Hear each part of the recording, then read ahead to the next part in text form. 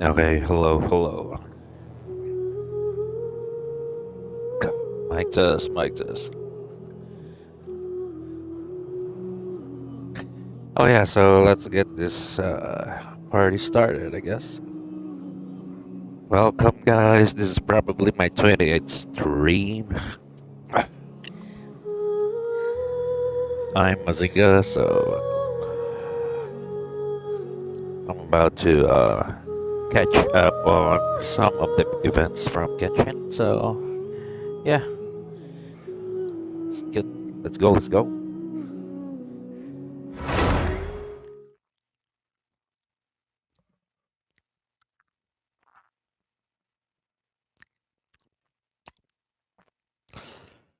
Yeah, I was eating earlier, so my bad.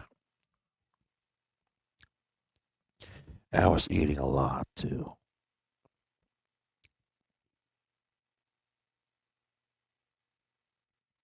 Like, man. Uh, what the fuck?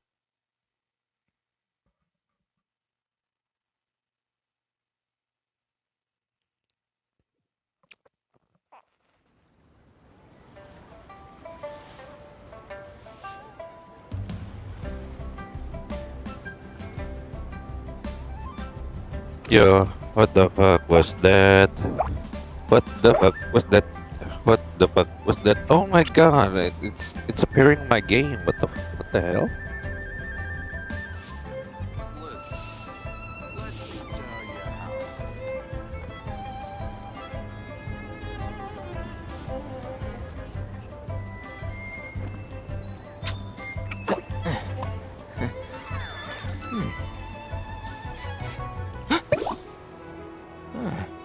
Uh, uh, uh, boom, boom, boom, boom, boom, boom, boom, boom, boom. What the hell? What the hell?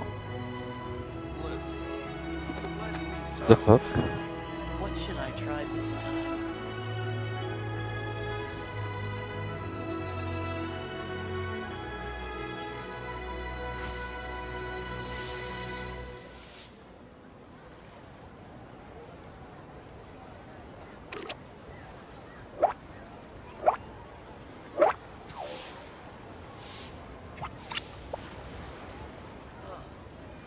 What should I try this time? Listen, let me tell you how. Yeah, I am so pissed. It should be like this, okay?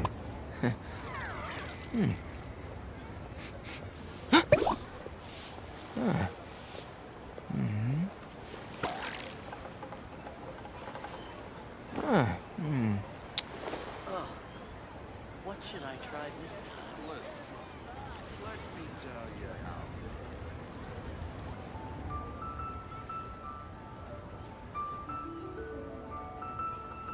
If you press a leaf between dry sheets of paper, you can make an attractive and handy bookmark.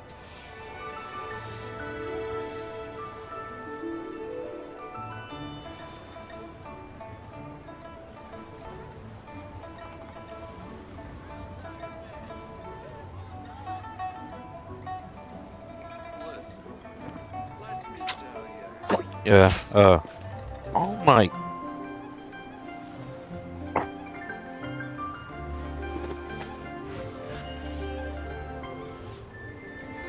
What is happening? What is happening? Oh my god. Listen,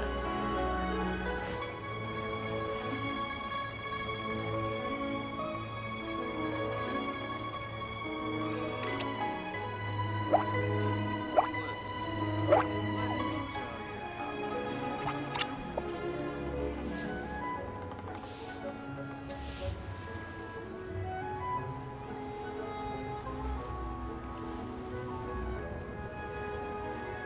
The value of knowledge cannot simply be quantified in monetary terms.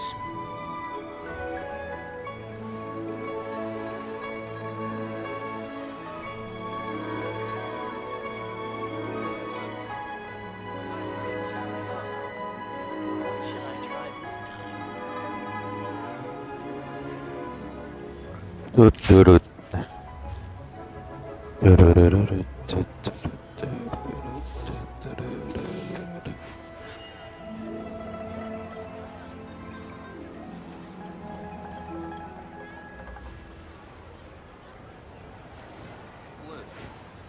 let me tell you how. What should I try this time?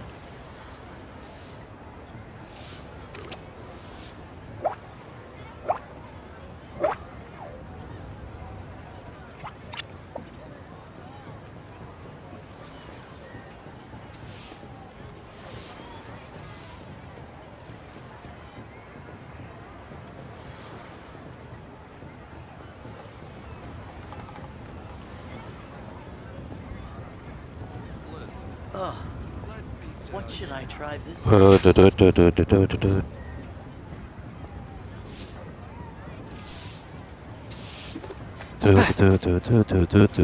Yeah.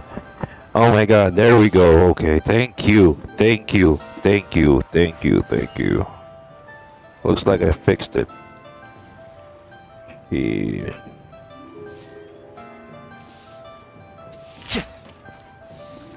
Okay, let's go. It's all about the overlays. I got it. I got it. I got it. Let's go.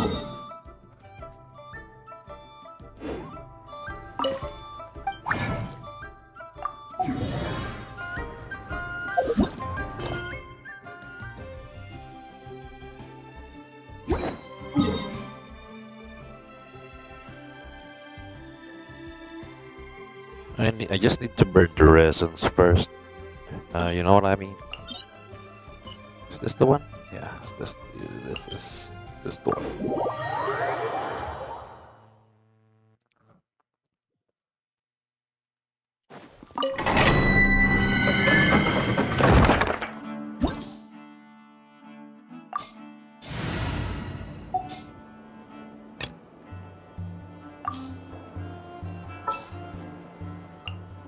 I am the man!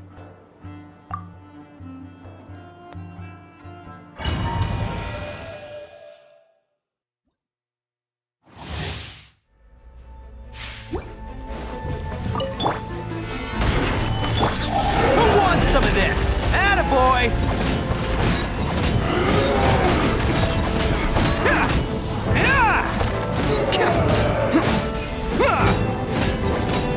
Let's roll! Order guide you. Quake! It's showtime!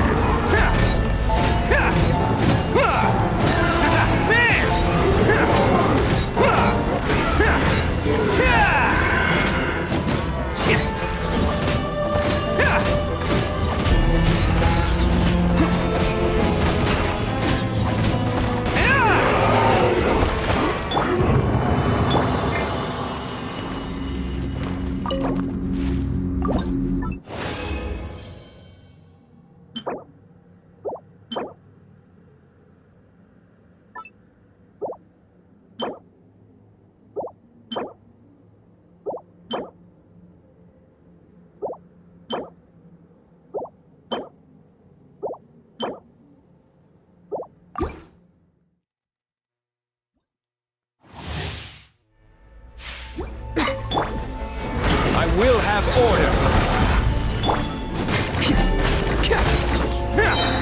Odin coming through.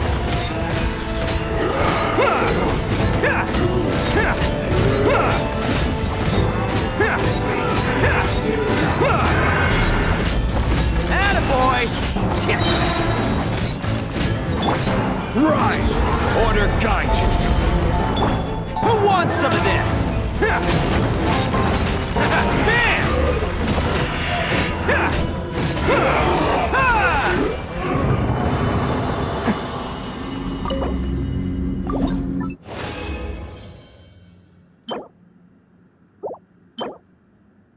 Yeah. Oh my god. Yeah.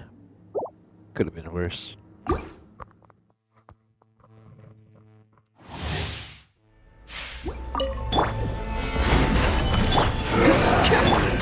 This is order. Let's roll. You ready? Controlled breathing. Start the clock.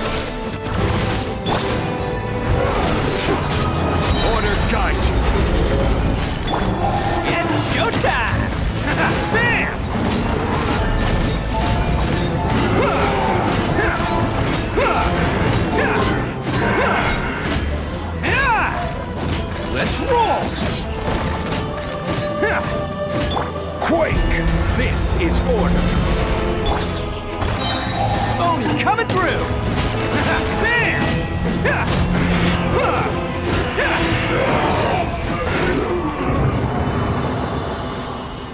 Quick as a flash! Yeah.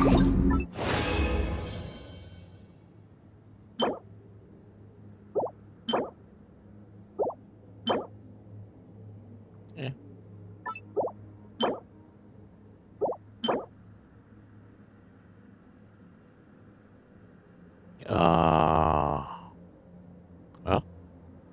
No.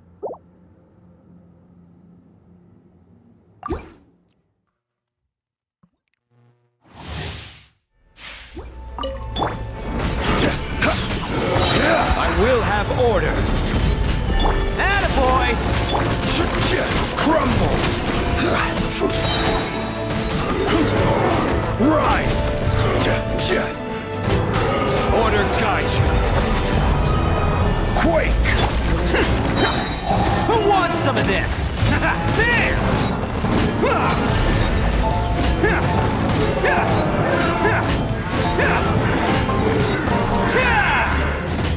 Let's roll! Crumble! This is order. Oh, coming through!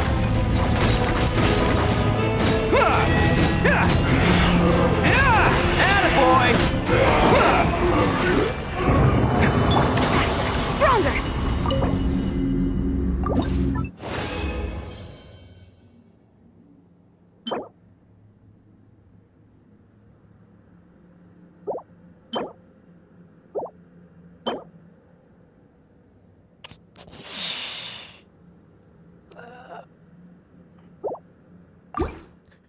It's not good.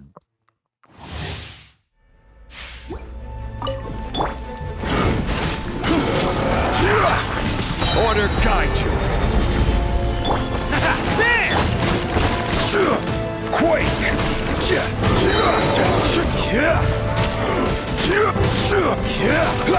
This is order.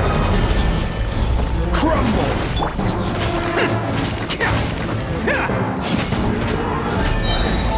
It's showtime! Attaboy!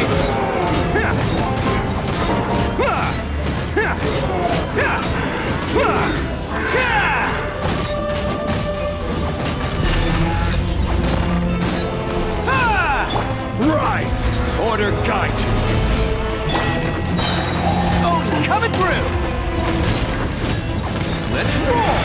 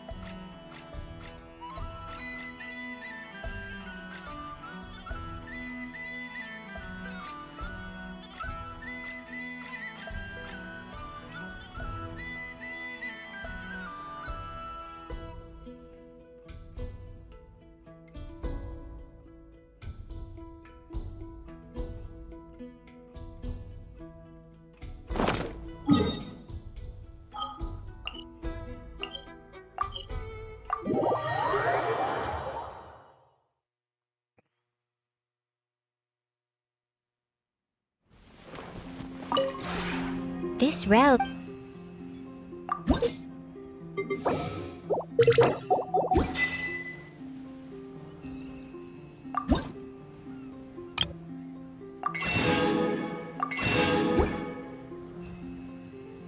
If you ever...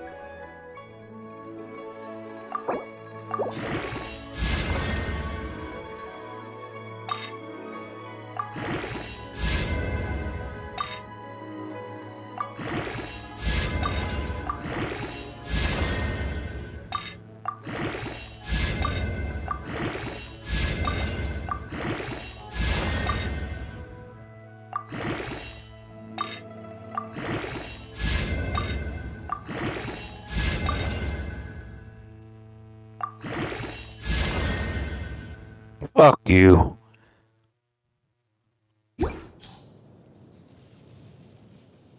What an ass, dude. What an ass. You're an ass, bro.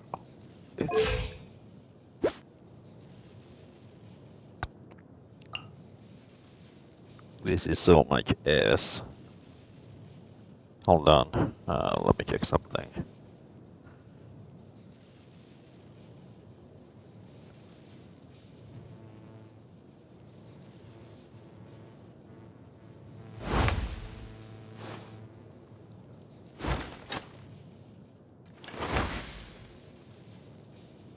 Oh my gosh, shut the fuck up. 30 minutes.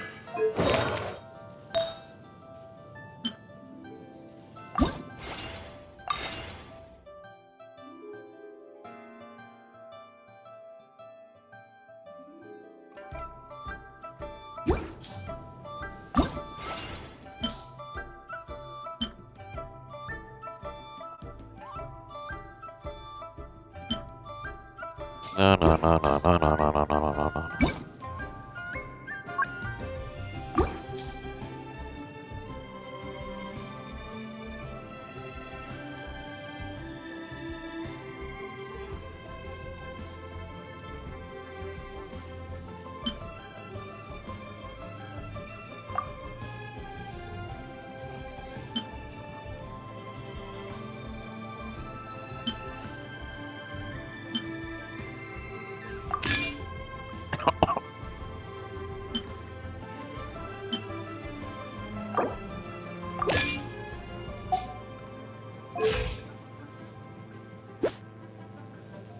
Oh my god, are you serious right now, bro?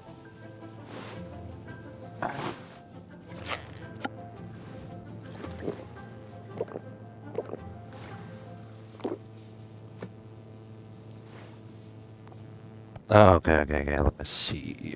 22. So, yeah, so 22. Okay, right.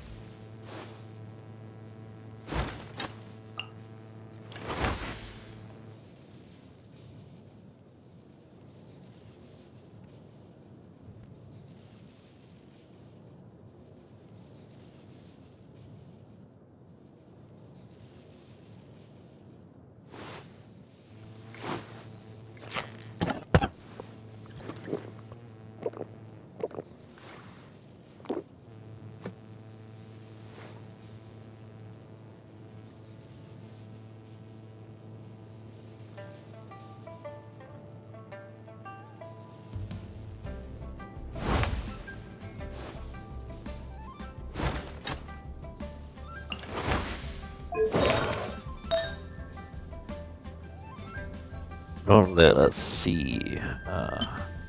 Let us see.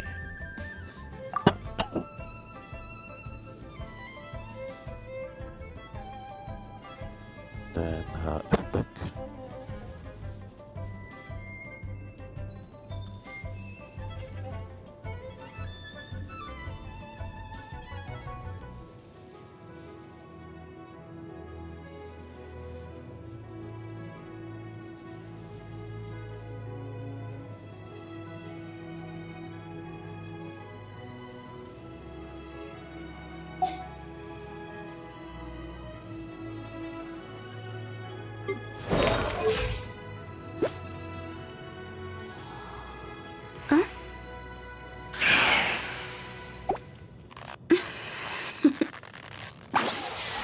Toodaloo.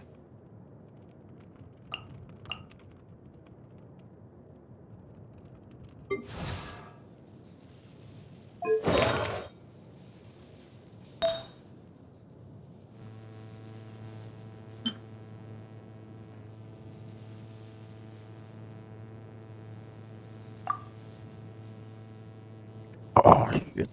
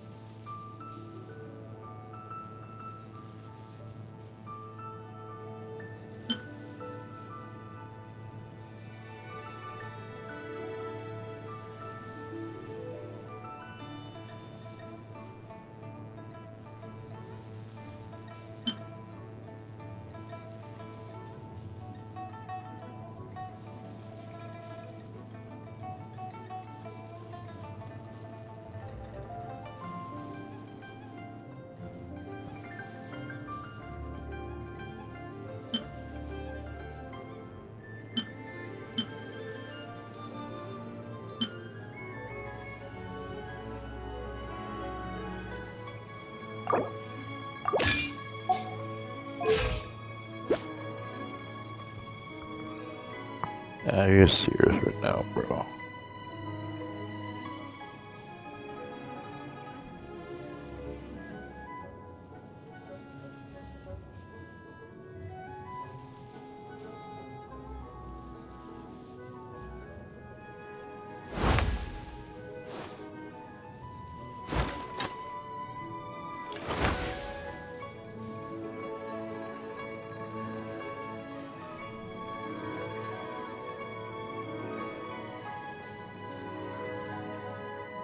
Where's my calculator?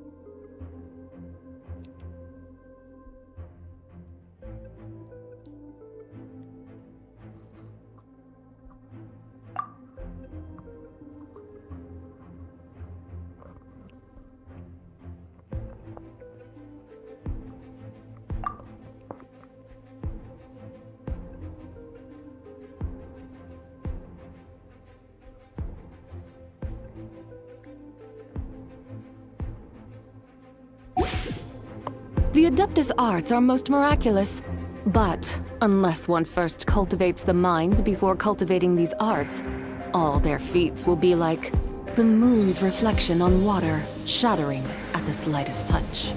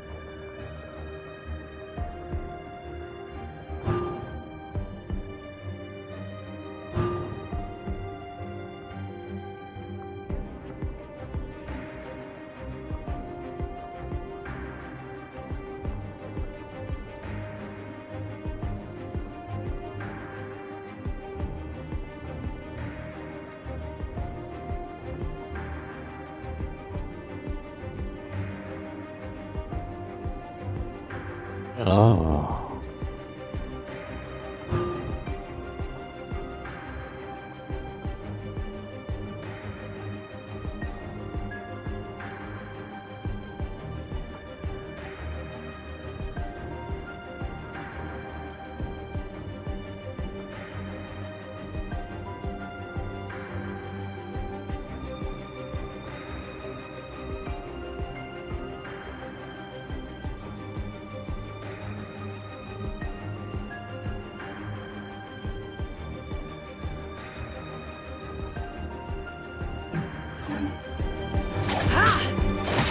Be cleansed! Lofty wisdom will show us the way!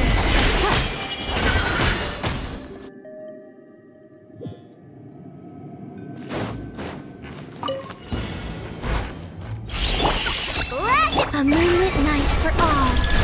Behold the dawn!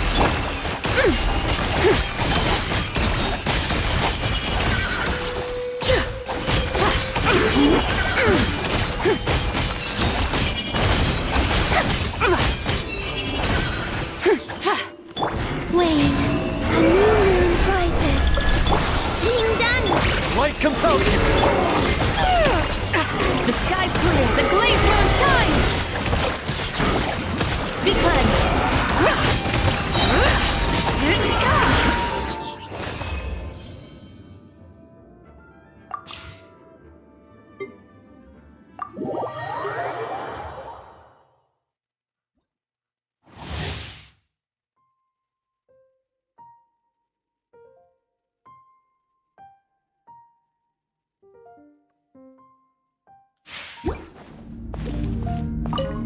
Animal hypostasis and ready, go!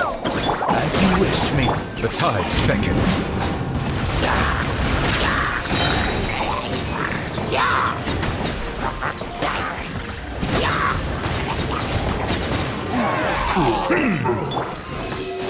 Absorption test. Midnight Venta. Swirl, mark. Let the mighty be humbled. Silent.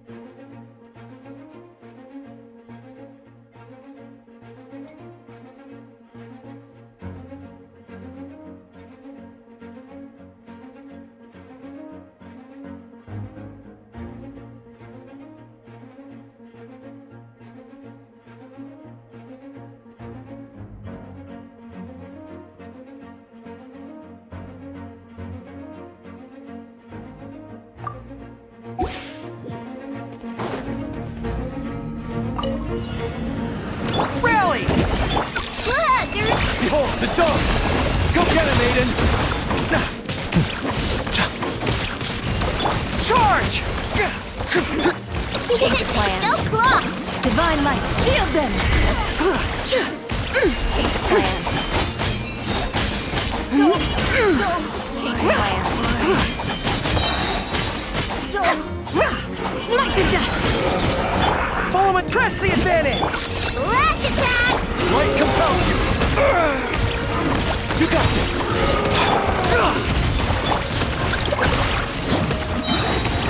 The sky's clear, the glazed moon shines!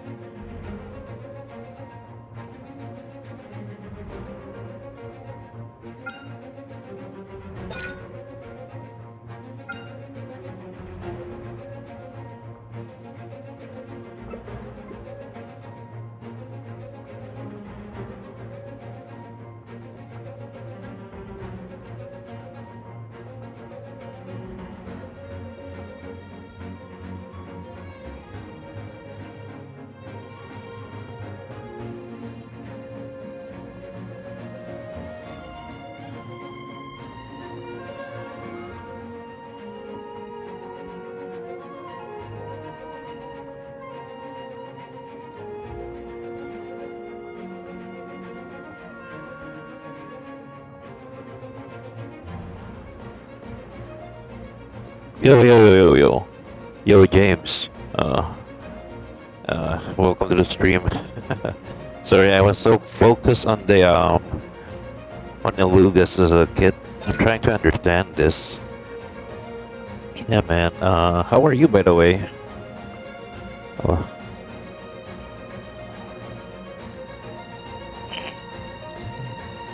Yeah.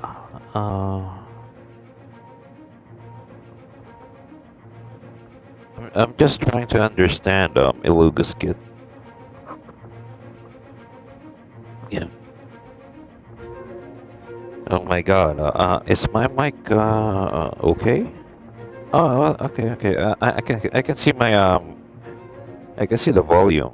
Okay. I hope you're hearing me. Yeah, I was so focused on the game. Yeah. I'm trying to find Moonsign. Okay, so basically, I need to do this, right? Everyone on me! Look! A rainbow! Behold the dog! Press the advantage.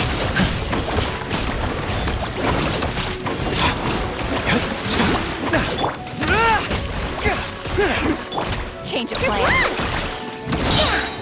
Ding dong water bomb! You're in my sights. Rally! Fall in! Change of plan.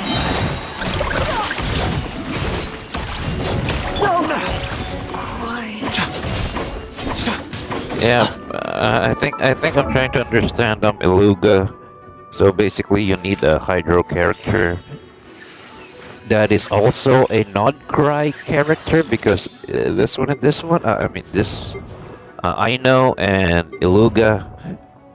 Basically, you can trigger the lunar crystallize if you got two of them. So if you notice this, so if I use my burst Look, a rainbow! and then this one, Light compels you. Press your business. see, you see that? You see the lunar crystallize? Everyone on me! Charge!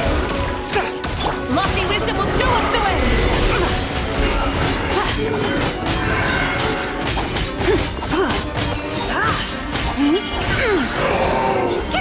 Yeah. All I'm seeing here is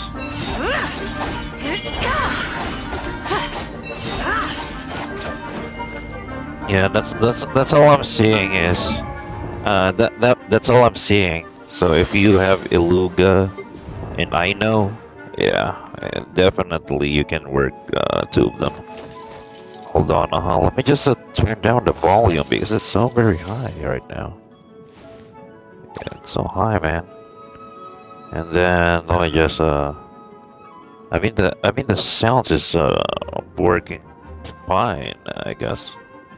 Yeah. Oh my god. I can see my mic. It's going up. Holy. Yeah.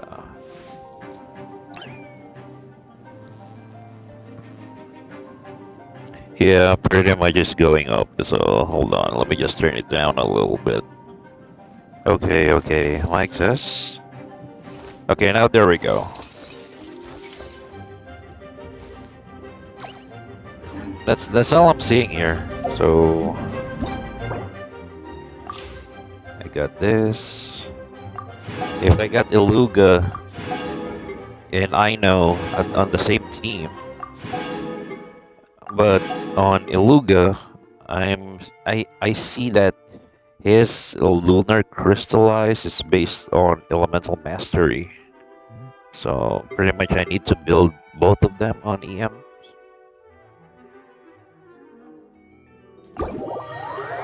Well, I don't know, man, if I'm gonna pull for newbie. Like I don't think I can pull newbie enough right now on what I have. Yeah. So I think I need like 18 days to pull for newbie. So let's I know? let's go to the event, shall we?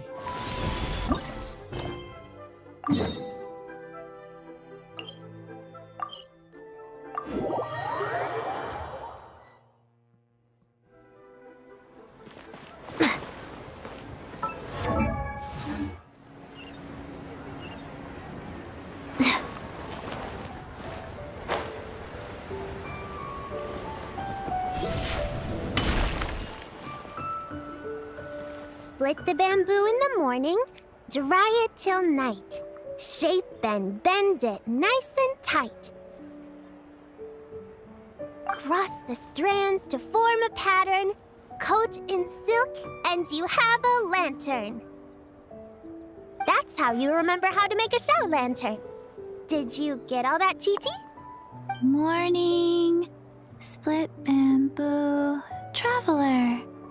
Then get silk, make paimon.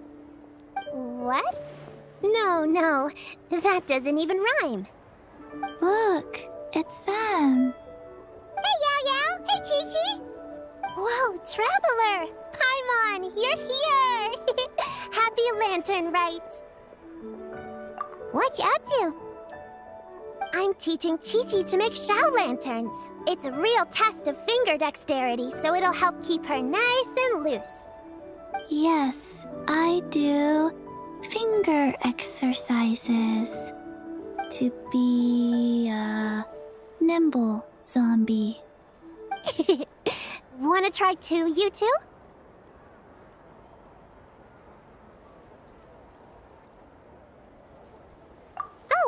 Okay.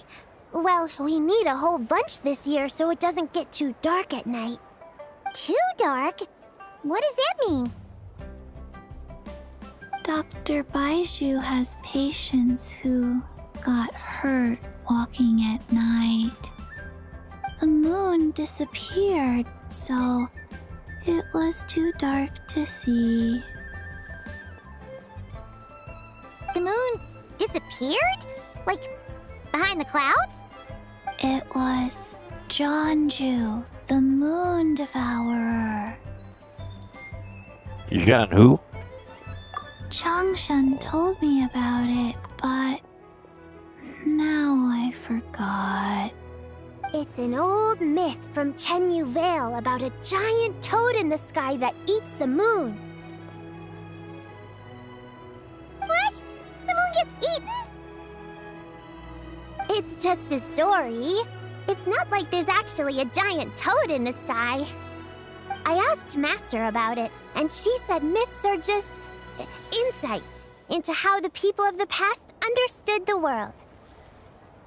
So did it really disappear? Well, I didn't see it that night. But I've checked several nights since, and it's been there same as ever. According to Chi-Chi, though, the Ministry of Civil Affairs sent someone to do some kind of serious investigation. So, I don't know. Maybe something did happen. The Ministry of Civil Affairs? This is starting to sound bad. It's okay. You can fly. Even if it's too dark, you won't fall and get hurt.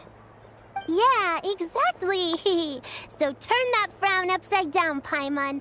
Or someday you'll get a whole bunch of wrinkles and wake up looking like an old granny. What? Okay. No more frowning. But the Traveler can't fly. He can still fall and hurt himself, right? Don't worry. That's what the shout lanterns are for. As long as we make enough, Liyue Harbor will never go dark. Yeah, and there's the giant lantern too. Oh, right! I almost forgot. Look! This year's Grand Lantern commemorates the Adeptus who guards the moon. With her watching over it, the moon will be safe for sure. A white horse? Wait! So that's the White Horse Adeptus? Yeah! Legend has it she used to live on the moon. So if it were ever in danger, I'm sure she wouldn't just stand by and watch. Huh! We've heard of the White Horse Adeptus before, but we never heard the part about her living on the moon. Probably because it's a folk legend from Chenyu Vale, so not a lot of people know about it. But recently, some ancient artifacts were unearthed in Liyue, and the archaeological team even found evidence of ancient people worshipping an Adeptus who lived in a palace on the moon. It's kind of like how we write wishes on Shao lanterns and release them during Lantern Rite. The White Horse Adeptus would descend from the moon in her jade carriage and grant people's wishes. Ooh! When did that happen? She sounds different from the other Adepti in Liyue. It must have been a super long time ago, 'cause even Master barely knows anything about this Adeptus. You mean she is super old? Yeah. Nope. Kinda unbelievable, right? Yanfei said the White Horse Adeptus might even be a made-up legend, just like Jeonju the Moon Devourer. Yeah, a made-up horse and a made-up toad. You're mistaken, children. The White Horse Adeptus really does exist. Oh, Mr. Liu from the Baiju Guest House. But how do you know that for sure? Have you ever wondered how the guest house got its name, Yao Yao? Baiju... White Colt. So, it's named after the White Horse Adeptus? That's right. And that's because one of my ancestors was once blessed by the White Horse Adeptus. Wait, really? Tell us more! Tell us more! It was a long, long time ago, when this ancestor of mine was still a young girl. She was out gathering herbs and accidentally fell off a cliff, but the White Horse Adeptus rescued her. Oh, that's it? Paimon was expecting something a bit more special. We've heard a whole bunch of stories like that before. Patience, young one. Let me finish. After the White Horse Adeptus saved my ancestor, she told her a story about the moon and the ancient kingdom of Long Gone. My ancestor was so captivated that she completely lost track of time. So much so, in fact, that when she returned to her village, she found nothing but a desolate ruin in its place. It was as if, without her knowledge, countless years had passed in the mortal world. Huh? The most extraordinary part of all is that it turned out to be a dream. When she woke up, she found herself at the bottom of the cliff, right where she had fallen. Other than her medicine basket, now filled to the brim with rare herbs, it was as if nothing had happened, until out of nowhere, a horse's whinny echoed through the air, and when she looked up, she saw a pristine white horse leaping over the cliff. A white horse leaping over the cliff? Wow, that sure is a crazy story. But now, it's starting to sound a bit too far-fetched. Another skeptic. You sound just like my son. But I know it's true. Ancestral records don't lie. Wait, so your son doesn't believe it happened? Don't get me started. Not believing is one thing, but he even wants to change the name of our guest house. It's a disgrace, I tell you, a disgrace. Well, it was getting about time for him to take over the guest house. And what's the first thing he does? Starts going on about how the name doesn't attract enough customers and how we're losing business to Wangshu Inn. Can you believe that? As if Baiju Guest House and Wangshu Inn aren't miles apart from each other. Oh, what about something like the Geo Lord's Rest? Paimon bets that would get people through the doors. Geo Lord's Rest. I like that one. This isn't about getting people through the doors. This is about disrespecting our ancestors. Oh, White Horse Adeptus, my wish is this. Let your divine power be known. Teach my foolish son the error of his ways. Paimon wants to learn more about this Adeptus. Hey, maybe we should ask Zhang Li. Good idea! Mr. Zhang Li is super knowledgeable. He can answer questions even Master has no clue about. Yeah, we just saw him having tea at third round knockout. Alright, then that's our next stop. Chi-Chi and I are gonna keep making Shao lanterns. Careful on the road. Goodbye, Paimon. Goodbye, traveler. Bye-bye. Bye-bye.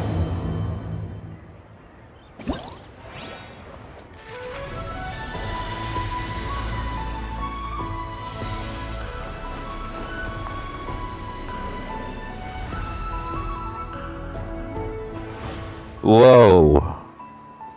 Whoa.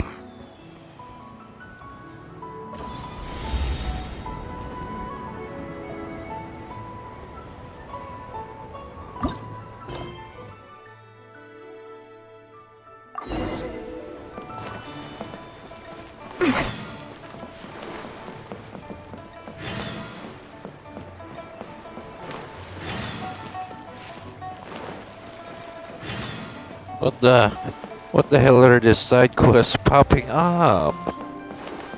Holy. This one.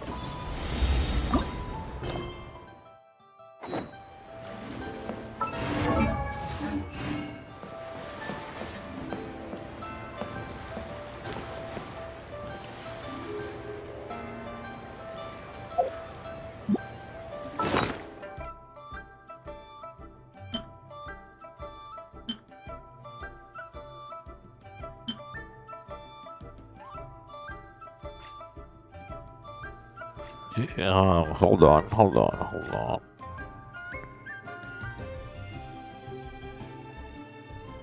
Yeah, I got a lot of shell lanterns here. Hold on. The fuck? Hey, hey, hey, hey, hey, hey, hey, hey, hey. Nani?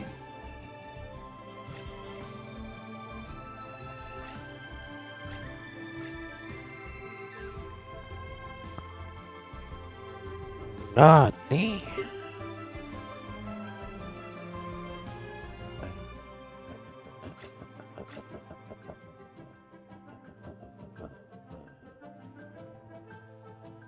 That is so stupid. It doesn't make no.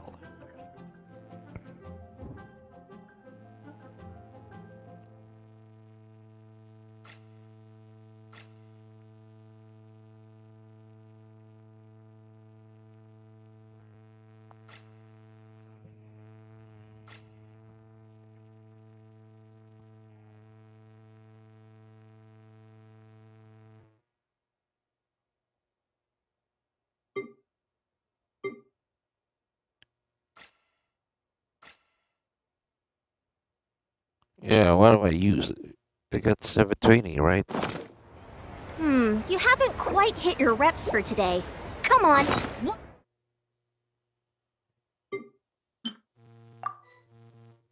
more set.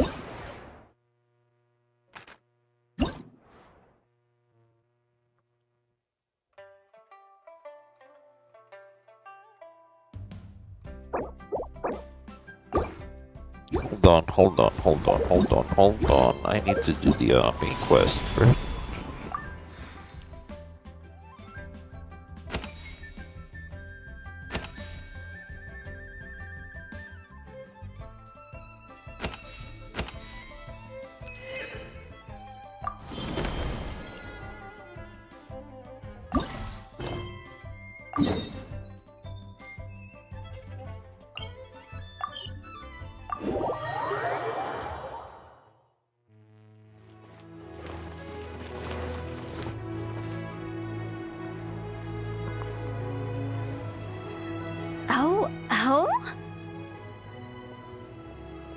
Oh. Ah. Curious. Oh. Impressive, right? Ooh. What's with all the commotion over here? Oh, Traveler and Paimon! Perfect timing! I have something amazing to show you! What is it? Huh? What the? Heart of the Moon is blacked out! Was it really eaten by a giant toad? Huh. I didn't expect you to know the story of Jonju the Moon Devourer, Paimon. Don't underestimate Paimon. She learned a whole bunch of things in Sumeru. But Jonju the Moon Devourer is a Liyue legend. Well, knowledge knows no borders, so... there. You're right about that, Paimon. But this dark circle doesn't look anything like a toad to me. A toad's egg, maybe? But that's about it. Oh, wait, Traveler! You've been in Nodcry, right? The people there worship the moon goddess. So you should know what's going on here. Sorry to break it to you. I haven't done the Archon quest, so I don't know who now. Really? Not even in a place where people worship the moon? Huh. Oh yeah!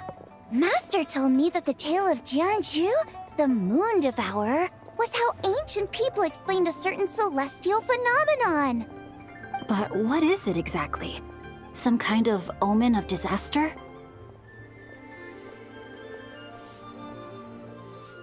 How so?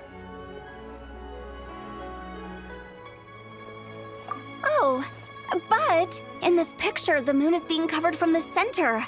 So this can't be a normal eclipse. Then it's still an omen of some impending calamity? We never said that! Ugh, some crazy customer left it at the restaurant. Just thinking about it gives me the chills. Attention, everyone! As the auspicious festival season approaches, I have an announcement to make. I, Lu Xiong, am on the verge of becoming one of the most renowned archaeologists in all of Liyue Harbor. No, scratch that, in all of Tibet. Even though I never trained at a prestigious academy, I've still managed to dig up tons of treasures. And I understand practically a whole dictionary's worth of big words, too. Like my pops always says, no pain, no gain. And I haven't had it easy, that's for sure. So, it's definitely my turn to make a name for myself. What's the deal with her? No idea. Maybe she ate a bad batch of perch stew? What? You don't believe me? I'm telling you, I dug up treasures from the ancient nation of Longan. I even got a picture of Jeonju devouring the moon. Longan? Jeonju? What is she even talking about? Sounds like she's a few perches short of a stew, if you know what I mean. So what if blackback perch stew is my favorite? Stop talking about me like I'm not here. Whoa, what are you doing?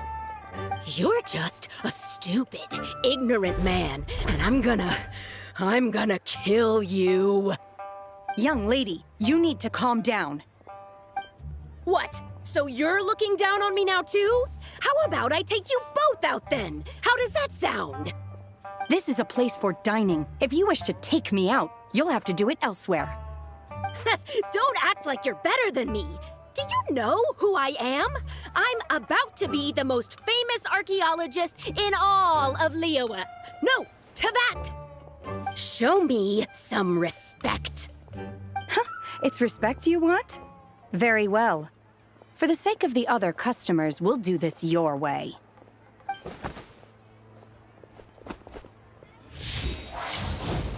What? So Shen has started the fight? She had no choice. The woman pulled a shovel out of nowhere and started going crazy, flipping tables left and right. She even injured 2 other customers. Shenna did what she had to do to restrain her, then took her to the Ministry of Civil Affairs. Thank goodness Aunt Shenhe was there. Or who knows what might have happened. Yeah. I started cleaning up after all the commotion, and that's when I found this photo. I thought it might be the one she dropped, so I rushed over to show someone. She said she took a photo of Jeonju the Moon Devourer. This must be it. Can we really trust what she said, though? Clearly, something is going on with her. Paimon's got a point. It sounds like she wasn't acting right at all. How do we know she wasn't possessed by some kind of evil spirit?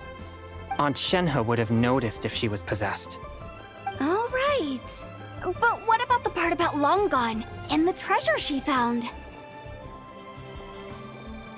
What about it? What if she raided a tomb and dug up some super special relic, then got herself haunted by an ancient ghost? One so powerful that even Miss Shenhe couldn't sense its presence. Your imagination is something else, Hu Tao. Why would an ancient ghost come to Wanmin restaurant, huh? To eat my blackback perch stew? Hey, it could happen. I'd want to eat your food if I was a ghost. Wait a second. She mentioned the ancient nation of Longan, right? Paimon's heard that somewhere before. You know what? My brother mentioned that some ancient artifacts were unearthed in Liyue recently. Mostly colored glass, fine jade, and bronze relics. Some of the text inscribed on them has already been deciphered. There were some poetic verses, but the word Longan popped up as well. So, does that mean this Longan place is real? Still, Paimon knows we've heard the name somewhere before. Do you remember, Traveler?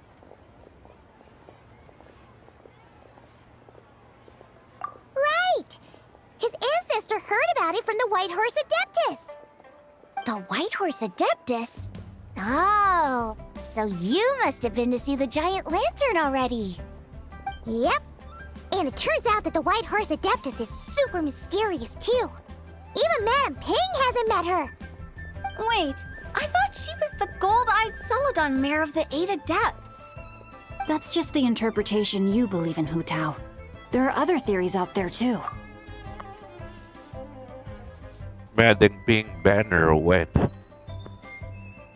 The elders of Qingce village believe that during the Archon War, a white horse leapt from a clear spring, transforming into an adeptus who aided Rex Lapis in battle. In Chenyu Vale, some of the tribes take her to be the daughter of time and trace her deeds to an even earlier era. Yet in other ancient texts, including the relics I just mentioned, she appears as an emissary who listens to mortal wishes, bestowing the blessings of the heavens and moon upon the mortal realm, which is why we write our wishes on Shao lanterns. That's so complicated. So what's the verdict? Which version is the truth? I'm afraid there's no definitive answer to that. You two have been all over Tevat. Do you have an idea? Nope, sorry. We were actually on our way to ask Zhongli. He knows even more about this kind of stuff than us. Ah, looking for a consultant, huh? He's having tea with Miss Linlong. Shigu Antiques is hosting an exhibition tonight. An exhibition? For what? All those antiques Sing Show just mentioned. So if you head to the big ship docked in the harbor tonight, I'm sure you'll find him. So, where to next? How about we go to the Ministry of Civil Affairs to ask about the White Horse Adeptus? We might be able to find out more about the recent moon situation, too. If you're heading to the Ministry of Civil Affairs, could you give them this picture for me? Since it belongs to that customer, she deserves to get it back at least. It might even help the Ministry with their investigation. Ha! All right! We're off! Oh, wait! I almost forgot! Happy Lantern Rite! Come have a meal with us when you're free. We'll be there, or we'll be... square.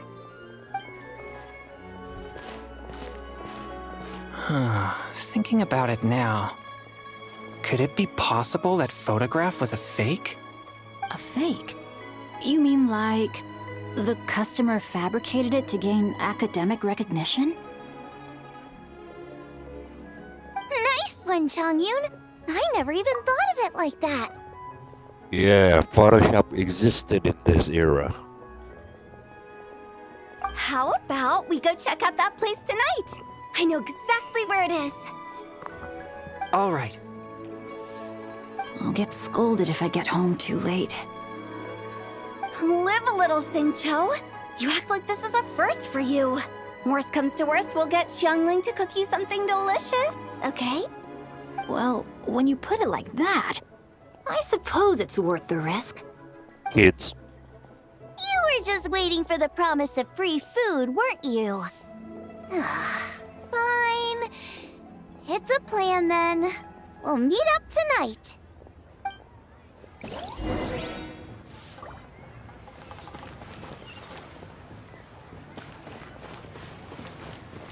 Where is that? Oh shit.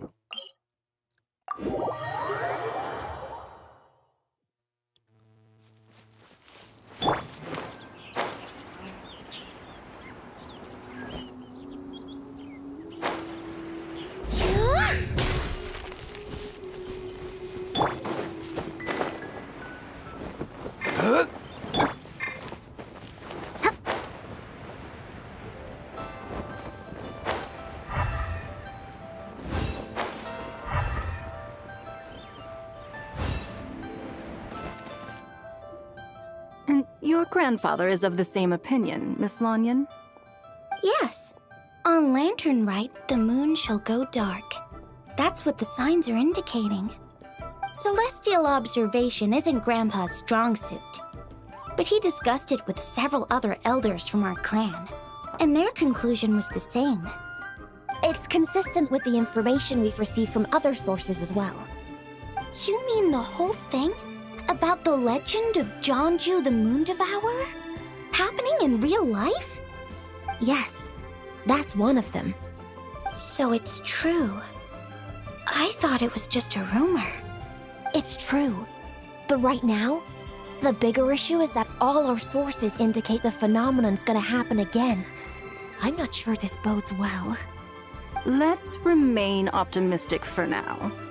We're making progress interpreting the artifacts, and Ganyu is consulting with the Adepti as we speak. Besides, apart from the incident at Wanmin Restaurant, there haven't been any other moon-related disturbances. Mingwang, Keqing, and Lanyan! You're all here! Oh, Traveler! And Paimon! It's been a while. Happy Lantern Rite. Yes, Happy Lantern Rite. What brings you here, though? I thought you'd be in the harbor enjoying the Shao Lanterns. You're certainly not the type to visit Yujing Terrace for no reason. Is there something I can help you with? What? We're not allowed to just drop in on our friends during the festive season? I was only teasing. You're welcome to visit us anytime you wish. Happy Lantern Rite. Oh, and about all the moon business you were just talking about? We have something to show you. Here, take a look! Whoa!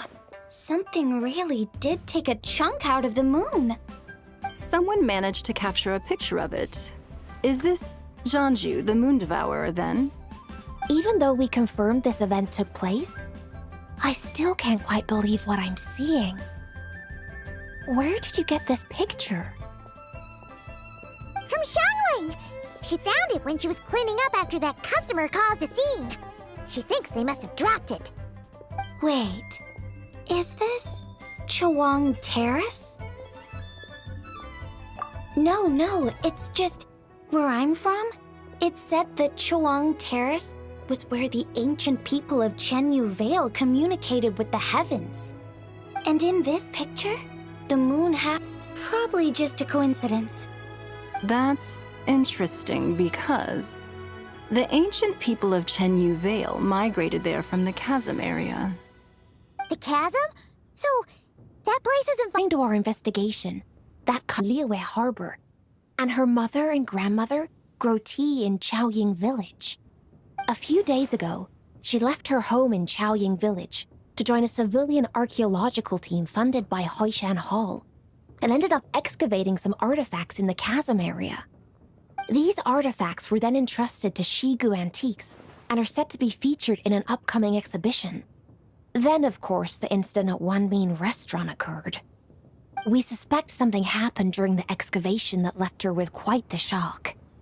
And now, it seems like she also went to Chawang Terrace and took that picture of the moon disappearing. The chasm? Chawang Terrace? Things are getting pretty complicated. Liu Xiang. She's not in a good mental state, so we took her to Boo Boo Pharmacy to get some help. Why don't you come with me to check up on her?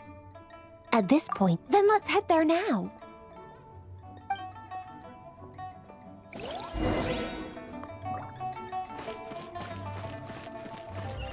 Controlled breathing.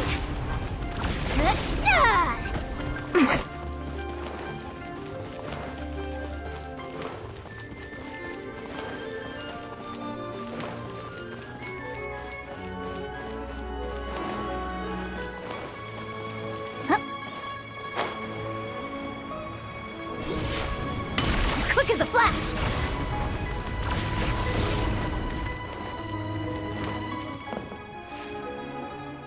Ah, Lady Yuheng. Oh, and the Traveler and Paimon are here as well. What a pleasant surprise. Happy Lantern Rite. I hope we're not interrupting, Dr. Baiju. Not at all. I assume you're here to see the patient? Unless it's urgent, however, it would be best not to disturb her rest. It's quite unstable. She's even more agitated than when she first arrived. And she refused to cooperate when we tried to check her over. I had no choice but to prescribe a calming draught and to have her rest for 2 days. So she's getting worse? That isn't the news I was hoping for. It's just a precaution. Based on an earlier conversation with her, it seemed more like a fixation than anything else. She hasn't lost her mind. That's right. When we asked about it, she kept insisting she was going to be famous, far and wide. Well, it might not be far and wide, but she certainly made a name for herself around Yujing Terrace. Even some of the Qixing know who she is. Not often, that's for certain. From my initial assessment, the patient appears to have experienced some sort of shock, and whatever it was seems to still be haunting her. But what could have caused such a thing? The relics from the chasm? Or the moon above Chuang Terrace that night? Come back in 2 days, and you might just have your answer. I suppose that's all we can do for now. We'll take our leave then, Dr. Baiju. Of course. If you need anything else, don't hesitate to stop by. Speaking of those relics from the chasm, aren't they being featured in an exhibition tonight? That's right. Are you planning to attend? Yeah! We wanted to have a talk with Zhang Li anyway, and now Paimon's even more curious about these relics. I would, except every item in the exhibition had to be registered with the Ministry of Civil Affairs. So I'm afraid it's been spoiled for me. I reviewed them all myself. There are some rather peculiar artifacts, that's for certain. We're still working on decoding the ancient text that appears on them. Yeah! The word jade appears a whole bunch, doesn't it? Huh? How did you know? Shincho told us. He said there were some ancient poems on them, too. He's quite well informed, isn't he? Well, he's right. We believe they're direct references to the ancient nation of long gone. As for the other text, instead of regular poetry, it seems to be more like ceremonial language used to worship the moon and the gods. The moon and the gods? Well, looks like it's almost time for the exhibition. You two should head over. There's an usher at the harbor who will lead you to the venue.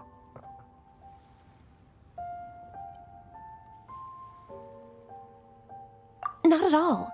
The exhibition is free to the public. The people of Liyue have a great respect for our history and are eager to learn from it. Plus, the exhibition is being organized by Linlong, the owner of Shigu Antiques. As far as I know, it's been a long-time goal of hers to hold a cultural exhibition of this scale, where people can learn all sorts of information about the past. Guess we're in for a real treat tonight, then. Yes, have a great time. There's still more artifact decoding work I need to finish, so we'll have to part ways here. After seeing the picture you brought, there's a few ideas I'd like to follow up on. You're hard at work even during festival season? Huh! You haven't changed one bit, Keqing. I'm simply fulfilling the responsibilities of my position. That's all. All right, I should get going. See you later. Oh, she... Guess we should head over to the harbor and find that usher. Yeah, she's not really edgy right now, you know? Character development? Faster, stronger!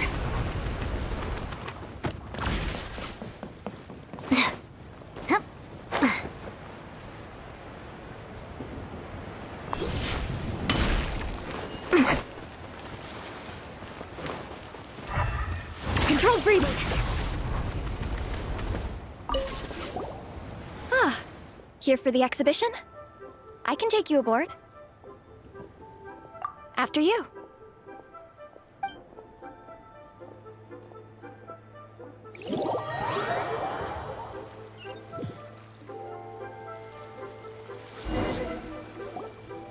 Whoa! Look at all the antiques on this ship! It's almost too much to take in! Greetings. I trust you've been well since last we met? Aha! Speak of the devil! You're right where Hu Tao said you'd be! Ah, So, Director Who gave me away, did she? Don't act like you're up to some super secret business. We know you just do whatever you feel like. Yo, Traveler, Paimon, what's up? It's been a while, you two. Happy Lantern Rite. Beidou! Yunchin! It's great to see you! You're here for the exhibition too? Yes. When I heard these artifacts were from ancient times, I just knew I had to come learn more about them. I mean, what a discovery, right? Yeah, Ningguang pretty much said the same thing. She thought coming here might help culture me up or something. But as you know, I'm more of a fists and punches type of person. I doubt one exhibition is gonna change that. You're too modest, Captain. You're the leader of the Crux fleet. That takes far more skill than just fists and punches. Oh, like a woman who could literally kill me. Plus, at the end of the day, you still decided to come, even though you didn't have to listen to Ningguang. Well, she's the Tianquan. If she can't even get an average ship captain like me to do her bidding, how's that gonna look? You sure know how to think from her perspective, huh? I guess I do. Anyway, how's everyone enjoying the exhibition? I heard that if you see something you like, you can negotiate the price with the owner and take it home.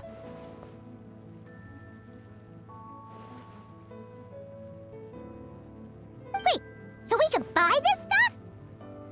Indeed. Although Shigu Antiques is hosting this exhibition, many of the items come from private collectors.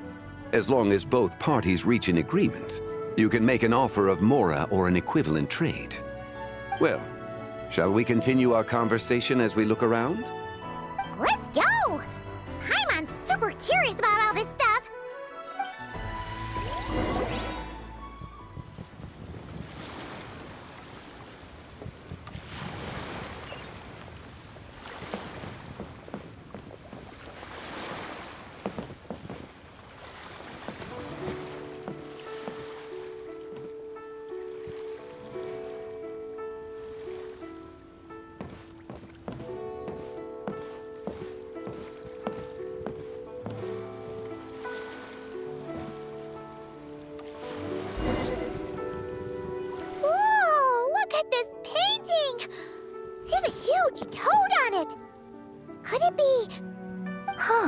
This material is quite unusual.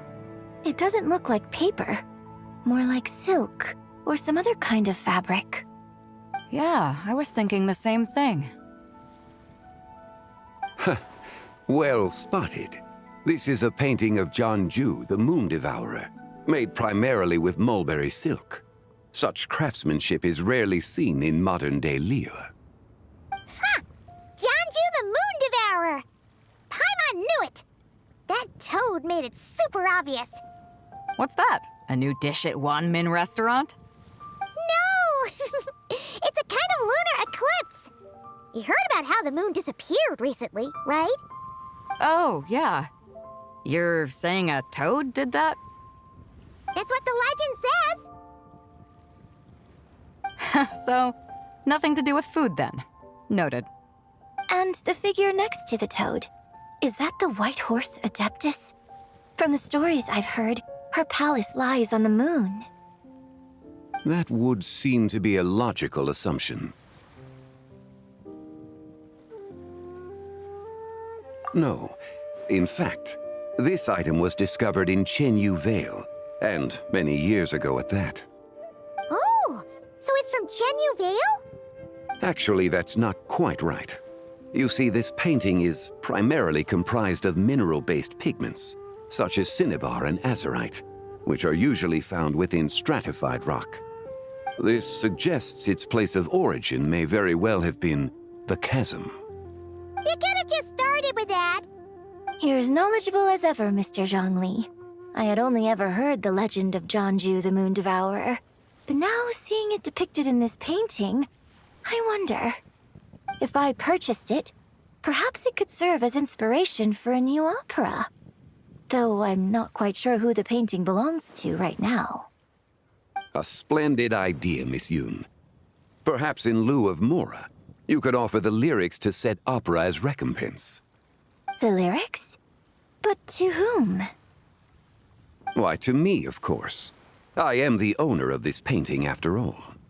Wait, so you're one of the private collectors of the exhibition? No wonder you knew so much about the painting. But lyrics in exchange for a precious antique? My work could never possibly be of equal value. I don't know about that. I'm not much of a scholar, but even I know your operas are in a league of their own. An astute observation, Captain Beto. In my possession, this painting is nothing but a lifeless artifact. In your hands, however, it could be transformed into a new piece of art entirely. Quite the worthy exchange, no? But I'm not sure when I'll be able to finish writing it. It certainly won't be ready this year. Allow me to be equally forthright, Miss Yoon. This silk painting is merely a copy I made of the original work. There is no need for such concern over its value. Huh? So it's a fake? I had no idea you were such a skilled artist, Mr. Zhongli. I pride myself on having some knowledge of antiques, but I didn't notice anything that would point to it being a replica. You never cease to amaze me, Mr. Zhongli. You flatter me. All that said, Miss Yoon, you must accept. Truly, I insist. Huh. He's gone from handing out fake Mora to fake paintings now, huh?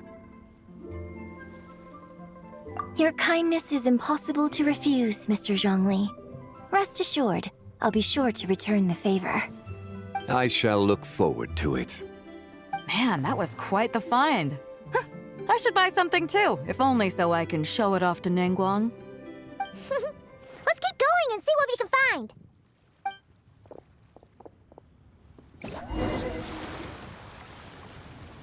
Wow, this bronze war chariot is really something. It must have quite the story behind it. I've never seen anything like it before. Do you know what this is, Zhongli? Ah. I heard from Miss Linlong that a carriage made of Celadon jade was unearthed in the chasm. A copper canopy, a body adorned with flowing clouds and geometric patterns. Yes, this must be the one. A precious piece indeed. This thing's gotta be thousands of years old, right? Crazy to think people back then were capable of such intricate metalwork. Too often, we view the past and future through the lens of the present. Objects that fascinated us as children seem crude later in life. And that's only after a few decades or so of separation. If one were to stretch time across hundreds or thousands of years, one might discover that time is not always a force that pushes things forward. It would seem the people of that era managed to create a remarkable civilization in their own right. Makes me want to get my hands on this even more. Ningguang's gonna be so jealous, don't you think? Has this war chariot caught your eye, Captain Beto? Oh, you must be Linlong from Shigu Antiques. Nice to meet you. This exhibition has been amazing so far.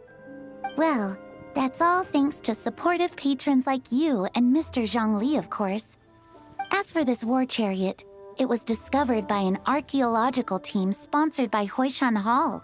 The price comes in at 90 million Mora. Huh? How much? 90 million? Woo, looks like my eyes were a bit too big for my wallet. Quite a bargain. A bargain? 90 million Mora could feed Paimon for like 1,000 years!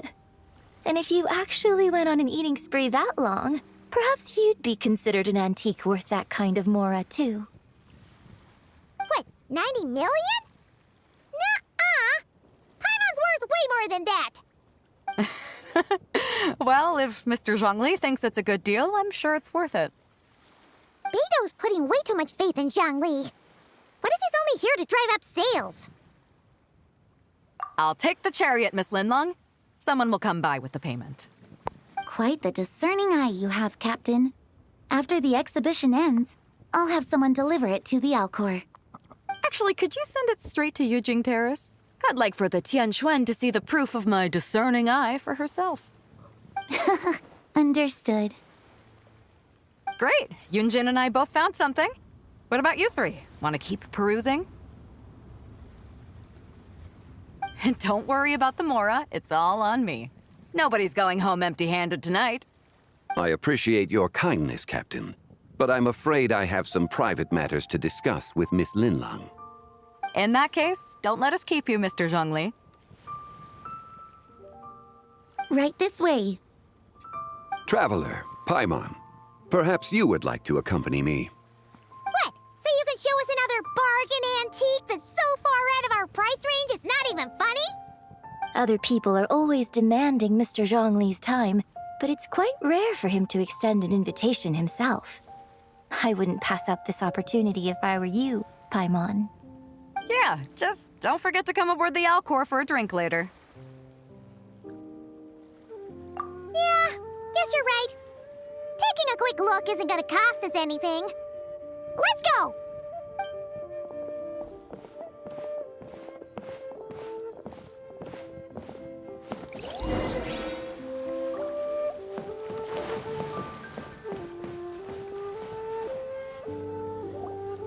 These are all the jade pieces that were found, Mr. Zhongli. Wow!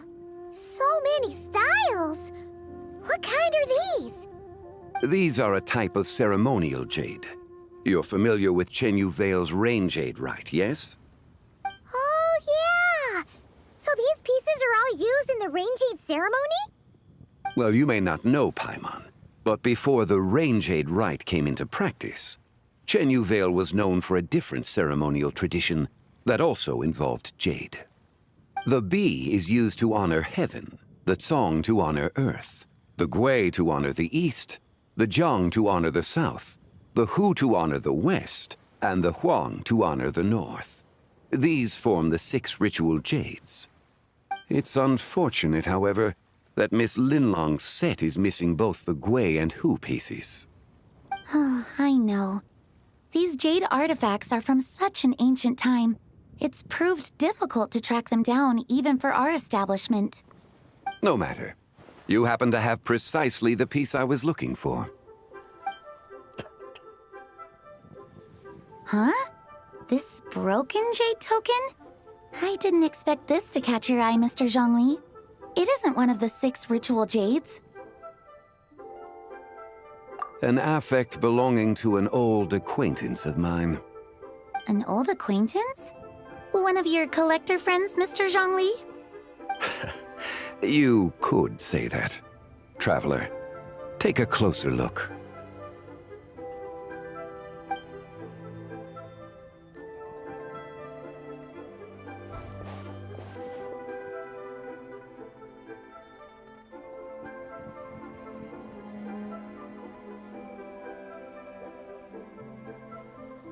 Huh.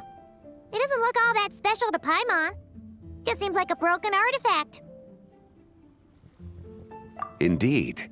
It's been thousands of years since the moon has appeared in such a form.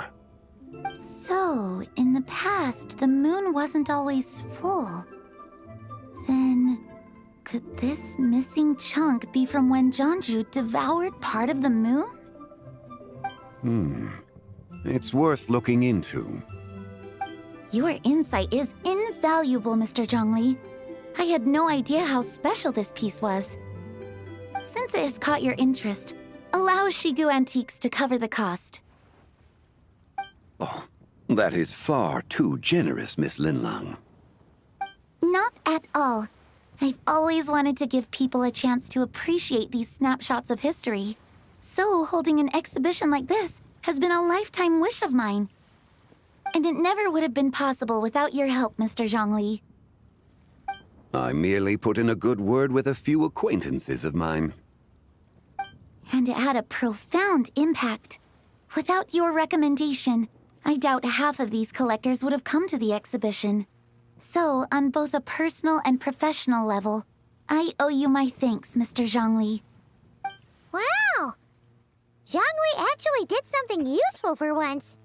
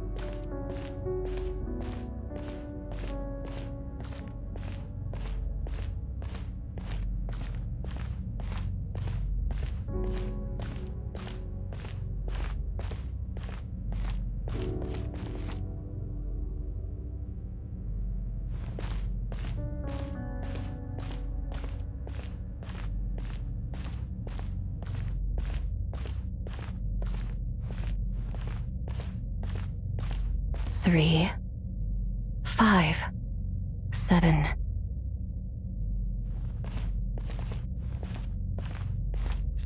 Three, 5, 7.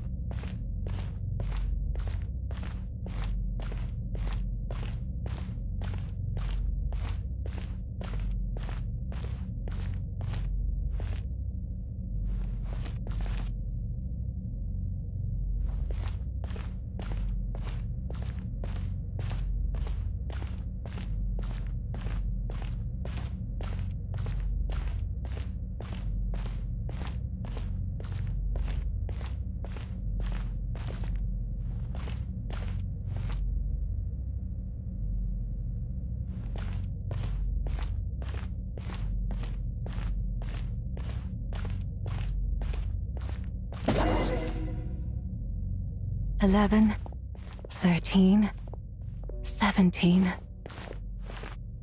Huh? 19, 23, 29. 31.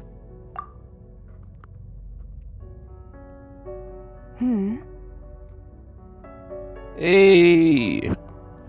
It's her, it's her, it's her, it's her. You also enjoy counting in such a fashion, lost child? The same loneliness as them. It seems to exist in your heart as well. Me? I'm sorry, I don't remember. The shadow of the moon? Or a dream of time? I'm sorry.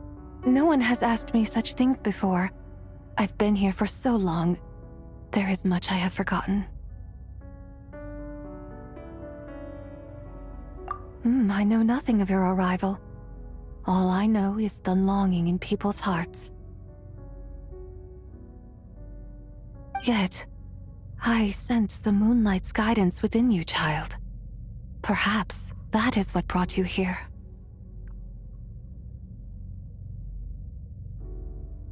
You seem confused. Perhaps I can help in some way. The path home is... that direction. I believe someone told me that before. But I was never able to reach the end. You should take a look. No need. It would seem... my time has already run out. Farewell. May the moonlight ever shine upon you.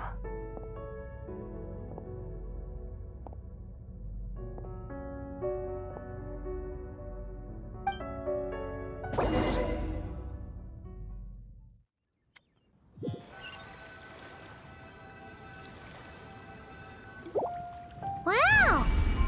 Zhongli actually did something useful for once. Your complexion looks rather ashen, traveler. Are you feeling all right? Yeah, what's wrong? Does your stomach hurt?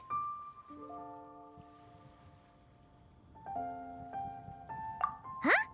What are you talking about? You were right here the whole time. Ah, I see. I'm afraid we must take our leave, Miss Linlang. My friend has taken ill and I must escort him to get some rest. Of course. Traveler, Paimon, please, come with me. Ah, yes. Regarding the payment for the jade token. Charge the expense to the Wangsheng funeral parlor if you would. Oh my god, dude.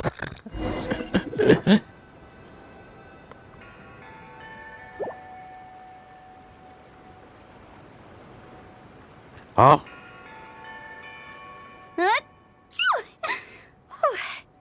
Guess someone's thinking of me. But this late at night? Must be that consultant of yours. I bet he's out there spending all year more at the exhibition. Yeah, he'd be the perfect employee if he just knew how to rein in the spending. But never mind him. Let's focus on the moon. We gotta see if it gets eaten tonight.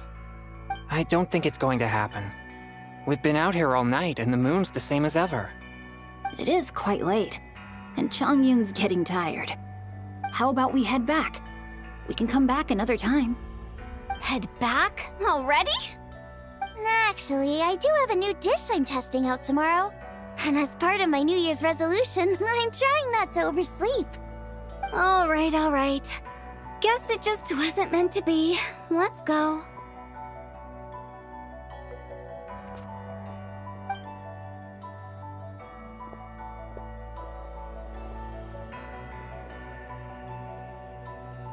When the sun's out, bathe in sunlight.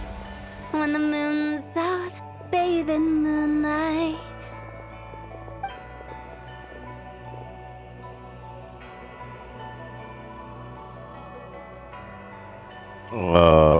Kids?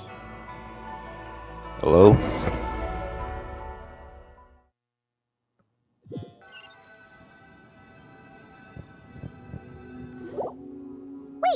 aren't we going to rest? Why did you bring us here?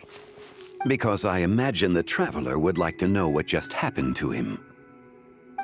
Oh, right. Ugh, Paimon's confused, though. She could have sworn you were there the whole time. Oh, how is that possible? It sounds like his spirit formed an inexplicable connection with the being in that space. Ah, you suspected from the beginning, didn't you? Indeed, the being you met is the fabled White Horse Adeptus, and the original owner of this jade token. Her name is Zibai. Wait, does that mean she's inside this token? No, she does not reside within this token, but rather within the moon's shadow. This token is merely a medium. Word has it you accomplished quite the feat in Nodcry. You and your friend brought the Frost Moon back to Tevat. Tell me, did you ever wonder about the other moon? The one that hung in its place for thousands of years? We never really thought about it, but it must have been a fake, right? A fake moon! Indeed, it was false. Its true nature, nothing but a projection of the moon. It also happens to be the prison that confines Zibai to this day. Wait, the White Horse Adeptus is trapped inside that projection? Then we need to rescue her! But the moon in the sky right now is the real one, right? Where did the fake moon go? And why can't Paimon see it? With the return of the true moon, the shadow naturally lost its place in the heavens. Now, it is disintegrating bit by bit. It's a process that comes and goes. When it occurs, it looks like the moon is being obscured by a black shadow. But when it stops, the shadow disappears and becomes invisible to the eye. So, you're saying there's an invisible fake moon blocking the real moon right now? Indeed. Okay, this is not what Paimon was expecting. My hypothesis is that people's wishes could be what trigger the periods of disintegration. After all, when you experienced that episode just now, it was precisely when Miss Linlong spoke of her own wish. Wait, is that because the White Horse Adeptus answers people's wishes? The legend must be true then. So, that means the more wishes we make, the faster the fake moon will disintegrate, right? Then it won't be long before the White Horse Adeptus is free! Quite the contrary. After countless years trapped inside, the two have merged into one. When the moon's shadow is gone, Zibai will cease to exist in this world. Oh no! So, by bringing the moon back, we actually hurt the White Horse Adeptus? Do not burden yourself with such thoughts.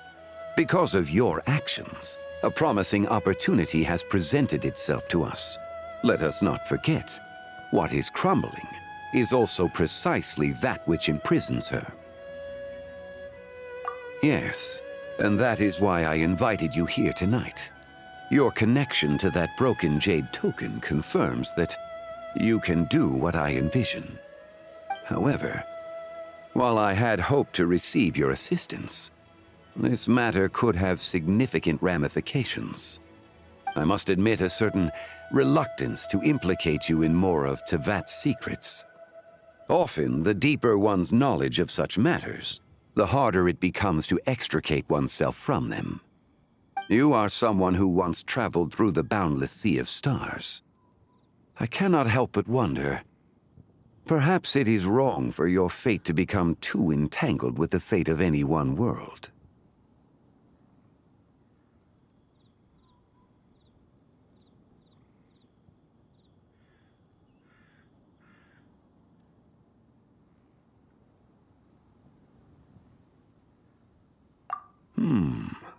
Such is your conviction, then. Since journeying beyond Liyue, you have had ample time to reflect on these matters, it would seem. Very well. The first secret I must reveal is that Zebai has long since passed away.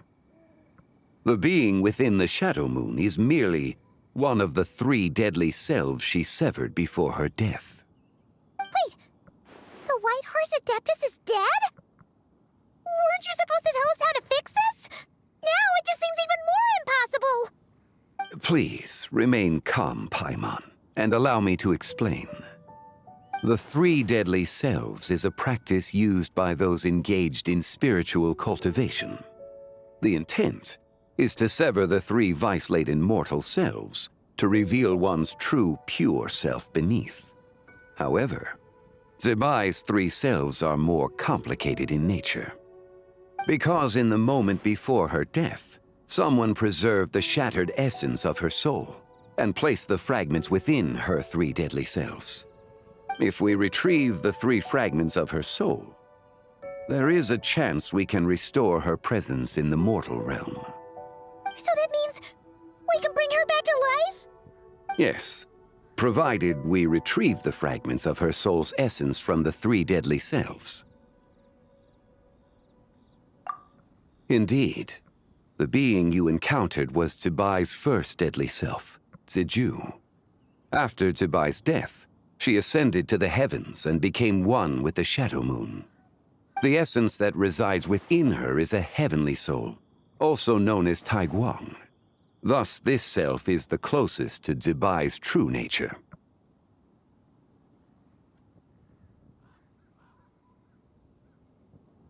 That said, because she is trapped within the Shadow Moon, we have no choice but to seek out the other 2 soul essences first. Then we can unite them as one. Her second deadly self is called Ziju. After Zebai's death, she fell into a slumber deep beneath the earth in what is now known as the Chasm. The essence within her is the Earth Soul, also known as Shuangling. She is the self that inherited most of Zebai's memories and wisdom. The chasm? So, do we have to go there to find her? That won't be necessary. I sensed her presence on the jade carriage from earlier, the one at the exhibition.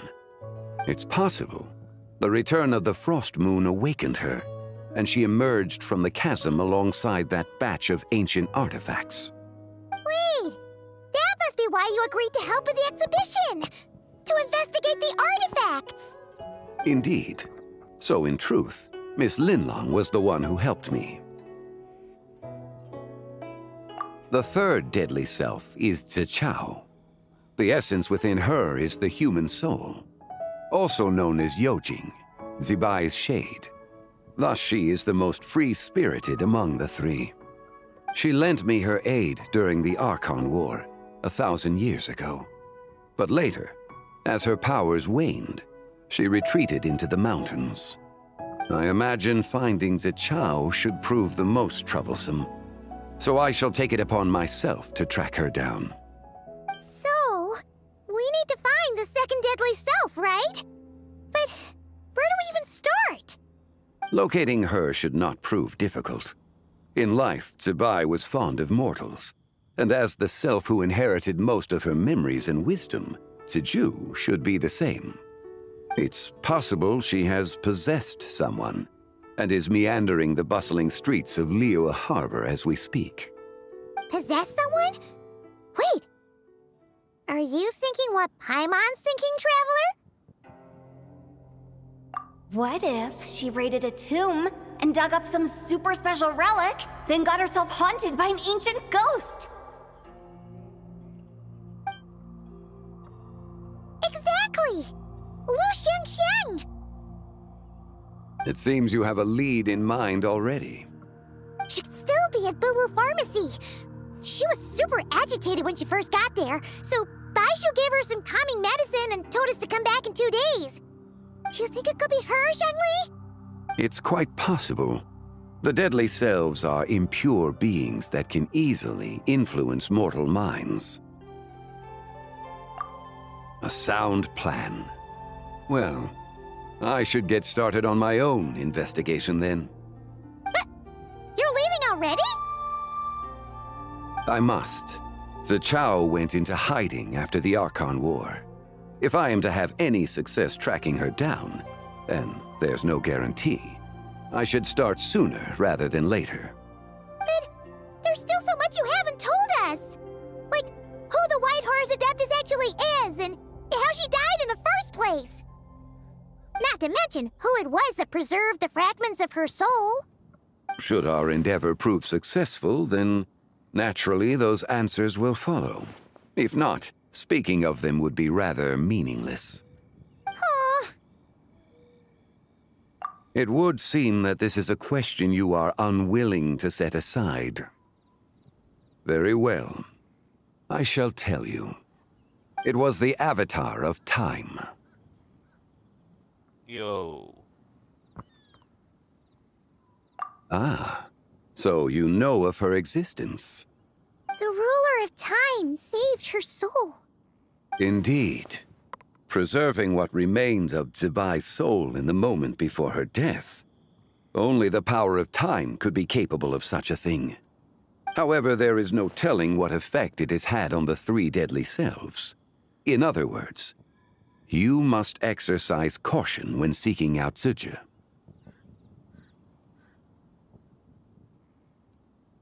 On the night of Lantern Rite, countless Shao lanterns, and the wishes written upon them, will be released into the sky. I estimate that this event will trigger the Shadow Moon's collapse. When that happens, the cage that confines the first deadly self will open. That is our moment to act, but also the moment where all could be lost. For if we fail to retrieve the other 2 soul fragments in time, Zibai's resurrection is hopeless. As I mentioned before, the answers to your remaining questions should come in time, providing our efforts bear fruit. Let us hope that all proceeds smoothly in the days to come.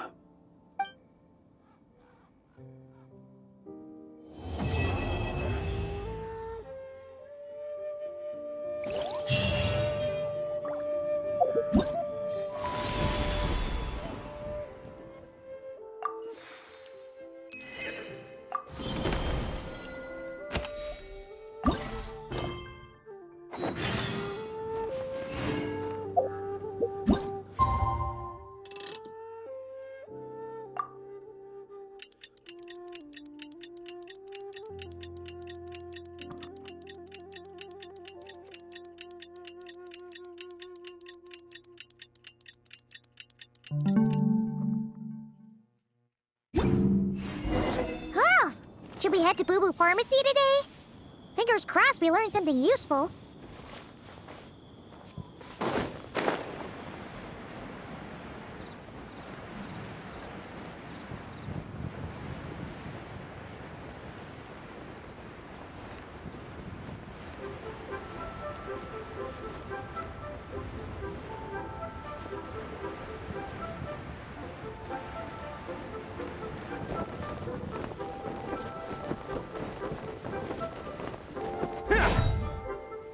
So let me get this straight. the patient disappeared right as you were delivering the medicine. I know it's hard to believe, but that's exactly what happened.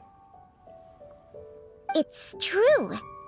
1 minute she was there, and the next she was nowhere to be seen. Hey, it's Yelan! Fancy seeing you here! Oh, is this a bad time? Not at all. Just a small roadblock in the case I'm working. Ningguang asked me to investigate a patient named Lu Shangshang. If you're here to find her too, then you're out of luck, I'm afraid. She went missing this morning. What? According to Dr. Baiju, the patient vanished right under his nose. But it just seems like that should be impossible. There 1 second and gone the next? Pretty sure Xiao can do something like that. Then you're suggesting this Lu Shangshang is the vigilant Yaksha in disguise? Or some other adeptus? Guess not. But this is so weird. How can a living person just vanish into thin air? Unless... Linny decided to take his act to Liyue? Who is this Linny you speak of? He's... Oh, never mind. Paimon's just grasping at straws. Let's set aside the how for now, and focus more on the where. You mentioned this patient has a strong obsession with achieving fame and recognition? Yes. She kept talking about becoming a renowned archaeologist and making a name for herself. Ooh. So, are we looking for a place where it's super easy to become famous? I think we should check out the Xiao Lantern crafting stalls. Because it's easy to become famous by making Xiao lanterns? Not exactly. When the people of Liyue need a solution to a problem, their first thought would be to pray to the gods and the Adepti. If her wish is to become famous, she might write it on a Xiao lantern in the hopes that the fabled White Horse Adeptus might make it come true. That certainly sounds probable. Turns out, the White Horse Adeptus might be a lot closer to home than she thinks. What was that? Nothing! Let's go check out those stalls!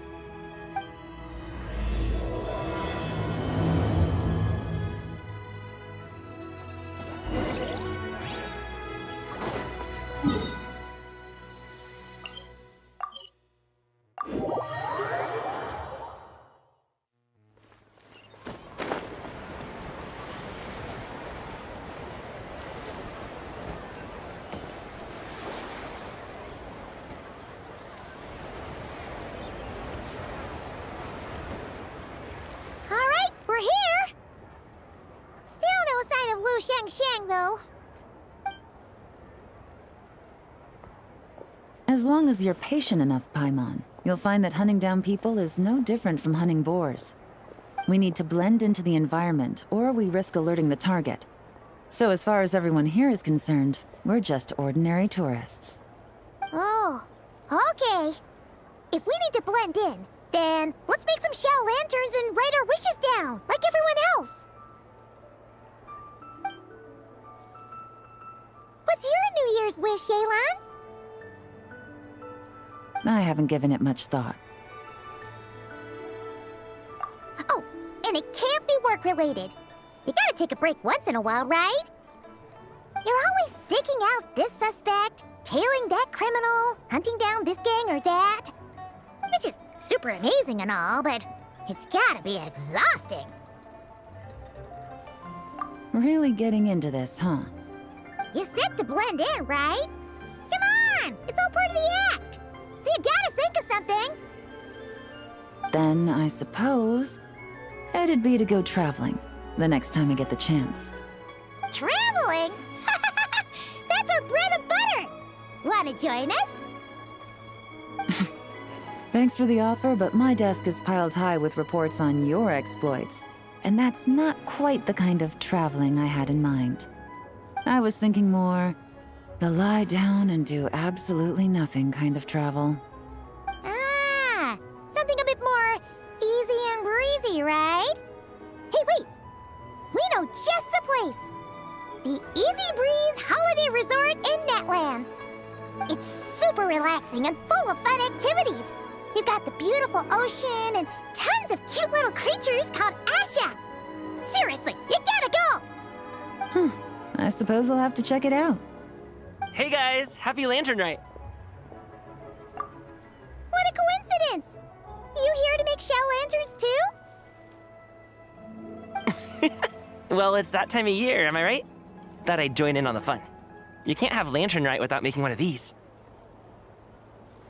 What you gonna wish for? Aw, man, it's kind of embarrassing, but whatever. The truth is, the mighty mythical beasts are seriously struggling with recruitment. So I'm hoping to find a few apprentices and teach them the art of wushu dancing. Awesome! Shurfugami, here we come! Whoa there, Paimon. One step at a time. I actually need to find people first. Yeah, but Paimon bets people will jump at the chance to learn from you! Well, I wouldn't be so sure. Wushu dancing is super physical and takes a lot of hard work to master, so it's not easy to find people. At this point, if the Adepti can't help me, no one can. I'll do it! Huh? You just said you wanted an apprentice, right? Well, I'm offering. What do you think? Whoa, the White Horse Adeptus works faster than I thought. Traveler, it's her. Lu Shangshan. Our target! Hey, didn't you hear me? I said I wanted to be your apprentice. No need to shout. I heard you the first time. What's your name? Step back a bit, Gaming.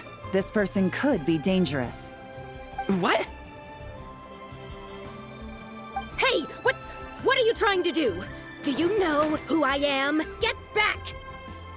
Lu Shangshang, we have no intention of harming you. We just need to ask you a few questions. Get back, I said! Try to remain calm. If you come any closer, I'll...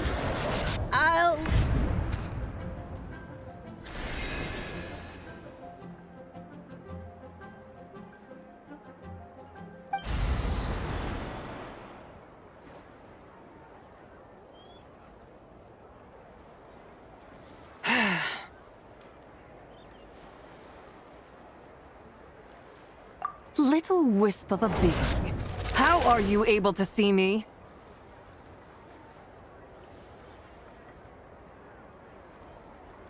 So what if I am? Leave at once!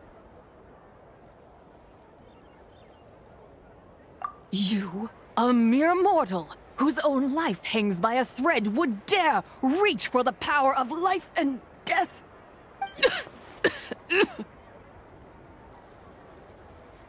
Unless you wish to be condemned to eternal damnation, you would do well to abandon this foolish endeavor. I shall speak on this no further. Don't come any closer. How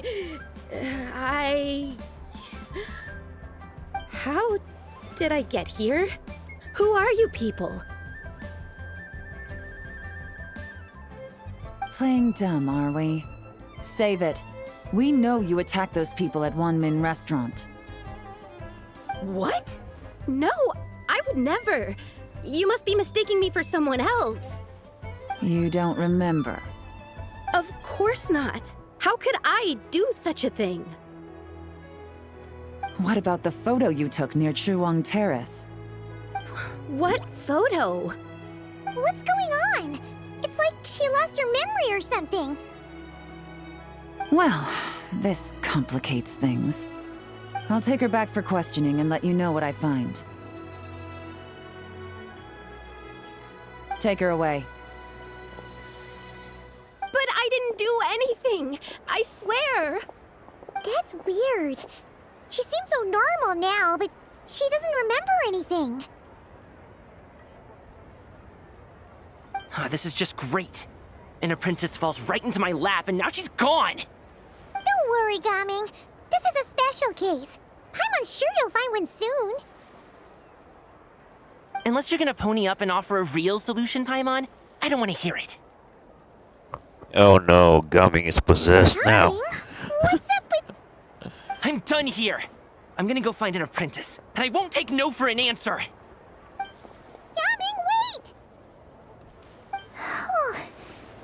Is it just Paimon, or was Gaming acting super weird just now? What? How do you know? Whoa!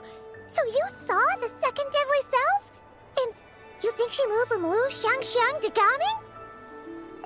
Uh-oh. Then we better find him before something bad happens! Let's go!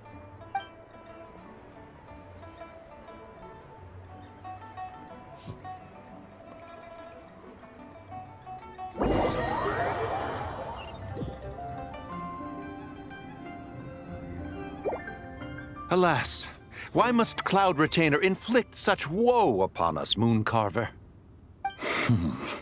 By the order of Rex Lapis, we were supposed to make haste to the harbor to stand watch. Yet we arrived late, for you, in your inscrutable wisdom, chose that very moment to tend the mint. It is no wonder Cloud Retainer banished us to the wilderness in anger. A pity only that I, blameless as I am, was made to share in the punishment. Blameless indeed. You speak as if it was not you who decided to plant all that mint in the first place. Yet now, in its wretched state, overrun by blight and vermin, you would turn away? Utterly heartless, I say. Were I truly that heartless, would I have rescued those seedlings from this desolate wasteland, granting them haven in your hallowed garden? Alas, if blame must be laid, let it fall upon Cloud Retainer for failing to recognize the virtue of our plight. Ah, at last a sentiment with which I can agree. If ever Cloud Retainer is away, we should steal into her abode and plant a veritable field of mint. A tempting little ruse, is it not?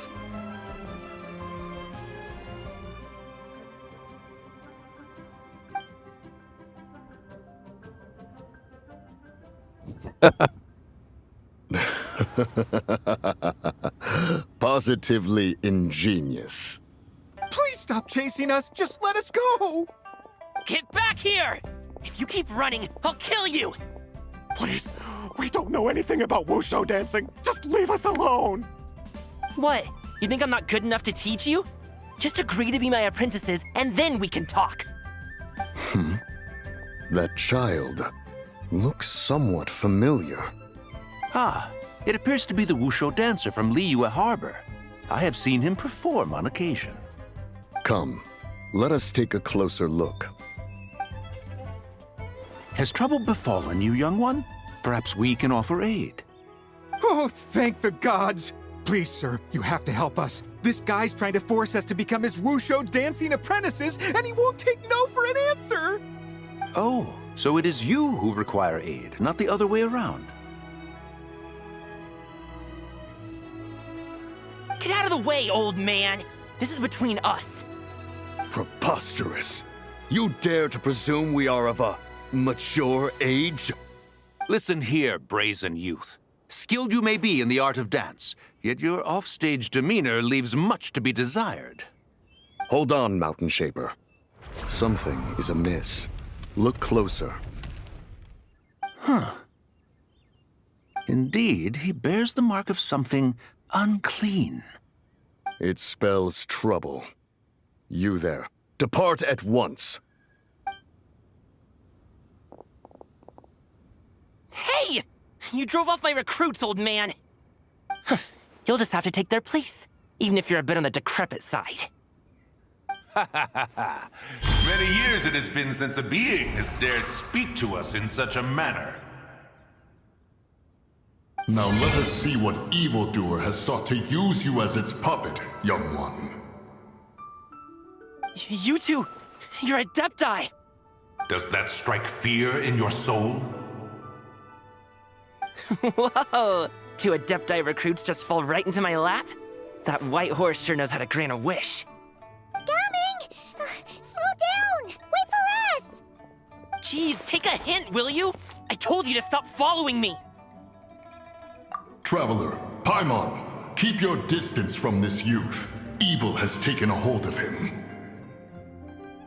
We know! It's one of the White Horse Adeptus' deadly selves! She's possessing Gaming!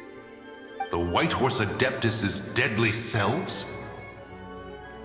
Could it be that Rex Lapis called us to Liyue Harbor for this very reason?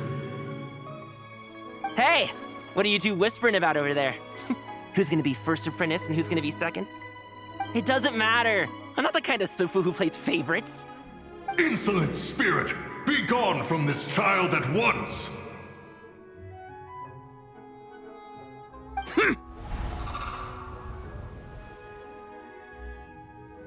Little mite of a mortal. Getting in my way again, I see.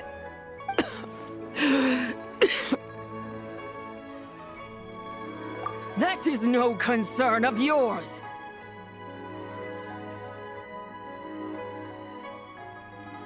No, only by doing it myself will I find peace.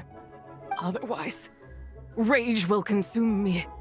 If I lose control, all will turn to dust. The curse of time. The memories this body holds. Come no closer.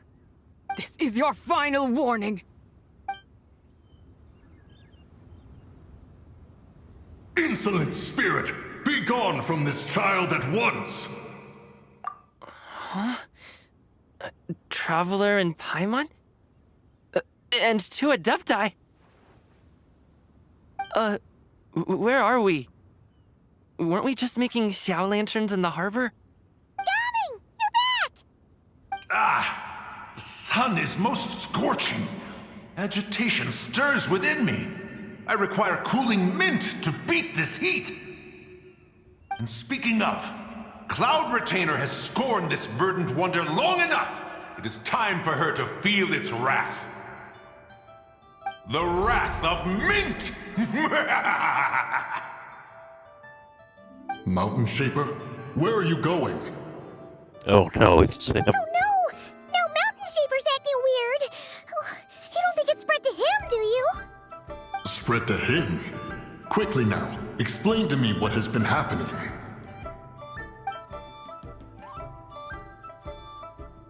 What?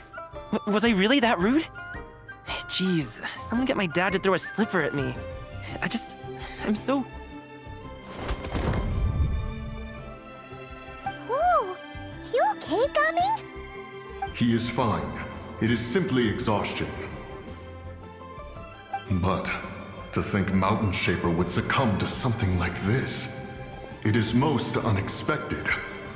So, what do we do? We can't just leave Gaming like this, but we can't ignore Mountain Shaper either, right? My cultivation level rivals that of Mountain Shaper. Were I to give chase, Zizha would but flee from his form and take refuge in mine. Seek out Streetward Rambler. Cloud Retainer and the Conqueror of Demons should be with her. I shall take this child back to the harbor and join you post-haste. Whoa! What are all the Adepti doing together? Rex Lapis charged us with keeping watch over Liyue Harbor should danger rear its head. I dare say this is the very crisis he anticipated. Come, we must devise a strategy before confronting Zizha.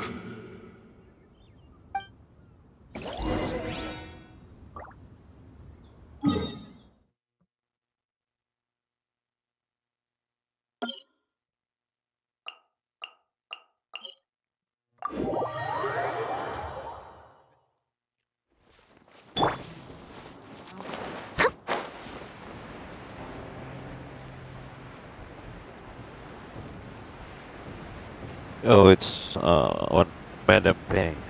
Okay.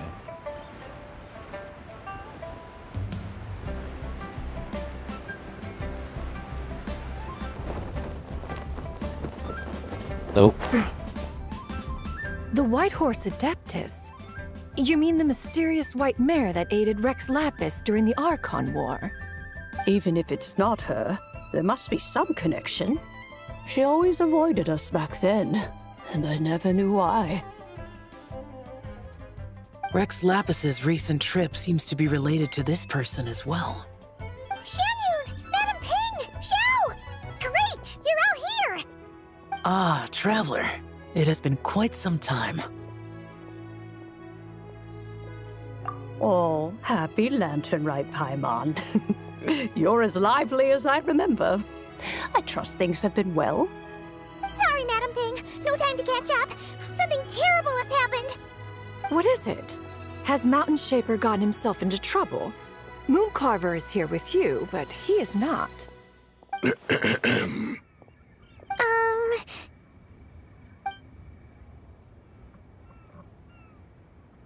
The Wrath of Mint? That old fool dares to utter such nonsense behind one's back. Yeah, that's not really our biggest concern here. So, even a mere deadly self of the White Horse Adeptus was able to possess Mountain Shaper and affect his mind. No wonder Rex Lapis told us to gather here and await his orders. Mountain Shaper's cultivation is inadequate. He was caught unprepared. Were it one of us, Zizhi would hardly have found a vessel quite so ready for the taking. Hey, that's not what you said earlier. Where is Mountain Shaper now? A question that hardly bears pondering. Obviously, he intends to plant mint in the vicinity of one's abode.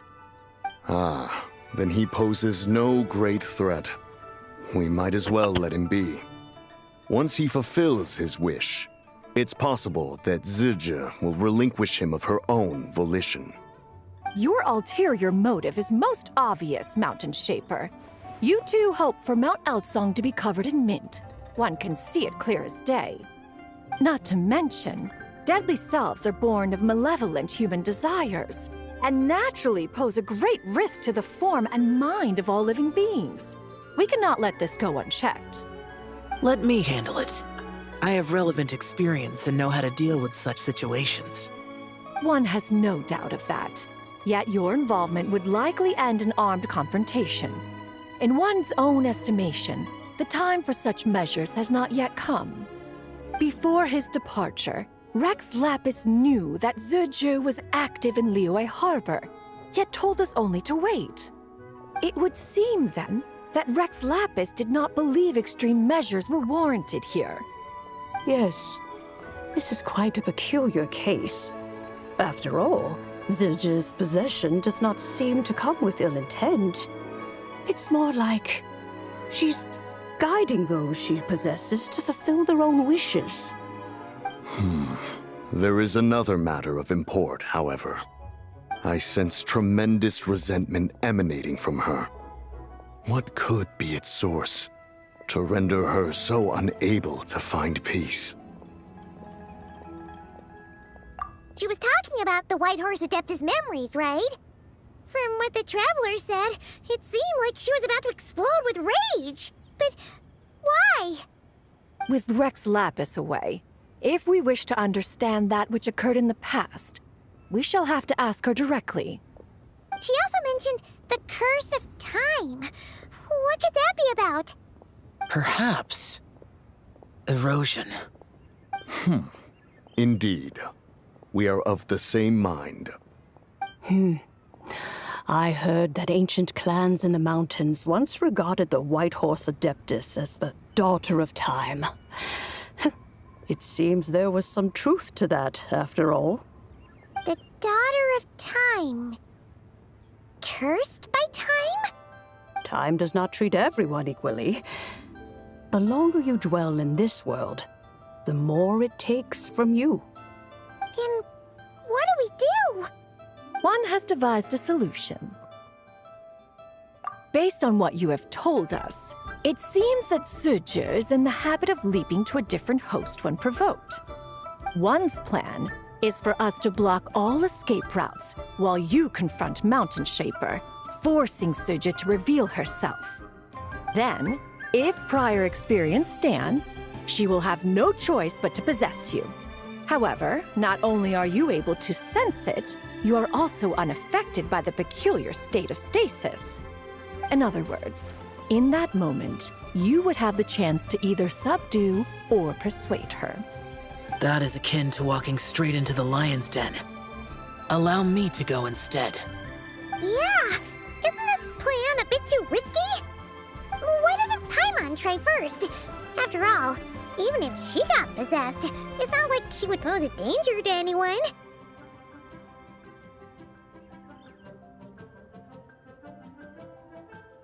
Paimon's wishes aren't all food-related, you know. One would not suggest this course of action if one had any such reservation. Time and again, the Traveler has proved immune to Sija's influence. Consider for a moment why that might be. Oh yeah! That's what the first deadly self told you, right? Perhaps your time in Nodcry left you with the blessing of the newborn moon goddess, Traveler. And this Whitehorse Adeptus clearly has a profound connection to the moon. Indeed. Indeed. I see. Have you other concerns, Conqueror of Demons? I was just trying to fathom why Rex Lapis left without explaining the situation in detail. But now I think I understand. Rex Lapis entrusted this matter to the Traveler, which means in his estimation, the Traveler must be the key to its resolution. So I have no other concern. I trust Rex Lapis, and I trust you. Then we are all in agreement on proceeding with this plan? Very well. We should depart at once, lest we lose our chance. Let us see whether that old fool truly dares to face one's abode with Mint.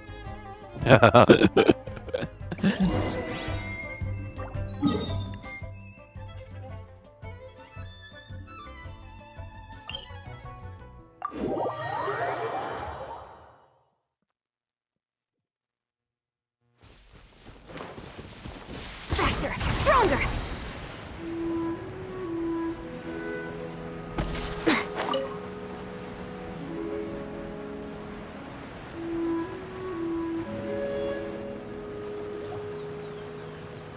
One mint, 2 mint, let us plant a whole slew of mint! Once I reach 10,000, Cloud Retainer's abode shall be Mount Outsong no more, but rather Mount Mint Song! Oh, to behold the look on her face when she is confronted with such verdant splendor! Mountain Shaper, you dare disturb the tranquility of one's abode. Do not take personal offense, Cloud Retainer. He is not in control of his faculties. Exactly.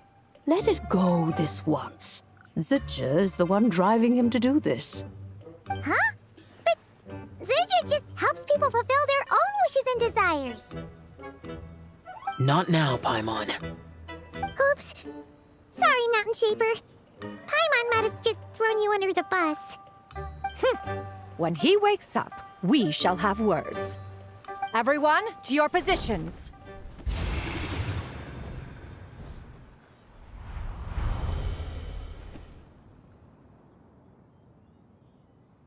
Be careful. A pest? I must catch it! Again!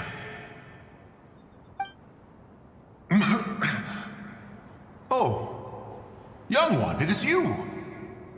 Don't tell me. Cloud Retainer sent you?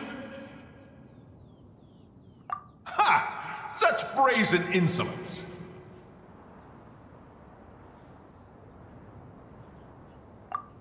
Such presumption. Such boundless avarice. That wretched adept's impudence knows no end. If she dares lay a finger on my garden, I shall smash her cuisine machine to pieces! You think I am one to fold so easily?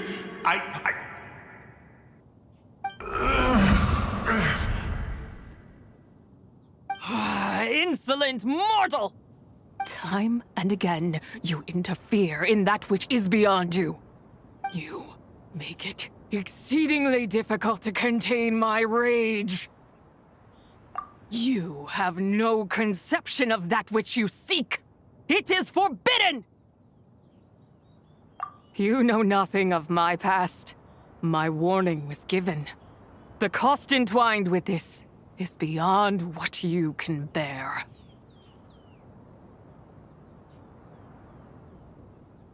Stubborn mortal! You... Very well. If death is what you seek, who am I not to oblige? Come, let us see the extent of your resolve. Your wish is to behold the curse of time and the memories of this form? Then, let it be granted.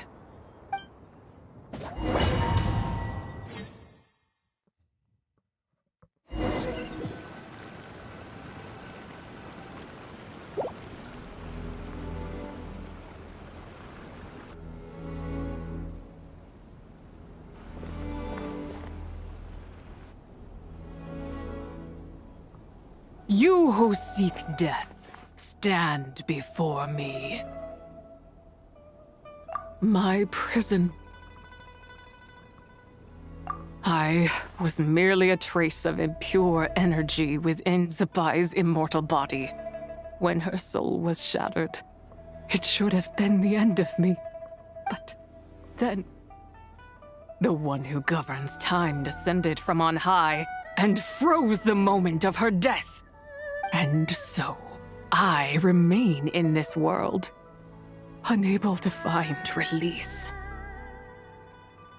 A mortal who knows of her existence and would dare to speak her name.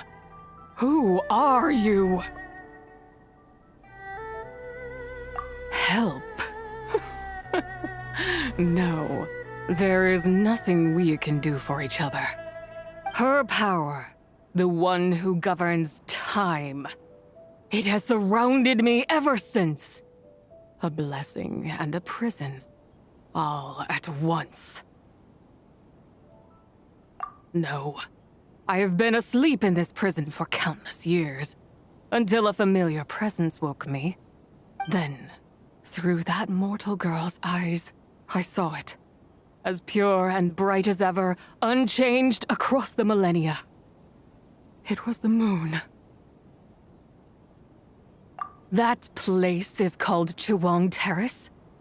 Did later generations rebuild the altar in a new location? It looks just like the one used to honor Zapai. Could it be that traces of what happened back then still remain in this world? That memory is embedded deep within the essence of Zapai's soul. It is one that should have been forgotten.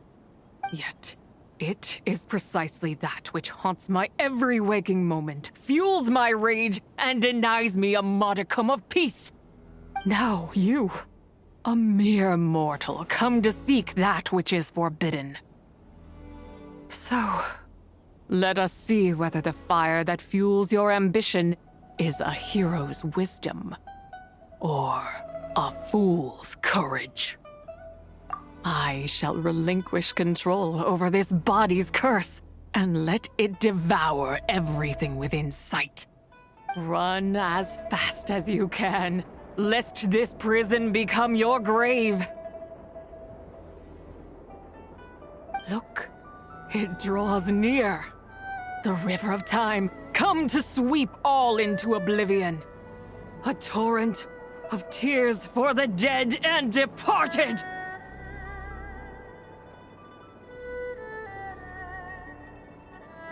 I shall wait for you at the end, mortal.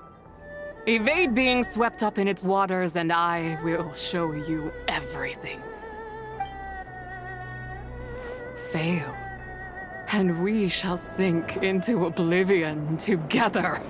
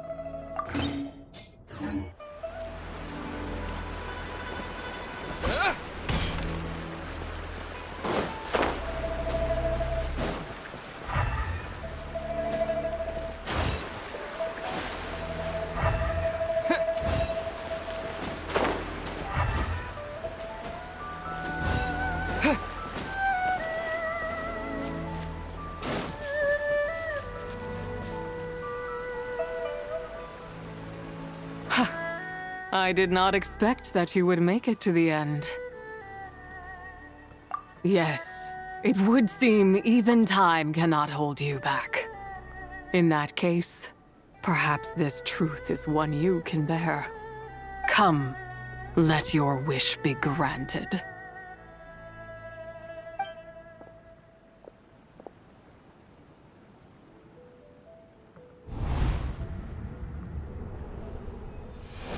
Under moon eternal, in radiant night, a maiden grants silk, soft and light. Under moon iridescent, in night divine, a maiden grants fiber for cloth so fine. Under moon of frost, in night so great, a maiden grants tools to divine our fate. What are Mom and Dad doing? Shh, just make a wish. The kind Adeptus on the moon is listening.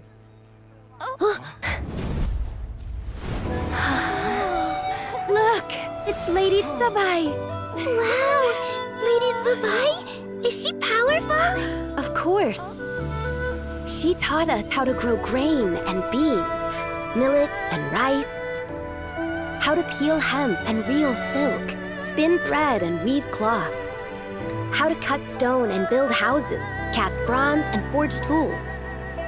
According to Mom and Dad, the Adeptus Tsubai is the god of soil and grain, who blesses our land and its crops. Huh? Lady Tsubai's leaving. It's all right. We just have to wait till next year. She'll be back.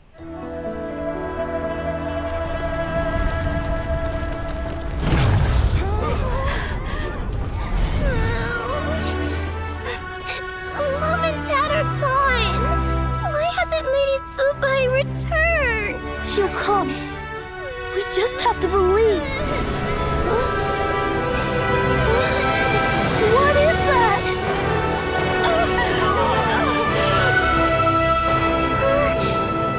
Lady Tsubai abandoned us. All places tainted by the abyss need to be purified. That includes Long Gone. And what of its people? You know what will happen. You are but an emissary to the mortal realm. This is Heaven's will. There is no need for guilt, and no place for hope. I wouldn't dare. But the people of Langan honor me, worship me, pray to me. If I do not answer, the guilt will be too much to bear. And if you do, you will meet the same end. Then as their god, I shall die among them.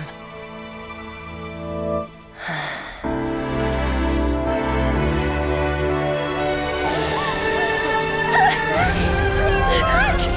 Lady Tsubai came to save us! I knew she wouldn't abandon us! Run!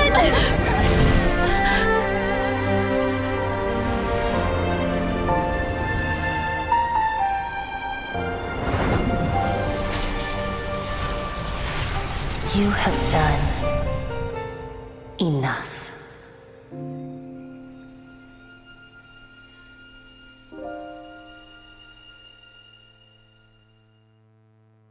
Now you know the truth.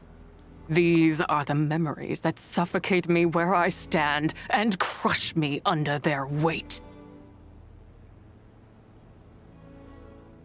Yeah.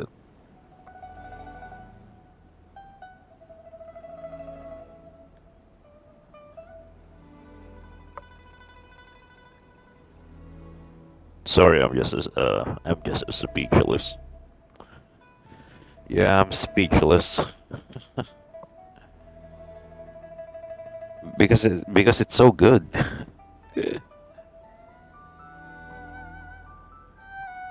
Damn. Not just my nation, but the people I loved. Were it within my power, I would ignite a blaze fierce enough to burn a hole through the heavens themselves. It was a time of war, one that ravaged heaven and earth. Remnants of the battles, tainted with cursed power, fell from on high and devastated Langan. The heavens decreed that the tainted filth had to be cleansed. No matter the cost. If I just had more time, I could have helped more people to escape. But it wasn't enough! I just needed a bit more, and they all could have survived.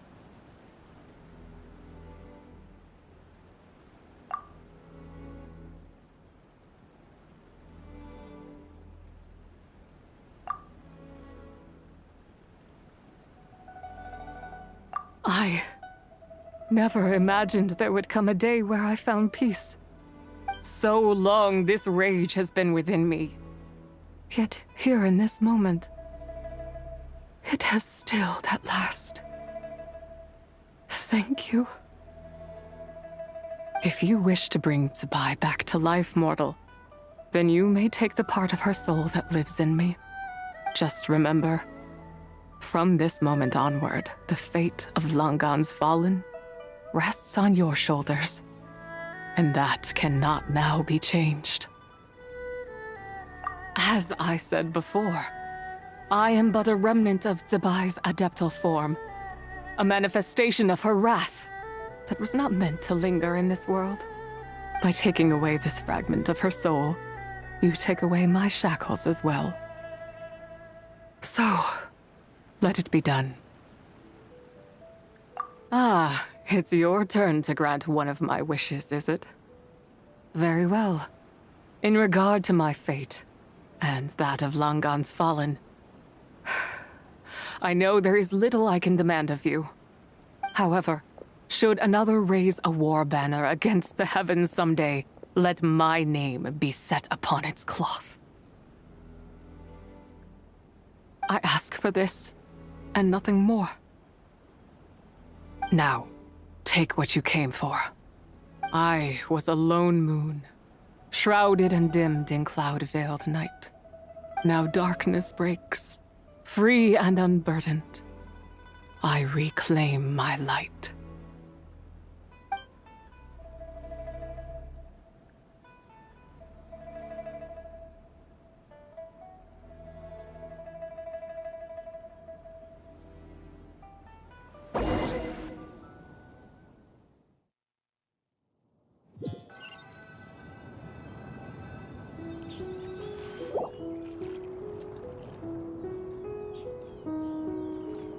You think I am one to fold so easily?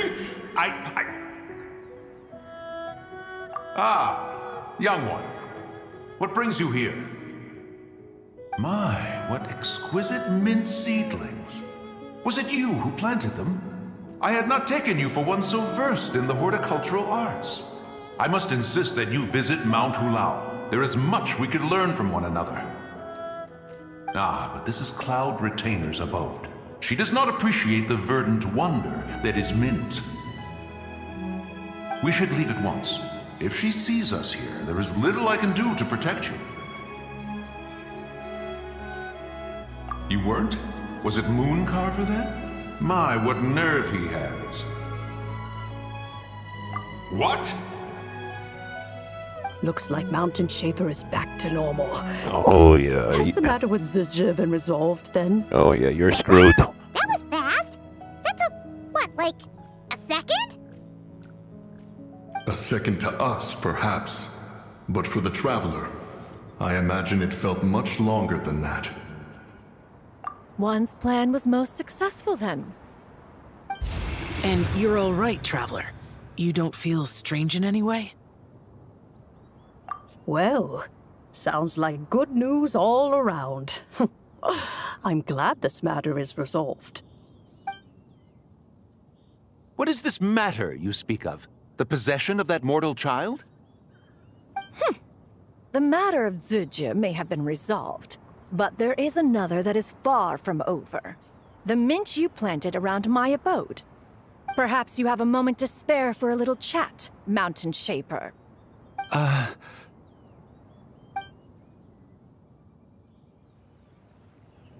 You seem reluctant to talk in detail about what happened with Zucha.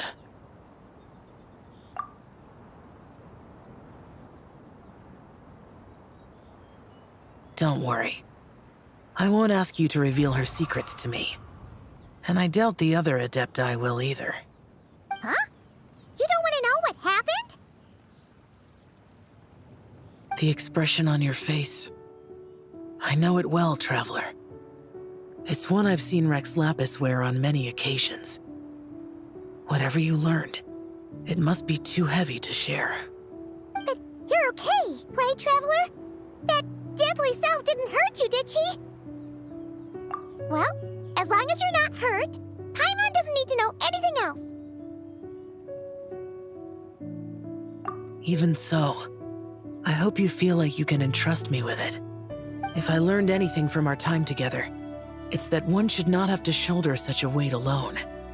Not to mention that certain knowledge brings danger in its wake. I would never want you to feel forced to be the sole keeper of such secrets. Yeah. Kinda like how one person can't finish a whole slime, you know? Better to grab a bunch of friends and get it all together. Exactly! Wait, no! Paimon's just saying we've got loads of friends who'll be more than willing to lend an ear. I never knew there was such a tragic chapter in the ancient past of this land. So, the people of that nation worship the White Horse Adeptus as the god of soil and grain. It would seem, then, that Rex Lapis had a similar reason for withholding the details of his recent trip. I've often wondered if he had companions to stand by him before we met. Or if he was forced. Regardless, Lantern Rite takes place in 2 days. Let's meet back up again there. If there's no news of Rex Lapis by then, we'll have to come up with a plan. Fingers crossed it all goes well.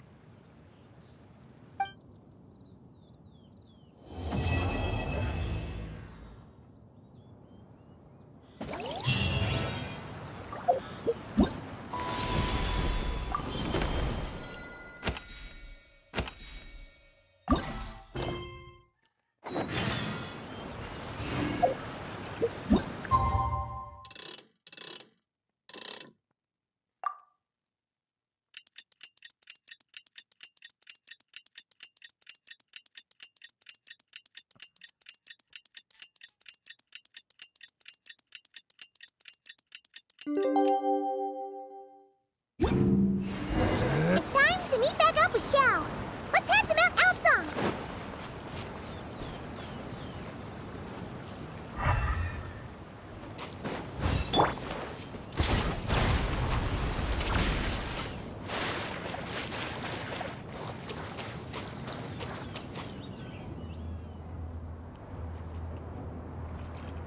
Xiao! Cloud Retainer! Madam Ping! We're here! Any news on Zhongli? Wait, are we missing 2 Adepti? Well, Shenyun banned Mountain Shaper from Mount Outsong for 3 days. Oh, then what about Mooncarver? The scheme to plant mint in one's abode was one those 2 fools devised together? And when it comes to punishment, one does not discriminate. His banishment ends in 3 days as well. Wow, that's pretty harsh, Cloud Retainer. Let's get down to business. We have news of Rex Lapis. Huh? Isn't that... Yes, Rex Lapis's Geopillar. It descended from on high this morning. He must have sent it for a reason, but it does not respond to our touch. So, what does it mean? Is he in trouble? Not necessarily. It could be a message only a specific person is meant to receive. Traveler, you alone spoke to Rex Lapis before he left. Oh, so it must be for the Traveler. Give it a try.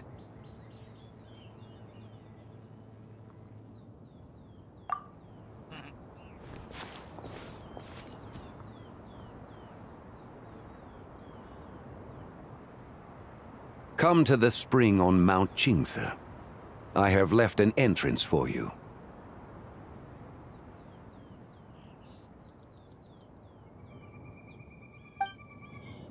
Well? Just as one surmised, it seems that Rex Lapis will not countenance our involvement in this matter. That would not surprise me in the slightest. He's always had a soft spot for the Traveler, after all. But be that as it may, we have served Rex Lapis for millennia now. In other words, I'm sure this has nothing to do with favoritism. He's probably just trying to protect us. That's right. So you mustn't let your guard down, even if Rex Lapis is by your side. Alright, let's get going. We'll try not to keep you all waiting.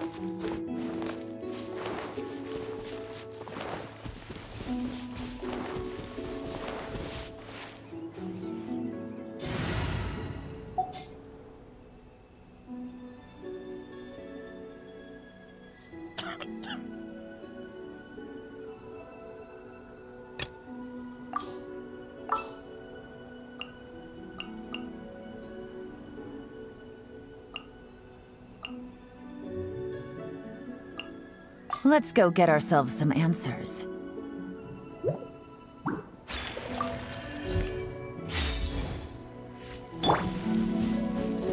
Controlled breathing.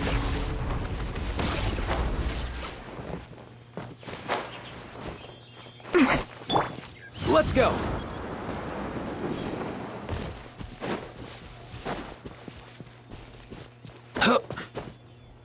Yeah.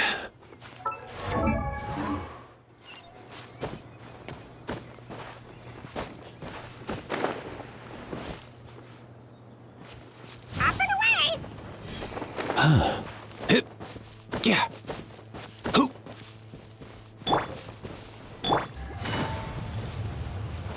Keep your eyes peeled. They should be around.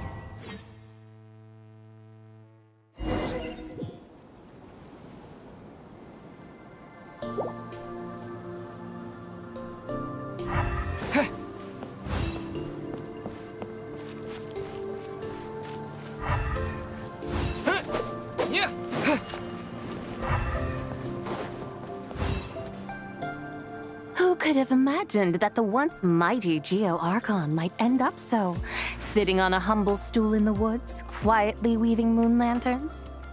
You really do look like an old man now. This is a Shao lantern, not a moon lantern.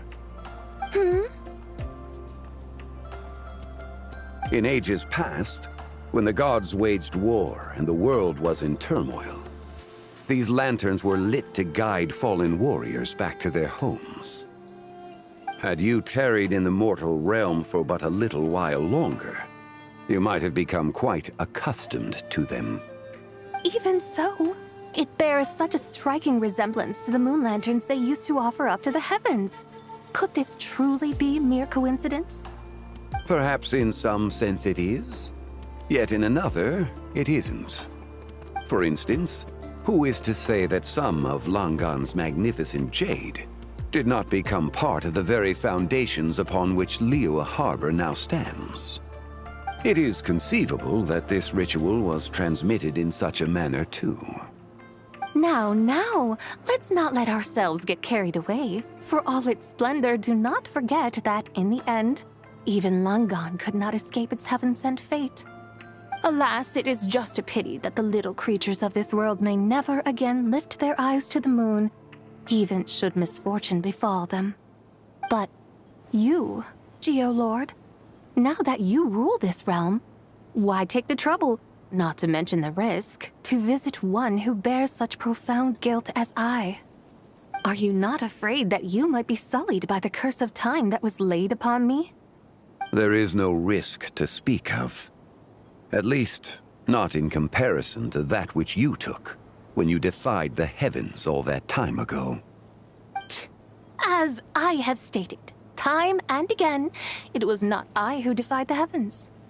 Geolord, the ancient affairs of Langan have nothing to do with me, for I am but one of her deadly selves, severed before her demise. My name is not Zebai, but Zichao. Surely you did not take us for one and the same solely on the basis that we may all assume the form of white horses? Sorry to break it to you, but you seem to have found yourself the wrong white horse. Anyway, do tell me, what urgent matter brings you here? Very well then. I have come to ask for Zebai's shade. Oh? So, the Geolord has set his sights upon Zebai's human soul. And what is it that you intend to do with it? The world outside is changing. With the new moon's birth, the confines of the Shadow Moon are gradually disintegrating. In other words, the heavenly soul is set to return. Consequently, strange phenomena have manifested within Langan's former domain, leading to the earthly soul's reappearance as well.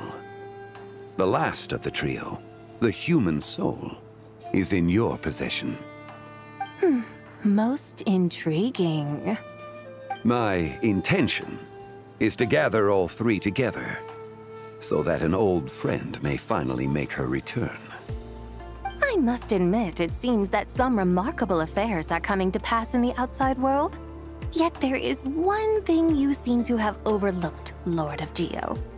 Back in the day, it was you that freed me from that painting. And afterwards, I took up arms in your name. Together, we first subdued Chenyu Vale, then brought peace to Mount Qingse. It was for this cause that the contract between us was made. But now that the debt has been repaid, what cause have you to expect my aid? Zebai and I have long been friends. Given not only that you were manifested from a corrupt desire within her divine form, but that you also possess a fragment of her soul, how can you purport to be the wrong white horse? I think you'll find that we are now as separate and distinct as any two beings ever were. What once shone with radiant purity has long become dust. What you see is no longer what it was. Oh, great Lord of Geo. Should this still be unclear to you, I bid you take your leave. It seems that the fault lies in my own lack of consideration. As you wish. I shall let this matter rest. Wait! One moment, if you will. Should this not be your opportunity to propose a new contract? The part where you make me an offer I simply couldn't refuse? Even those puny mortals know how to haggle when striking their bargains. Should you, the famed god of contracts, not likewise strive for success through negotiation?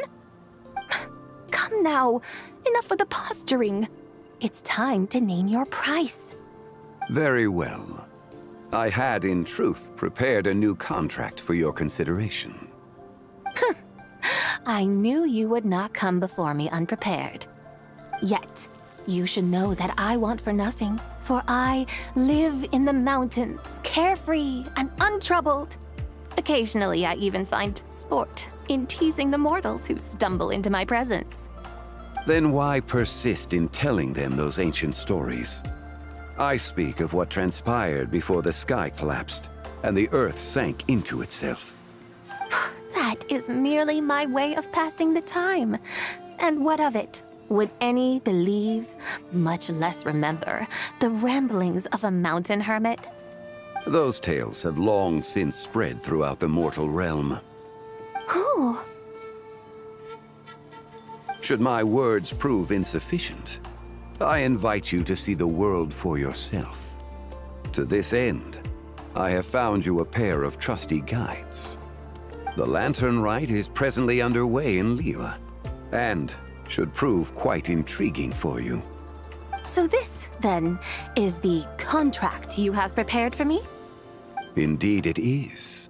Think of it as a contract for a one-day festive excursion.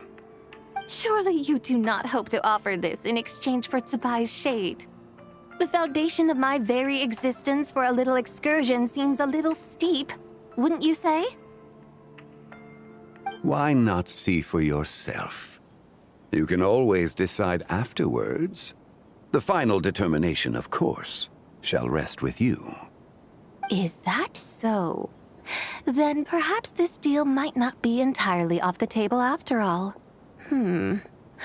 Where then are these guides of which you speak? Hey, it's Zhongli! Oh, we've been looking for you everywhere. We thought you might have gone missing. You're here. So these are my guides. Well, well. They certainly look the part, I'll give you that. Guides? Oh, you poor innocent little creatures. The benevolent Lord of Geo has sold you to me, which means that for the rest of this day, you belong to me. Sold us to you? Just what have you gotten us into, Zhongli? The situation is not quite as dire as that would sound. I ask only that you accompany my Adeptus friend on a tour of Liyue.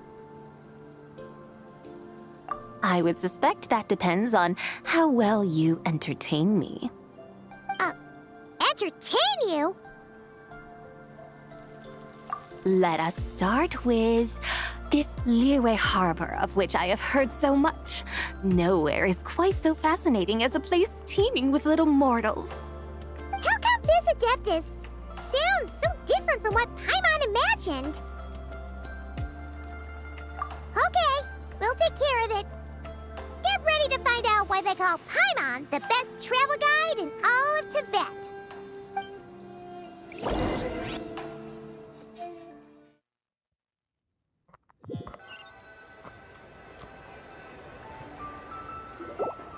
Look! We've arrived at Liyue Harbor. Not only is it Tibet's busiest port, it's also the beating heart of Liyue. So, dear Madam Adeptus, where would you like to go first? With humble fare and wine to sip, in comfort clothed and soul at ease, one eats, and all the heart's ills cease. So we're heading straight for the good stuff? Well, you're in luck, because Paimon's an expert when it comes to food. There are two main cooking styles in Liyue. Li cuisine, which is all about mountain delicacies, and Yue cuisine, which is centered on seafood. The most famous restaurants are Liuli Pavilion and Xinyue Kiosk. Oh, now Paimon's starting to drool. Yes, our only option is to go try them both. 2 meals back to back. Both sound like excellent options to me. Are these the kind of establishments that most people might visit on a regular basis? Not exactly.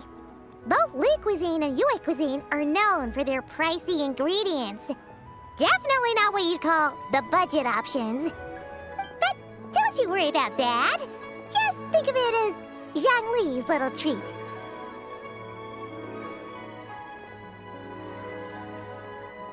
Come on! Aren't you supposed to be pals with Hu Tao? I'm unsure we can afford to spend a little more of her mora at least. Hey! All Paimon wants is to provide our Adeptus with the best possible experience here. Don't you want that too? Both certainly sound like worthy choices. Just now, though, I happened to see a porter pass this way, Where might individuals like him go to eat? A hungry porter, huh? Oh! Paimon knows just the place! Yep. Nothing fancy schmancy there. Just tasty dishes made with simple ingredients in a variety of different styles. Most importantly, it's great value for money, too. No wonder everyone loves it, huh? Oh, and the owner happens to be a good friend of ours, too. One mean restaurant. Yes, even the name itself feels lively and down to earth. All right, let's make it our first stop. Yippee! That's a great choice, too. Alrighty, let's head over there right away. Paimon can't wait to dig in. Wamin Restaurant, here we come.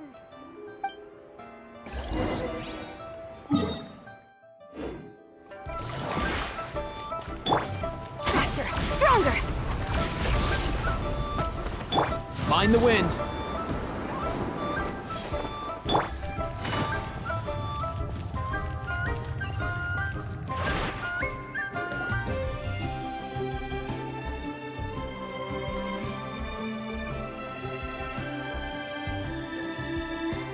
Xiangling! Chef now! We're here!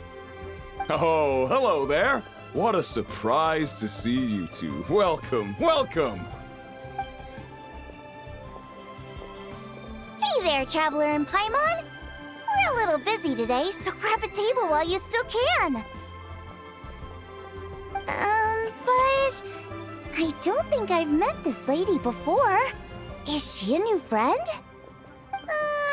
You could say that. Oh, I see. Well, hey there. A friend of the Traveler's a friend of mine, too. Don't worry, we'll take good care of you. Just order whatever you want, it's on the house. By the way, I'm Xiangling. I cook here at One Mean Restaurant. What's your name?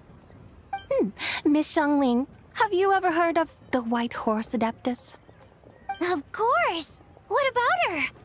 I am her, and she is me. Huh? You mean you're an Adeptus? Oh, you young'uns crack me up. Come on, Xiangling. You've got to keep up with the times. Haven't you heard of cosplay? It's like a role-playing game where you dress up as famous characters and pretend to be them. Seriously, it's all the rage, and it looks like this young lady is quite the expert. Your friends sure keep their fingers on the pulse, huh, Traveler? Wow, Dad. Didn't know you were so tuned in.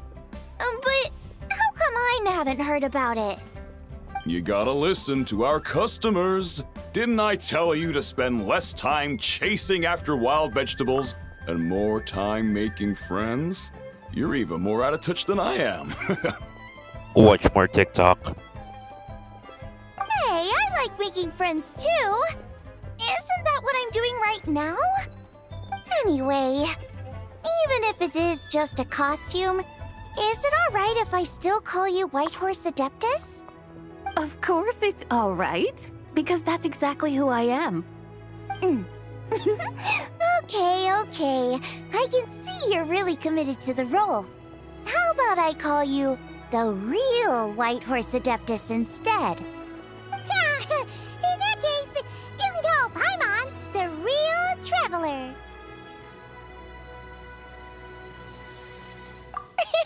Yeah, right. You could have at least switched outfits. Puny mortals. Nevertheless, I suppose it might be amusing to indulge in your little charade for a while at least. All right, go grab yourselves a table. I'll come take your order in a bit.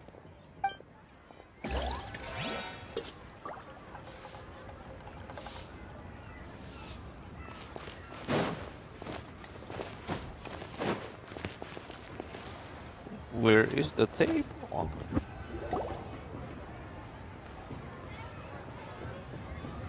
Hello. May I ask if Miss Xiangling and Chef Mao are here? Yeah, they're just over there. Wait a sec. Aren't you... Oh, what would you like to... Huh? You're... Hello, Miss Xiangling. It's me, Lu Xiangxiang, the one who broke some stuff here at your restaurant a few days ago. I just wanted you to know how sorry I am. I honestly don't know what came over me. Please, please forgive me. Oh, it's you. You really gave me a fright that day, young lady. You didn't actually get food poisoning from our blackback perch stew, right? Come on, Dad. She's come to say sorry. It's all right, Miss Lu. You must have been feeling a bit off that day. You're looking so much better now, though. Why don't you grab a table, too? This one's on the house. No, I couldn't possibly. Hey, it's totally okay. We all feel under the weather sometimes, especially when we're away from home. Go on, find yourself a...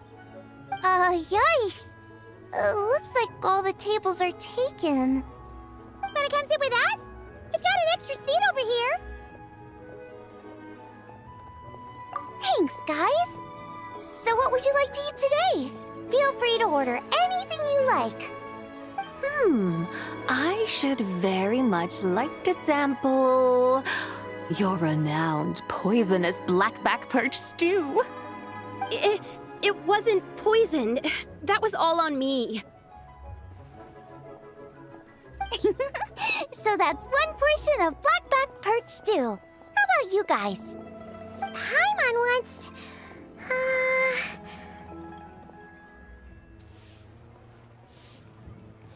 Sure thing. Looks like Paimon's having trouble making up her mind. Anyway, I guarantee you'll love it. Let me think. Well, since the blackback perch stew is on the spicier side, I guess it makes sense to balance it out with a serving of stir-fried shrimp. And since it's Lantern Rite season, you better try out the triple-layered consomme and come and get it too. Those are our seasonal specialties. As for the carbs, since we've got a full table, how about some right at home? Along with our special chili mince cornbread buns. Trust me, you won't be disappointed. Then for dessert, I'll whip you up some Lucky Snow Delight. I just came up with it a few days ago, and I can't wait for you to try it. Wow! Sounds like quite the feast!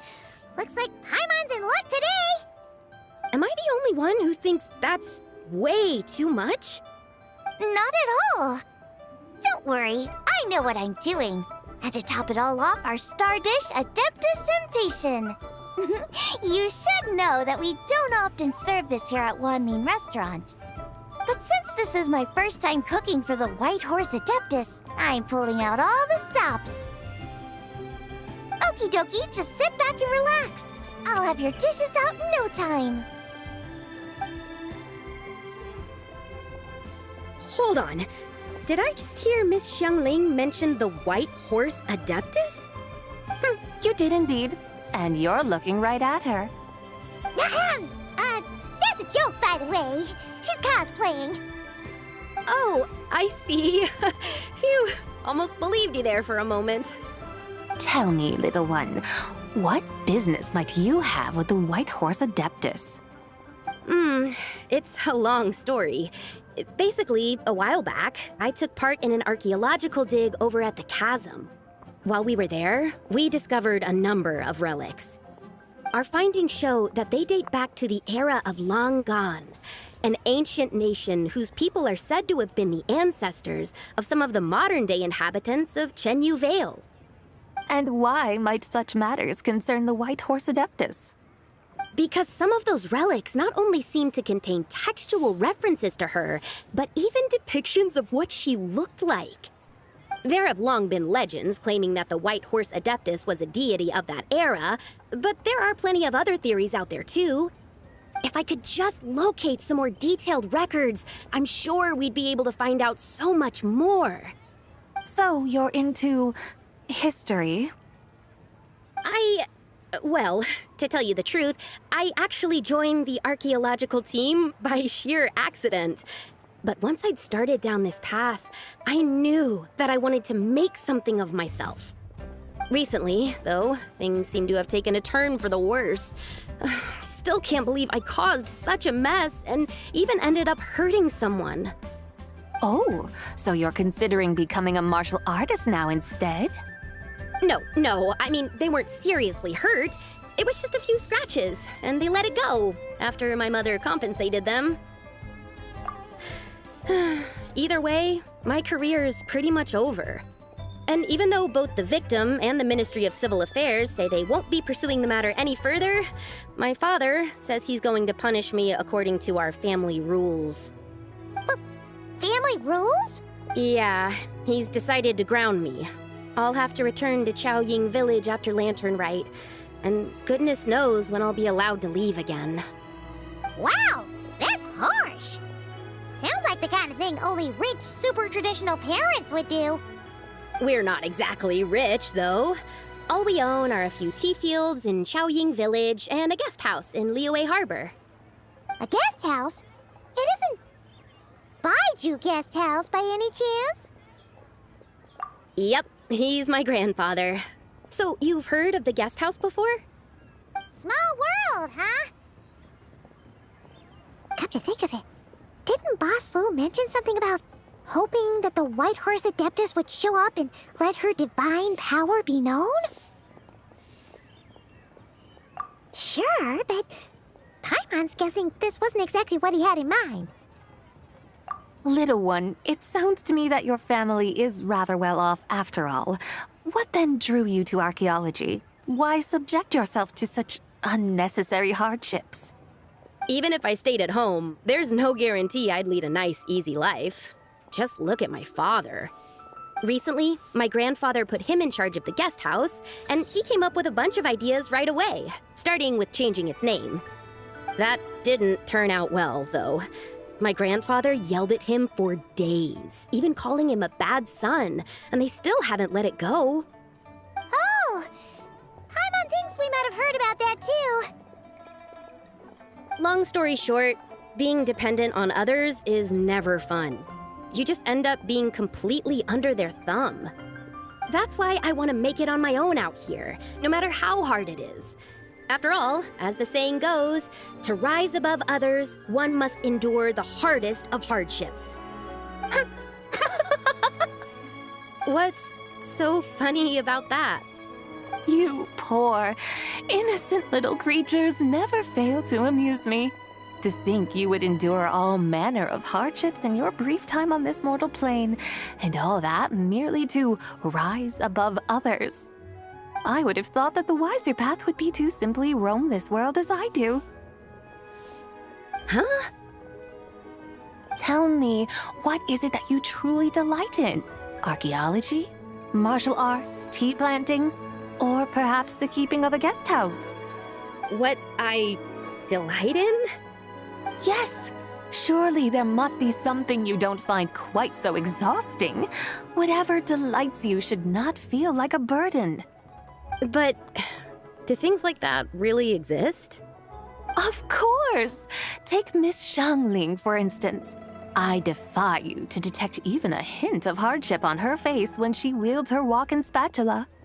So, since it seems you are resolved to tread the rocky path, you should strive with all your might to pursue that which brings you delight.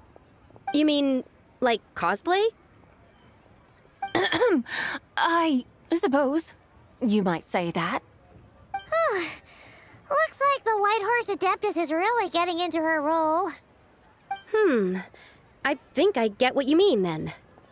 Maybe I should have a chat with Miss Xiangling before I head home. Okay, everyone. Sorry to keep you waiting. Here's your food. Wow. It all smells so good. Oh, finally! I get to try that famous poisonous stew. Hey! Didn't you hear what Shang said? It wasn't the stew. If anyone's to blame, it's that other you. What's up?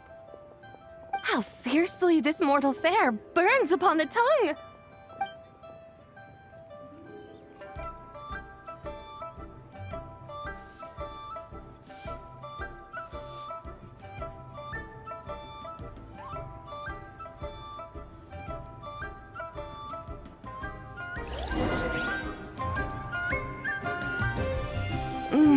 most satisfying as poisonous dews go. So, where to now? Time, I think, to seek out some diversion? Oh, there's plenty of entertainment options in Liyue. Paimon will tell you that. The locals like to drink tea, walk their pets, play chess, watch operas, attend storytelling performances. Storytelling performances? You know, like listening to people telling stories. They're usually based on old Liyue legends, just like their operas. Stuff like The Divine Damsel of Devastation, Through the Eyes of a Dragon, or The Sanctification of Tao Do. What about the story of the bright moon that sits in the sky above us? Paimon doesn't think she's heard that one. Still, the moon does come up quite a lot. It's even in the name itself. The Yue in Liyue actually means moon. Since we're on the subject, you like telling stories yourself, right? Why don't we go check it out? In that case, I'll have to trouble the two of you to lead the way. Awesome! Let's go! Third round knockout, here we come! Quick as a flash!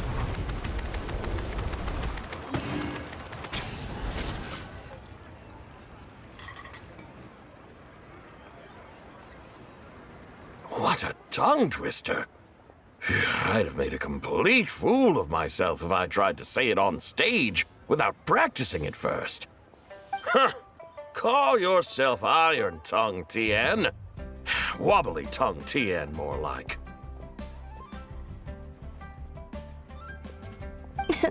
I used to have that problem a lot. But if you just take your time to grasp the meaning and commit it to memory, you'll be able to say it smoothly in no time. You're right, Miss Yoon. I'll give it another try. Hey, Yunchin! Fancy seeing you here! What are you two talking about? Ah, Traveler and Paimon, we meet again. And who, may I ask, is this? You may call me the White Horse Adeptus. The White Horse Adeptus? She's not really an Adeptus. I see. Well, it certainly looks like a lot of fun. Oh, funny you mention it. This type of thing is actually something I'm quite familiar with. Once, to perform Through the Eyes of a Dragon, I decided to imagine that I was Rex Lapis himself. It was the only way to truly inhabit his mindset and understand his resolve to quell those demons. Sounds like you just wanted an excuse to feel all big and powerful. Hey, you just don't understand how inspiration works. You're one to talk. Paimon's traveled all over with the Traveler, and she's seen things that would make your jaw drop. All right, then. Since you claim to be so knowledgeable, why don't you prove it by reciting an ancient poem? An ancient poem? Which one? Ha! See? You mean to tell me you've never even heard of the ancient poem called An Ancient Poem? What kind of a title is that? Quit teasing, Paimon. We only just found out about that ourselves. He's talking about the writing on those ancient relics. When we first saw it, we couldn't figure out what it all meant. So in the meantime, we decided to just refer to it as an ancient poem. However, thanks to the painstaking work of the scholars who were tasked with decoding it, it seems like that's exactly what it was. Or rather, an ode offered in veneration of the moon and the White Horse Adeptus. Oh yeah! Didn't Kuching mention that before? It's got something to do with Long Gone, right? That is correct. The Ministry of Civil Affairs has issued a notice stating that, although it is true that the moon may disappear tonight, we should be in no danger. In other words, there's nothing to fear. But if you're worried, we can always take a leaf from the Book of the Ancients. By reciting this poem, I mean, and calling for the White Horse Adeptus' aid. If we do that, I'm certain she'll protect our moon and keep us safe. Oh, seriously? Paimon has to get a look at this.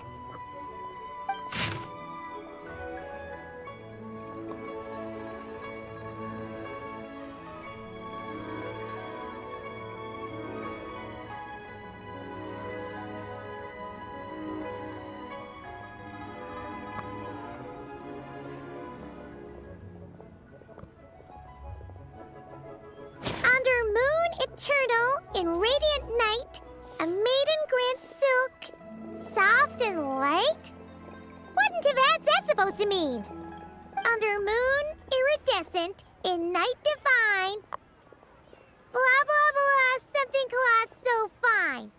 Something about fields being plowed, something else about seeds being sown from the earth. Seriously? What is this? The fields are plowed, the seeds are sown, and from the earth, life is grown. Whoa! You did that without even looking! Bravo! Bravo! We have an expert in our midst. Looks like this young lady really does know her role inside out. If I didn't know any better, I'd have taken her for the real deal. That's because I am the real deal. That's the spirit. This is exactly the kind of mindset I was talking about. Behold, mortals, I am none other than the indomitable Rex Lapis himself. Kneel before my godly splendor. Believe me, young lady, I know exactly why you do it. Back in the day, I was just like you. I must say you are rather amusing as mortals go. Miss White Horse Adeptus, it is a great pleasure to make your acquaintance today. I have some questions regarding the poem, and I was wondering, perhaps, if you might be able to shed some light on it? You want me to explain the full meaning of its verses? Your guidance would be much appreciated. Fascinating. Tell me, do all the people of Liyue still express such reverence for the ancient ways? Well, it's true that we hold a deep fondness for our history, but it is hardly our only pursuit. One of my good friends, for instance, is even more devoted to the modern Fontanian art of rock and roll. Exactly! And don't forget, great practitioners of the role-playing arts walk among us too. People like me and you, young lady. Yes. So rather than placing too much emphasis on our reverence for the ancient ways, it might be better to say that here in Liyue, 100 passions bloom, each with a voice of its own. I see. Then, I suppose it wouldn't do any harm for me to enlighten you. In truth, it is but a simple poem of blessings. Its meaning is this. As the eternal moon rises in the night sky, a maiden adorned with lustrous jade descends upon the earth. She blesses the kudzu vines and mulberry leaves so that they may be used to make coarse cloth that is nevertheless soft, light, and comfortable to wear. As the iridescent moon rises in the night sky, a maiden adorned with lustrous jade descends upon the earth. She blesses the kudzu vines and hemp so that they may be used to make fine, luxurious cloth. As the frost moon rises in the night sky, a maiden adorned with lustrous jade descends upon the earth. She blesses the mugwort and artemisia so that they may be perfect for divination. So she really did come down from the moon? She shows the people how to use the plow and spade to purge the land of weeds, till the soil, and heap up the earth to make it fertile. Then with the hoe, she teaches them to sow their grain, bestowing the promise of life upon every seed. She blesses the millet and the beans, ensuring that their stalks and vines stretch forth without end. She graces the wheat and the rice, so that their heavy heads are filled with plump, glistening grain. Sounds like she's a real pro at all this farming stuff. The fruits of the field are harvested and brewed into sacred wine for honored guests. This we reverently present to the divine maiden, with every ceremonial step flawlessly observed, so that she may witness the depth of our piety and respect. Oh, divine maiden, how can your graceful presence in the sky not seem like that of a fairy descending from the heavens? Oh, divine maiden, how does your pure and radiant form not resemble the guardian spirit of our land? I send my heart's desire, ascending to the heavens, beseeching you to grant us good fortune and blessings in the coming year. Huh? So, that's what it's supposed to mean? I find myself speechless. Moved beyond the power of words to convey. Oh, young lady. You have shown me the heights to which a true role player might aspire. A truly remarkable performance. I did not anticipate that anyone could unravel this poem with such depth and clarity, and so soon after the Ministry of Civil Affairs noticed, too. I'd even begun to consider myself somewhat versed in the matter, but as they say, there's always someone more knowledgeable out there. Allow me to extend my thanks to you, Miss Whitehorse Adeptus. You are far too humble, young one. I must confess, it is I who have been surprised, not only by you, but also by this Liyue Harbor of the present day. Ah, so you're not from Liyue. And what, may I ask, has surprised you about it? Oh, it's nothing really. Just some old memories scattered here and there. Very well, my guides. I suppose it is time we set forth on the next part of our excursion. I'd like to go see that wharf now. What say the two of you? No problem! We'll take you wherever you want. Oh, leaving so soon? Before you go, allow me to introduce myself. I am Yunjin, director of the Yunhan Opera Troupe. May I ask your name in return? My own name is scarcely worth mentioning, but since you asked, perhaps I'll tell you the title of that poem instead. Huh? So, it isn't actually called an ancient poem? Of course not. Its real title is Odes of Long Zabai. Odes of Long Zabai. All right then, until we meet again.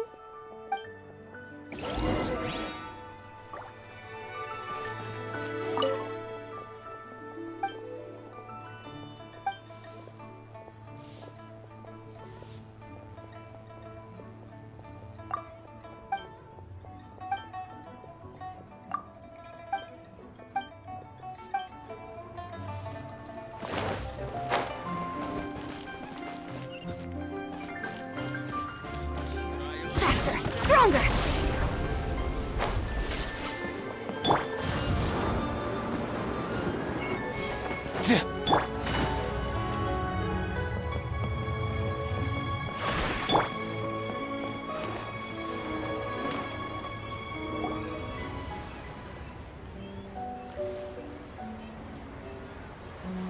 Hey, Ganyu! I almost forgot to mention.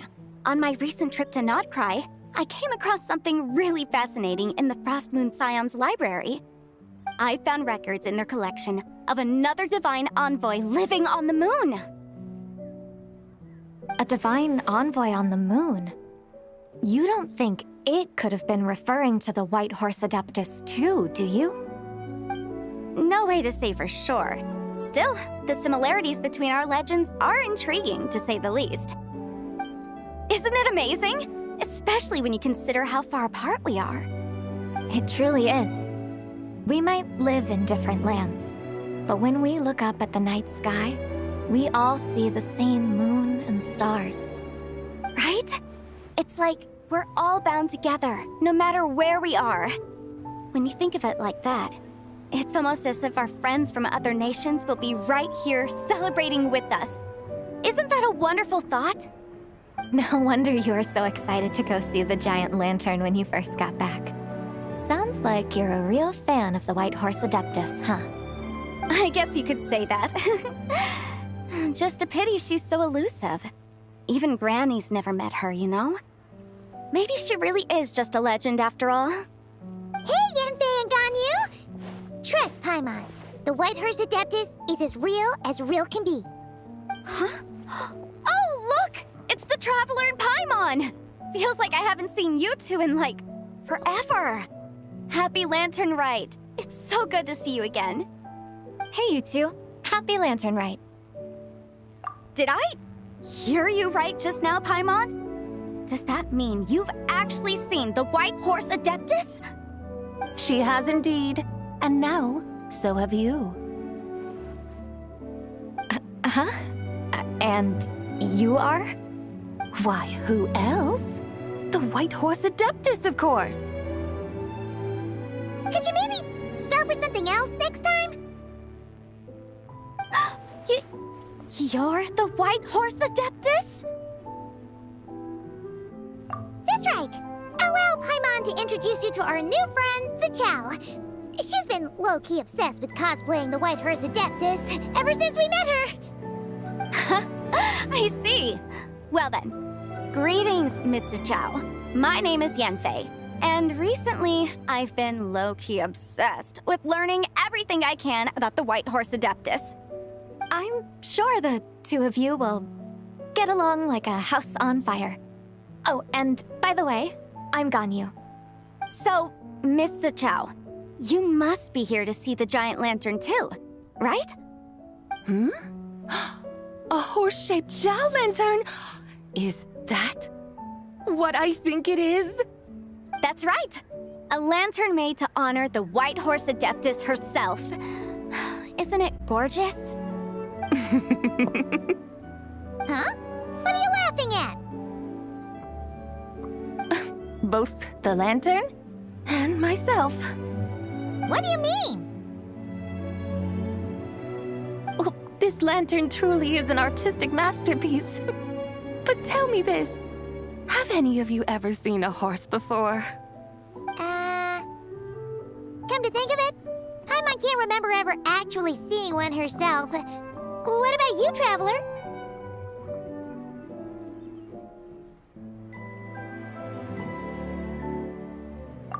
This horse appears to be mid-trot, but it has adopted what is called a lateral gait, where the legs on one side of the body move together in unison.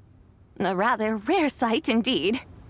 Just now, I suddenly pictured myself, I mean, the White Horse Adeptus running the same way. The image was so absurd, I could barely contain my mirth. Oh, really? I never knew that. You learn something every day, huh? Oh, come on! It's basically a giant piece of fan art! Who cares if it's different than the original? I was merely laughing at my own ignorance.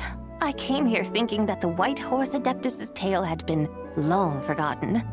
Yet here I am, gazing upon a lantern made in her honor.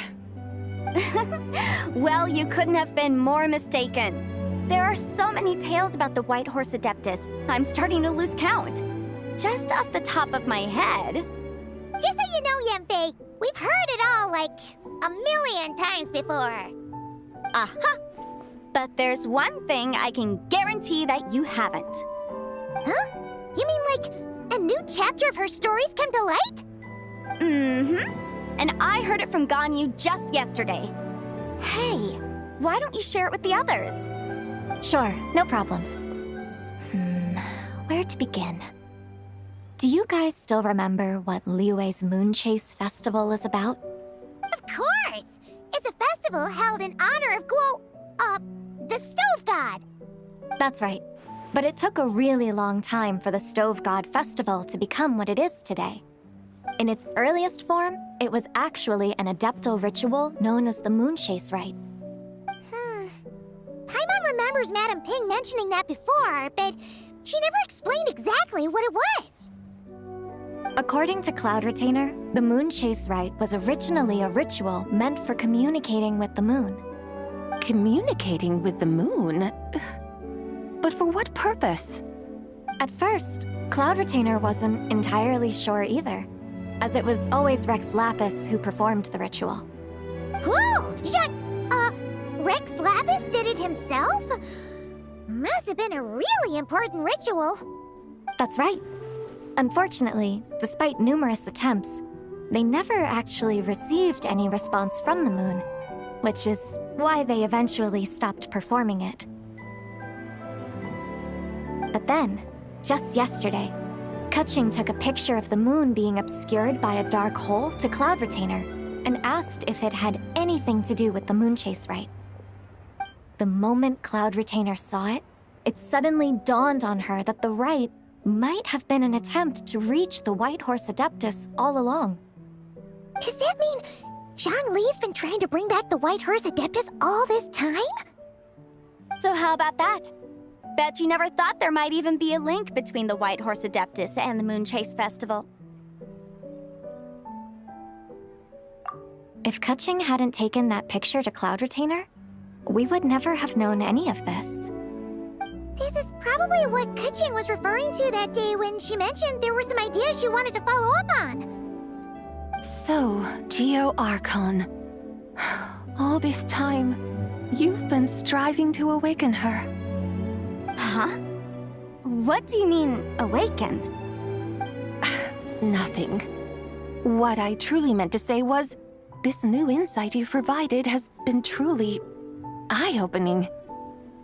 Oh, by the way, my trusty guides, I've been meaning to ask, where in Liyue Harbor might one enjoy an expansive scenic view?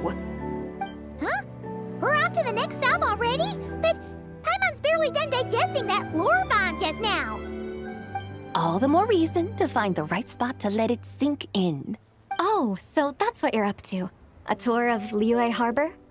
In that case, if you're looking for a spot with a panoramic view, I'd recommend Yujing Terrace. That's a great idea. Since the terrace is on higher ground, the sea view from up there's so much better. Great! Well, the lantern rite's about to start, so we should get back to Granny's now. Hope to see you all at the festival tonight. Oh, you're off too? All right then. See you both soon! See you soon!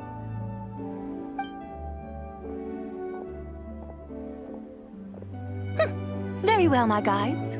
What are we waiting for? Okay, you're the boss. Yujing Terrace it is. After all, the customer's always right. Something else you needed to do? Oh, Paimon likes that idea. And what, may I ask, is a photo? It's this awesome invention that lets you record moments in the blink of an eye. Except, you've gotta try not to actually blink. Oh? What must I do in preparation then? Nothing. All you gotta do is choose a pose. The Traveler will handle everything else.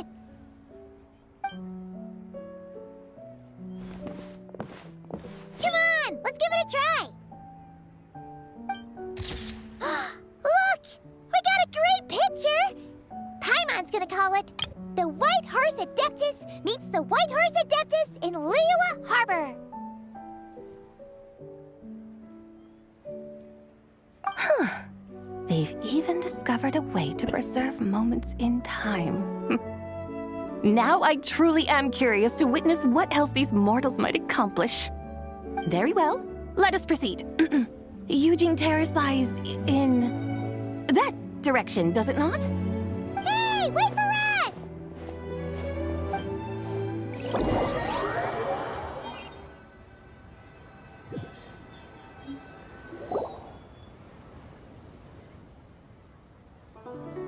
Truly a marvelous view if ever there was one. It seems the charm of this Liyue Harbor is only heightened by the sun's dying light. And soon, people will start releasing their Xiao lanterns to mark the most important day of the year. Practically everyone will be with their friends and family, eating a big meal, chatting, and even setting off fireworks. Trust Paimon, it'll look even more amazing then. What do you say? Want to stay to see that? No need. Let us bring this weary day to a close. Weary day? You mean you didn't enjoy your tour? I had imagined you would arrange for me to witness some grand spectacle. Perhaps the descent of divine beings, the manifestation of the sacred before mortal eyes, or the appearance of a selfless hero come to aid the helpless and downtrodden. Or, should that not come to pass, then at the very least spend a little more coin. For that, it seems, is how one finds true enjoyment. Alas, but there was none of these. Instead, we merely filled our bellies, listened to tales, and gazed upon a crude imitation of my likeness. And now the sun begins its descent. What a day of quiet tedium. Well, we're so sorry. If we'd known that was what you wanted, we'd have done it all differently. It's all that Zhang Li's fault for not making the customer's requirements clear. Well, it's too late now. Do you still believe I would part with that soul fragment, now so intertwined with my very being? But...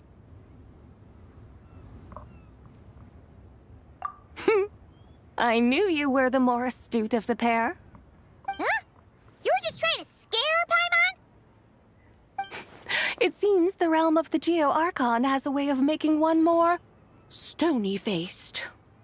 So, you were just pulling Paimon's leg? Of course.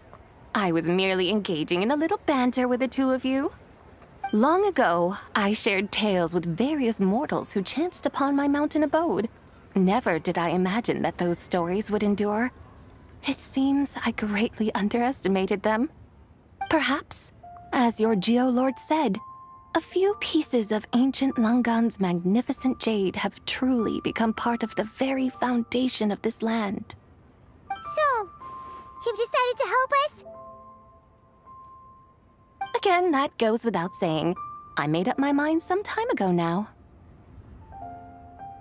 When I beheld a rather intriguing scene as I set foot in this city, I saw porters passing through the alleys, setting down heavy wooden crates from their weary shoulders, peddlers pushing carts as the kites and lanterns upon them rustled gently in the breeze. I saw cooks cooking, actors acting, scholars reading, soldiers marching, children playing, elders resting, officials officiating, and the common folk absorbed in this or that, reveling in the simple joys of life. Some, it seems, have already found that which stirs their hearts, while others continue to fret, troubled by uncertain futures.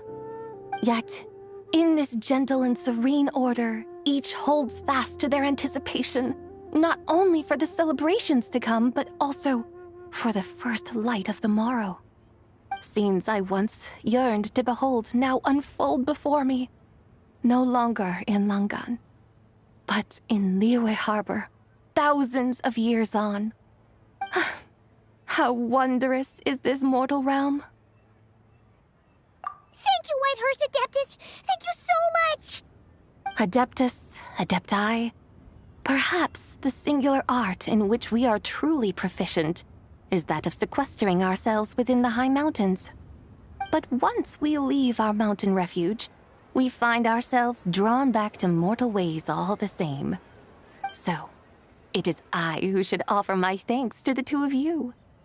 Traveler, Paimon, you have made this day more delightful than any I've known in a long, long time. Come now, and take what it is you need. You mean, like, right now? But don't you think we should wait for Zhang Li? That won't be necessary. All things shall meet again in their time, for the waters know no rest, and the flowers their appointed season. One need not fear that life is but a journey of goodbyes.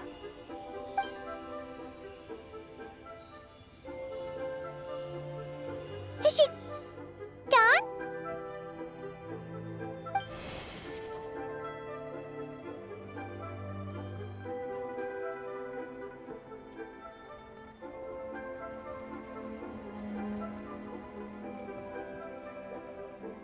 Yes, she's gone. A deadly self is formed from the body's impure vapors, so naturally it cannot survive long in this world.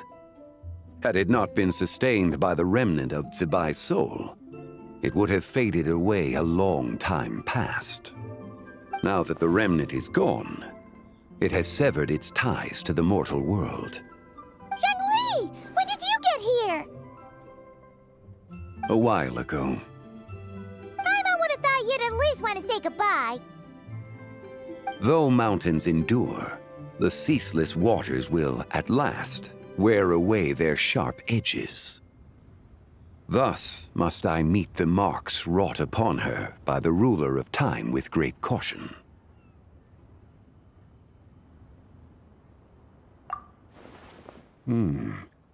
It may be goodbye for now, but someday we will meet again. Really? And when might that be? Who can say for sure? Years and years from now, perhaps. Or maybe tonight, at the Lantern Rite. Are you saying that if the White Horse Adeptus were to be resurrected, she'd still have the memories of the 3 deadly selves? That she'd still remember us? We will find out soon enough.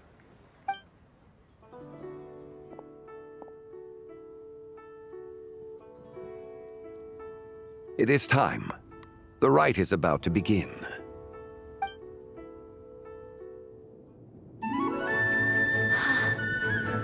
The rite is about to begin. Is the moon really gonna disappear? Got your lanterns ready, everyone? All set. Might be about time to put eyes to the sky. Wouldn't you say, Tianchuan? Look!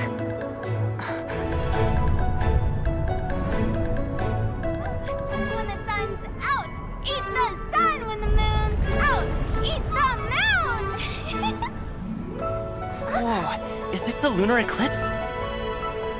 Under moon eternal, in radiant night, a maiden grants silk, soft and light. Under moon iridescent, in night divine, a maiden grants fiber for cloth For so you. fine. Under moon of frost, in night so great, a maiden grants tools to divine our fate. The fields are plowed, the seeds are sown, and from the earth, life is grown. The seedlings stretch, the crops do rise, and all unfolds before our eyes. Fruits are gathered, sweet wine is poured. These gifts we offer to our Lord. Pure as heaven, so fair and bright, she shines as light in this dark night. And with her does this, wish take flight.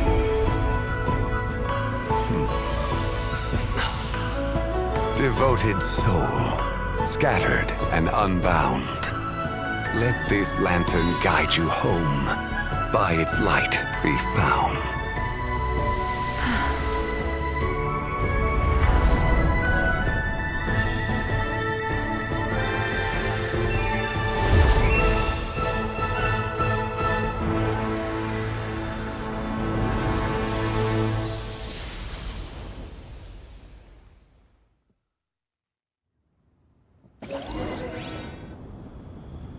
Did we do it? Do we finally get to meet the real White Horse Adeptus?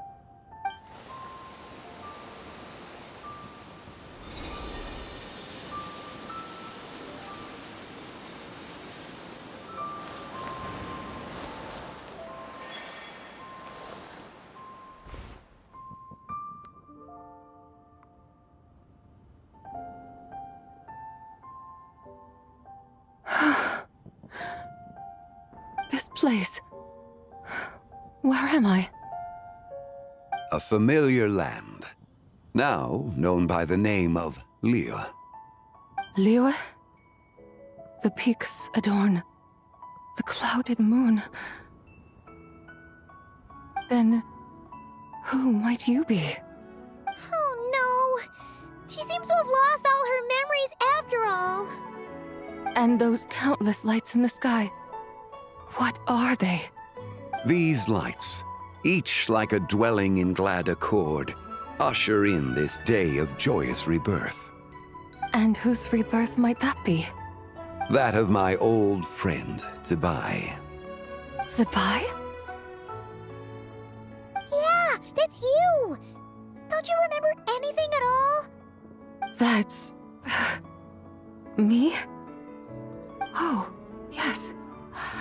The envoy of the Lunar Palace. My name is Zibai, indeed. Then you must be... the Lord of Geo, Heaven's Star. Many years have passed since we last saw one another. Zibai, my friend, welcome home. home. But why does this place, this Liyue, feel at once so strange and yet so familiar? Who you are? Who are you? Ah, yes, I remember now. You are that young wushu dancer, the one who seeks disciples. How fares your quest for disciples? It must have yielded a truly prolific body of students by now, I trust. Hey, you've got it all wrong! You're talking about gaming! But I could have sworn... Oh, that's right. You're that impudent blonde youngster who kept meddling in my affairs. And to think you even had the audacity to presume yourselves worthy of being... What was it again? Ah, yes, of being my guides. How very wonderful to see you again, my most faithful and beloved guides. I trust all has been well in my absence? Well, she finally got it right. But that sudden mood swing felt even weirder. It's like her head's packed full of slimes. It is possible that her cells have not yet settled. After all, they've only just been brought back together. It may be some time before she fully recovers. Huh? You mean, kinda like she's still half asleep? That I cannot say for certain. Perhaps a few days, perhaps a few years. What? A few years? Mortal years are but a poor measure when divine beings tread the realm of dreams. Well, if you say so. Anyway, at least she's whole again, right? That already seems like a pretty good outcome to Paimon. Yes, there is little cause for worry. We need only wait and let time take its course. Say, what are those little creatures over there up to? Celebrating Lantern Rite, of course. And those lights up in the sky? Those are all Shao lanterns. This year, each and every one of them carries a little wish inside. Lantern Rite.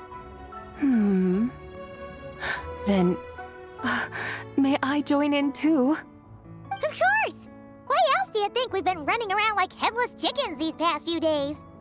Tell you what, Traveler, why don't we take the White Hearse Adeptus out to celebrate? Who knows? Maybe seeing some familiar faces might help her find her feet? Hey, Zhangli! You've got some time on your hands now, right? Why don't you come along with us? By no means a bad idea, Paimon. Oh, and Sabai, before Paimon forgets, when we meet the others later, remember to wish them a happy Lantern Rite! Happy... Lantern Rite? Happy Lantern Rite! Yes! Happy Lantern Rite indeed. Well then, let's go!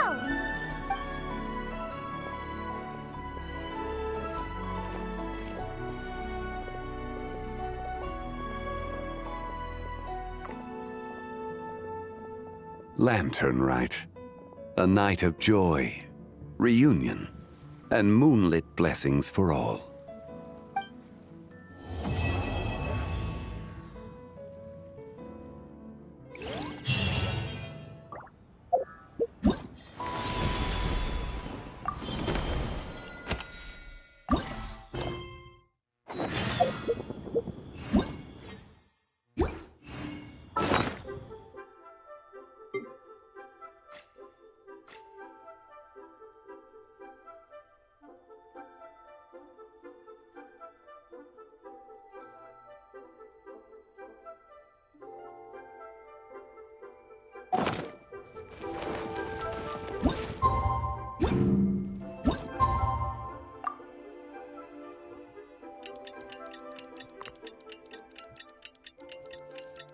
I'm gonna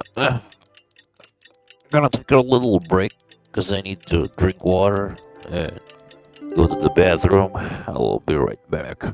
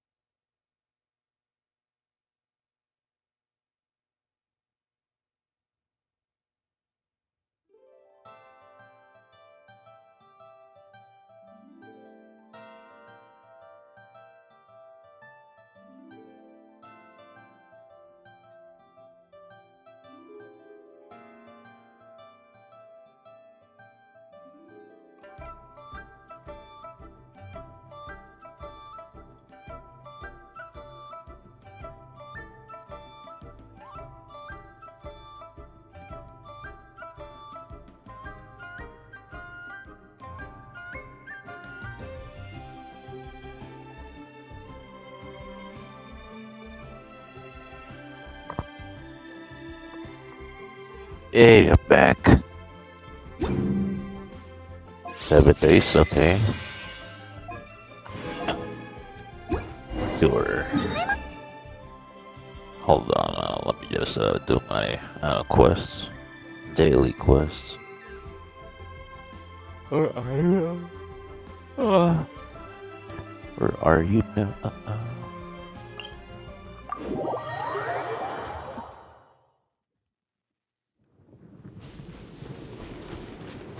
Quick as a flash!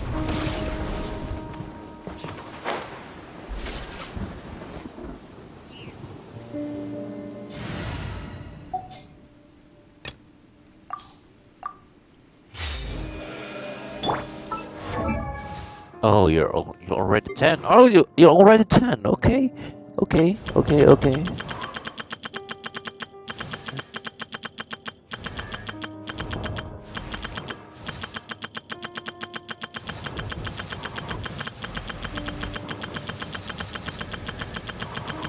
Okay, you're already 10, huh? Okay, okay, let's go.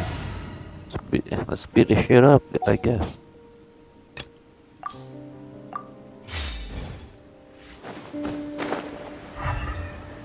Transport balloons.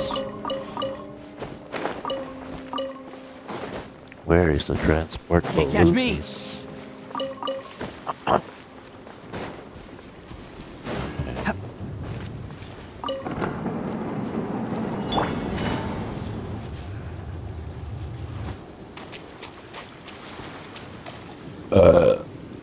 Okay, where the hell should I? Another test. Quake! This is order! Bam! That tingle?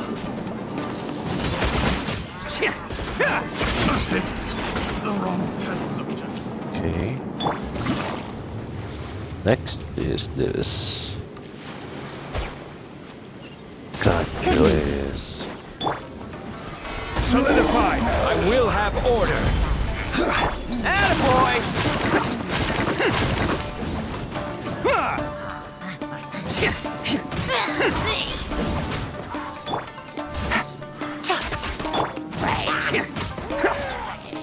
Huh? Why do I have the... Gather!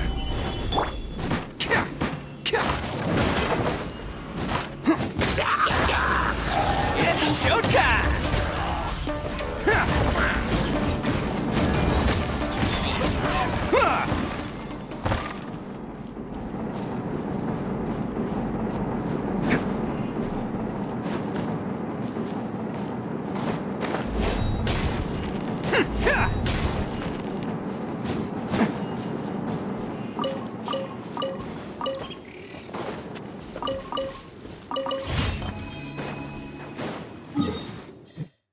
Okay, there's another one over there.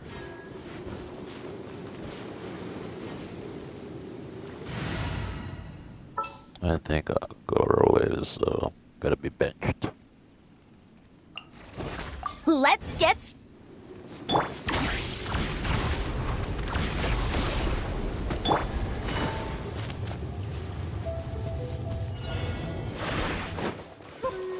Hey, Jojo, save those taking supplies. Take it easy. Supplies. Oh, you mean this? Okay.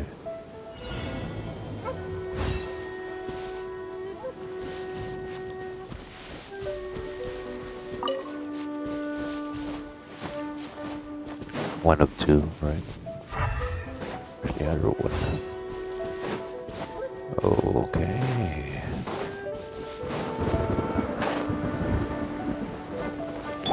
Quick as a flash!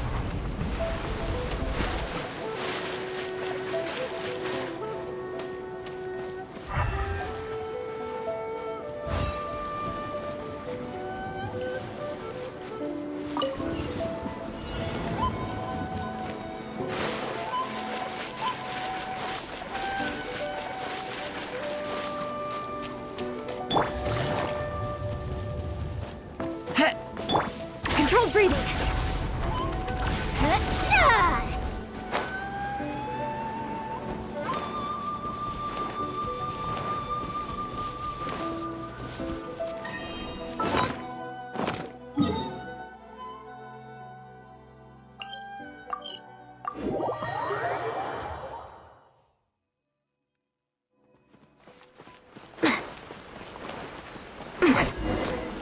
Where's the other one? Dude, where's the other one? We've done 2 of them, right? Huh?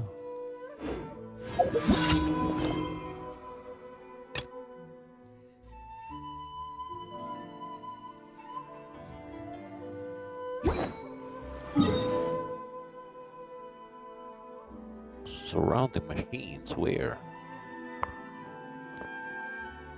Surrounding machines, where is that? Okay, it's over here.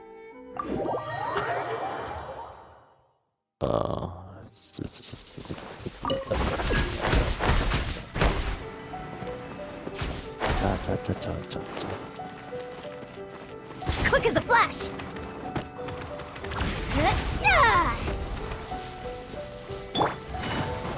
Oh, fuck.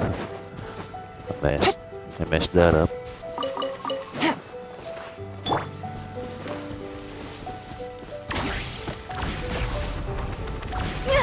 Keep pushing. Solidify. Order guide you. Who wants some of this? Let's roll. Ha!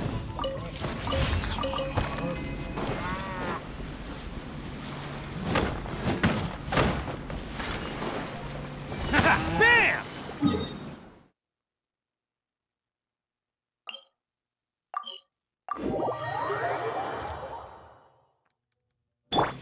Controlled breathing.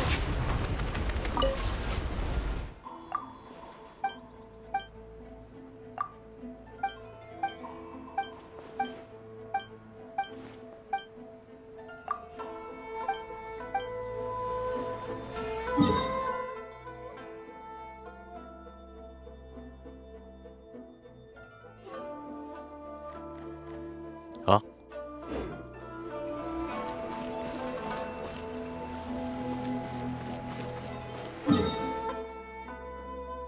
Oh, what the?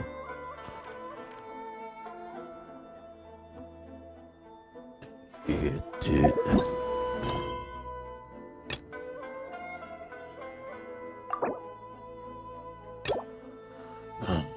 Okay, it looks like because of the main quest. I see.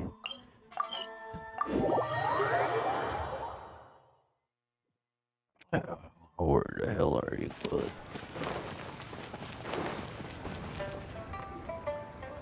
Oh, looks like Zhangli hasn't stopped by for tea today. Hey, are you two looking for your friend? Try going up that way. Is Zhangli up that way?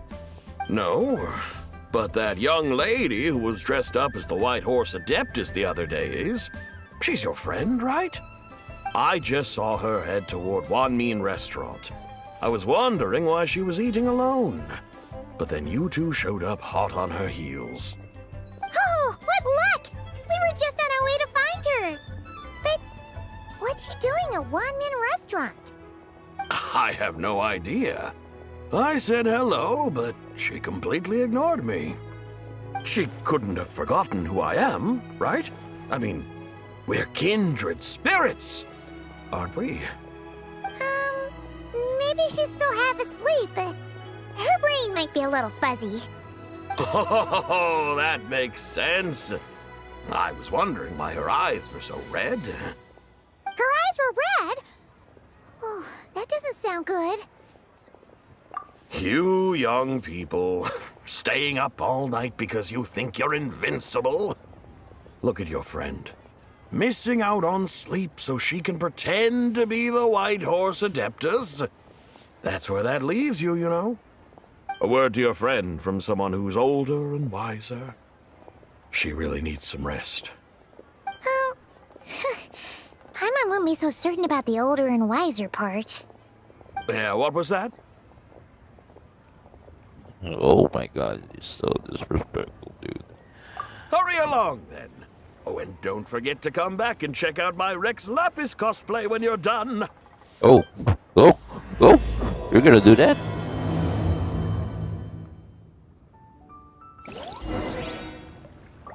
For real?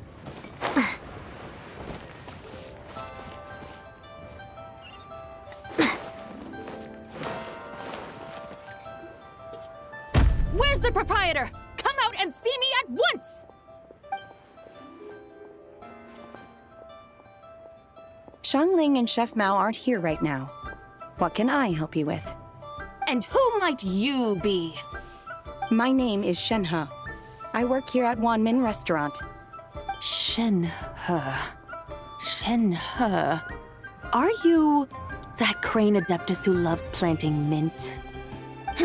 It's been a few days. Have you improved your gardening skills? Did you manage to cover the slopes with mint? Mint? I don't know anything about mint. But I am familiar with genshin and glaze lilies. Ha! Already casting mint from your mind! How can a practitioner of self-cultivation be so fickle, chasing after every new plant that catches their eye? I'm not sure I get what you mean.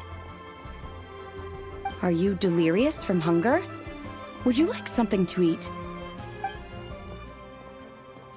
Shenhe! Whitehorse, Zabai! So this is where everyone is! Traveler, Paimon. It's been a long time. Happy Lantern Rite. Happy Lantern Rite. Is this customer a friend of yours? Don't mind her, Shenhe. She's just a little cranky because, she didn't sleep well last night and she's only just woken up. Look how red her eyes are. I see. In that case, Miss Zabai, I have a tonic here infused with genshin. It's cool and soothing when applied to the eyes. Would you like to try a few drops? Stop right there! Who are you two noisy children? Hey! Have you forgotten about us already? Guides. Yes, I seem to recall something about some guides. Ah, yes, now I remember. What luck! I was just looking for someone to show me the way to Elong Wharf. Huh! Is she starting to come around? Someone requested my help in purchasing some tea leaves. I was informed they have discounted prices during the festival and that I shall get a good deal there. Tea leaves? This sounds like Zhongli's doing. He sure knows how to get people running errands for him. Your friend Rex Zhongli initially requested the most expensive tea, but then a young lady in a hexagram hat mentioned he'd burned through the Wangsheng Funeral Parlor's yearly expenses at an exhibition a few days ago. As such, he is only permitted to buy items that are discounted this month. Oh, that's his boss, Hu Tao. It's about time she realized the problem and put a stop to his spending sprees. Oh, I see. So that's why you're here. Unfortunately, Wanmin Restaurant doesn't sell tea leaves. If you're truly in need, I could gather some wild tea from the mountain slopes.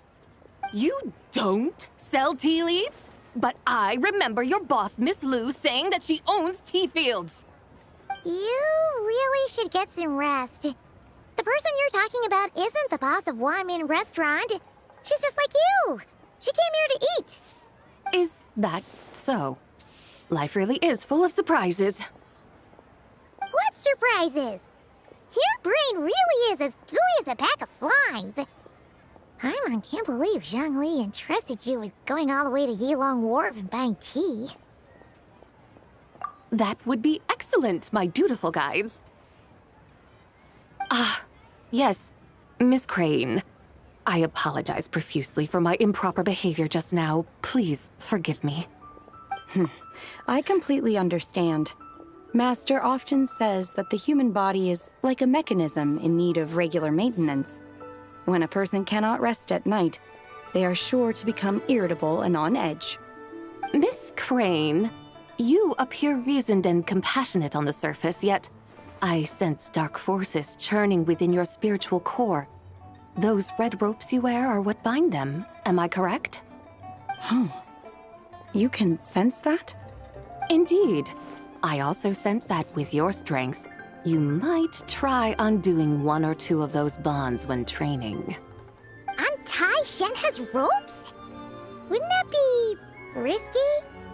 Though the use of red ropes to bind the soul is a wondrous technique, practitioners must eventually learn to break free from external aids and look within themselves for restraint. Master has told me similar things, but I am not ready yet. Your self-cultivation has progressed far enough. Then I will seek further guidance from my master.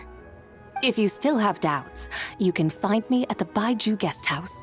I'll be taking up residence there for a while. For now, my dutiful guides, let us be off.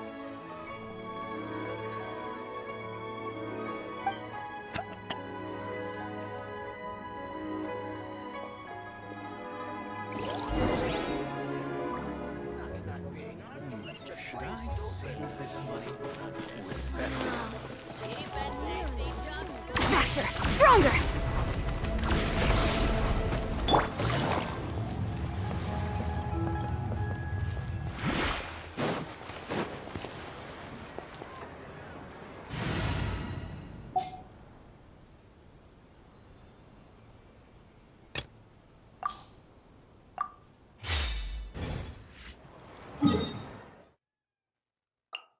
Oh, that is so far away.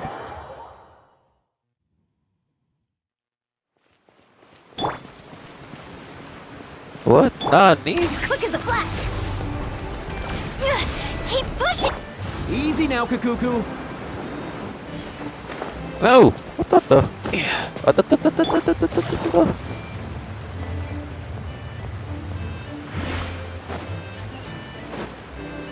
Faster! Stronger! What?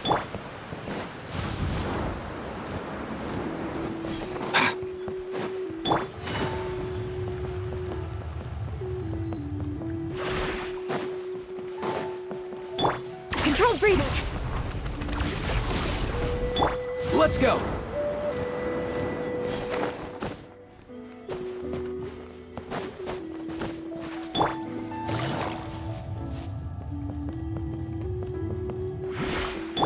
Quick as a flash! Want a taste of my hammer? Up and away!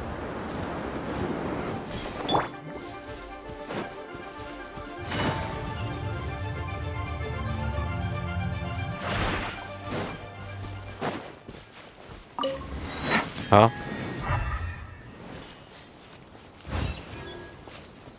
Can I?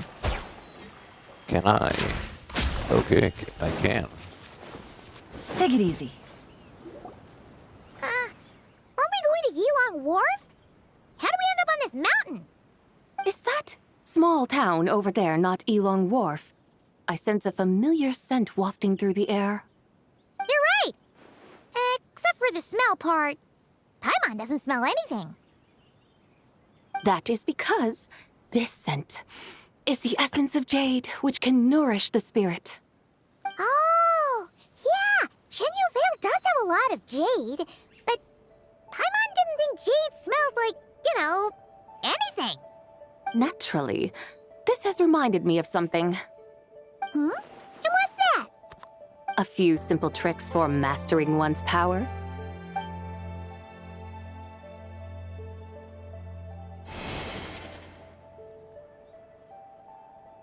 What is that thing? I'm sure you've been to Elong Wharf many times before, but I wonder if you've done so while cruising through the air. You've been such dutiful, dedicated guides, so allow me to offer this fresh experience as recompense. Please step in.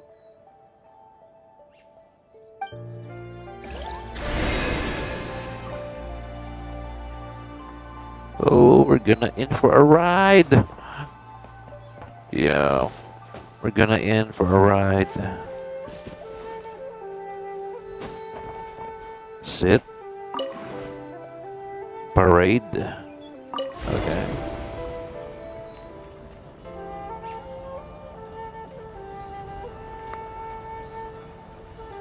This is amazing! Paimon feels just like an Adeptus flying through the sky. What is this thing? I created it from my memories of the chariot of the Lunar Palace. Many years have passed since I last laid eyes upon it, so there may be some discrepancies. Nonetheless, it is functionally much the same. A lunar chariot? Wow! Paimon never imagined she'd get to ride in one! So, Bai, does that mean you used to work on the moon? Work. That's an interesting way to phrase it, though I suppose you are correct. I was once an angel, a member of a race tasked with guiding humanity. Then, graced by serendipity, I became a moon envoy. Huh? What's a moon envoy? Some kind of super important angel? As you would understand it, a moon envoy is a job title. Any angel, or non-angel, can become a moon envoy. Does that mean you're not the only one? Of course not. Though my memories are still hazy, I vaguely remember some of my colleagues. There was one who liked to take on the form of an ibis. An ibis? Could it be... Can all moon envoys turn into animals? Does that mean Lauma could take that job? She can turn into a deer, and moon chanters are some sort of Luna envoy anyway, right? Moon chanter? I have no idea what those are. Oh, okay then.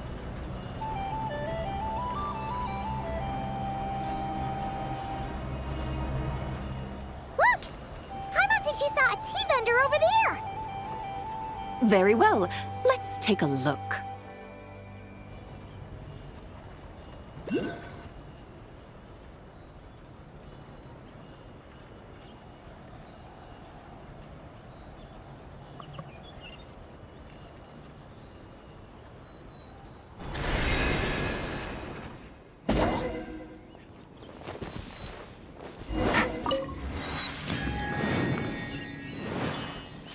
Okay, looks like we're done. Let's go to the dailies first, so I can finish it. No, sorry for stepping on your food, Chef Now.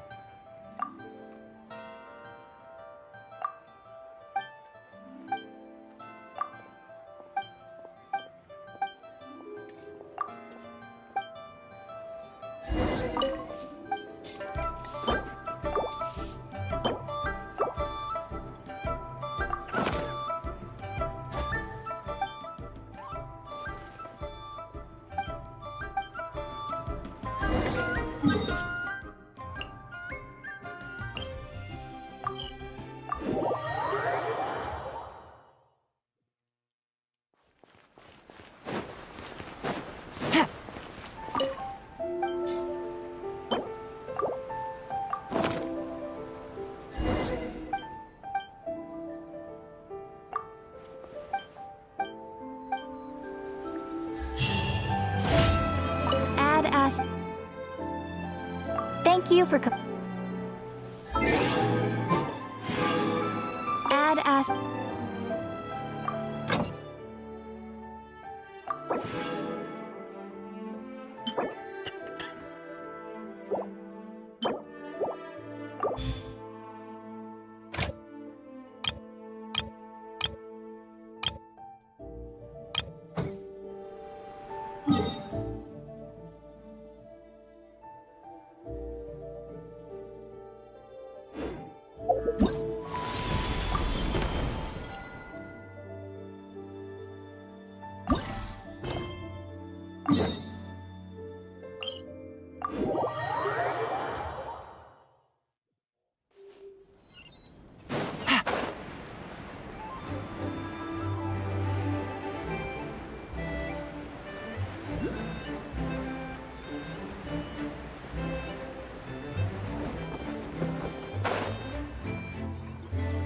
Welcome, please have a look around. We only sell teas of the finest quality sourced directly from Chaoying Village. Right now we're offering a special discount for Lantern Rite. Look over there! Discounted tea!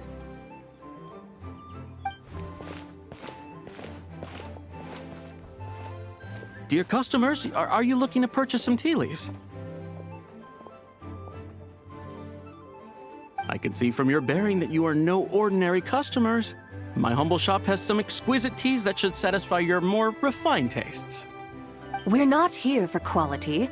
We're looking for a discount. A discount? Well, that's a coincidence. Our Sunglaw tea is on sale right now. A special festive offer. Something about the name of that tea sounds familiar to Paimon. Buy 3 boxes of Sunglaw tea during the festival to get 10% off. Buy 4, get 20% off. Buy 10, but... That's right! 10 boxes at half price. Have you been to our shop before by any chance? Oh, Paimon's definitely heard this spiel before. 3, 4, 10, 10, 20, 50. Zabai, what are you muttering about? When purchasing 3, 4, or 10 boxes, the corresponding discounts are 10, 20, and 50%. The intervals between the two sets of numbers are 1 and 6, and 10 and 30. Look! Her eyes turned blue! That's gotta be a first!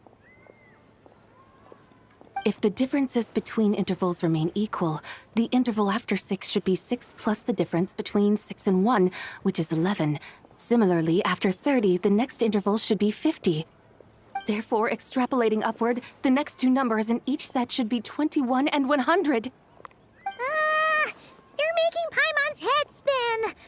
Those numbers, what do they mean? They mean that if we buy 21 boxes of Sunglaw tea, we should get a 100% discount! 100% discount? You mean we'll get them for free?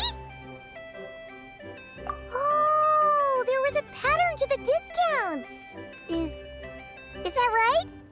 The pattern we speak of is mathematics, little one. A pattern that is always right. That's amazing! You're a shopping genius, Zabai! Oh wait, something feels off here. I had no idea our shop's discounts were tied to the laws of nature. I've learned so much from you, dear customer. No need to thank me. Now, please give us our 21 boxes of free tea. Wait! What's the matter?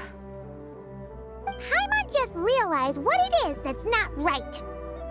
It took you long enough. We got the short end of the stick! Think about it. If we don't have to pay when buying 21 boxes, then if we buy even more, the vendor should be paying us money instead, right? Huh? Hey, Zabai, work this one out. If we buy 100 boxes, we'd make loads of money, wouldn't we? It stands to reason. Wait a moment, dear customers. Don't you think you're haggling a little too hard? You are the one dictating the discounts. We're simply extrapolating the numerical patterns within. As such, we are hardly haggling. You have a point. However, that's right. I'm so sorry. I just remembered. My supplier didn't come today, so we don't have any tea after all. Such a shame. Terribly sorry about this. Awful, awful luck. Where can we find your supplier? Well... Uh-oh. Not to fret. We'll save you the effort and go straight to the source ourselves. Well, you see, dear client, the supplier's discount isn't as generous as ours. You won't be able to get the same price from them. Huh? Does that mean they won't pay us for taking their tea? They might not even offer you a 100% discount. How very unfortunate. Nevertheless, as the original supplier, they must offer some sort of discount. Besides, we're not looking to make money. We just want a good deal. Well, that's great. My suppliers are all tea farmers from Chaoying Village. You can go ask around the village, but please don't say I sent you. Do not worry, we appreciate your generosity. Referring customers to your business partners, even choosing to remain anonymous, the demeanor of a true gentleman indeed. Your business will surely prosper. I hope you're right. Then let us head to Chaoying Village. Do you know the way, my guides? Of course! Just follow us!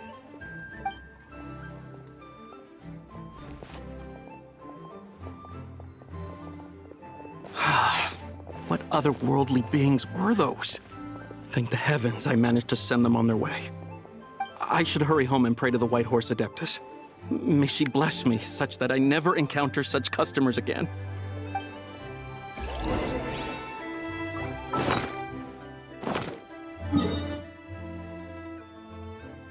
Oh, yeah.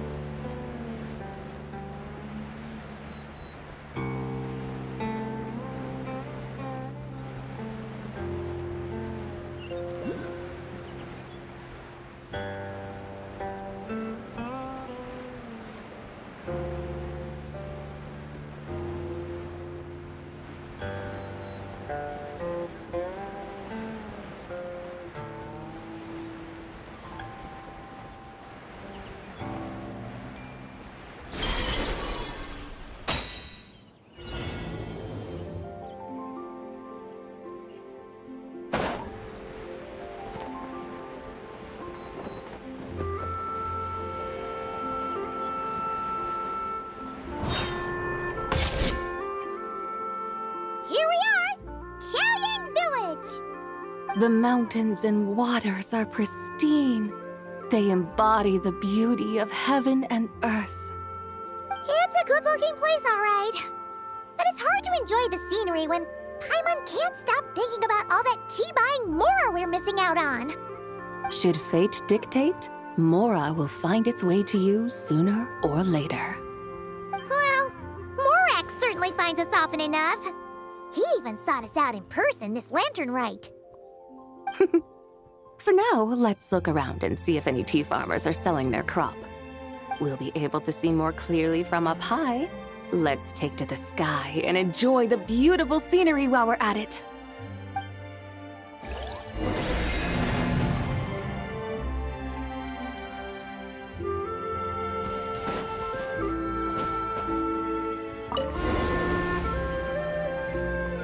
Oh my god, I'm standing. Oh. Wow! Shit. Chaoying Village looks beautiful from up here. Indeed, the houses here are quite different from those in Liyue Harbor. They follow the natural contours of the mountains, forming unique, elegant structures. Yeah, it's super beautiful. The white walls and dark tiles frame the emerald waves of the terraced fields, while the curved eaves and tall gateways juxtapose each other with grace. It's almost too beautiful to be true. The crowing of roosters and barking of dogs, the calls of farmers working the fields, a vibrant pastoral chorus overflowing with earthly vitality. Yeah, it's incredibly beautiful, huh? Have you studied the linguistic arts by some chance? Huh? Your vocabulary for beauty seems rather constrained. Paimon knows how to say pretty as well. I see. Now then, let's take a look around and see if we can find any farmers selling tea. Look! There's someone in that tea field! And they look kind of familiar. Wait, is that Lu Xiang. And who is that? Oh, you'll remember her once you see her up close.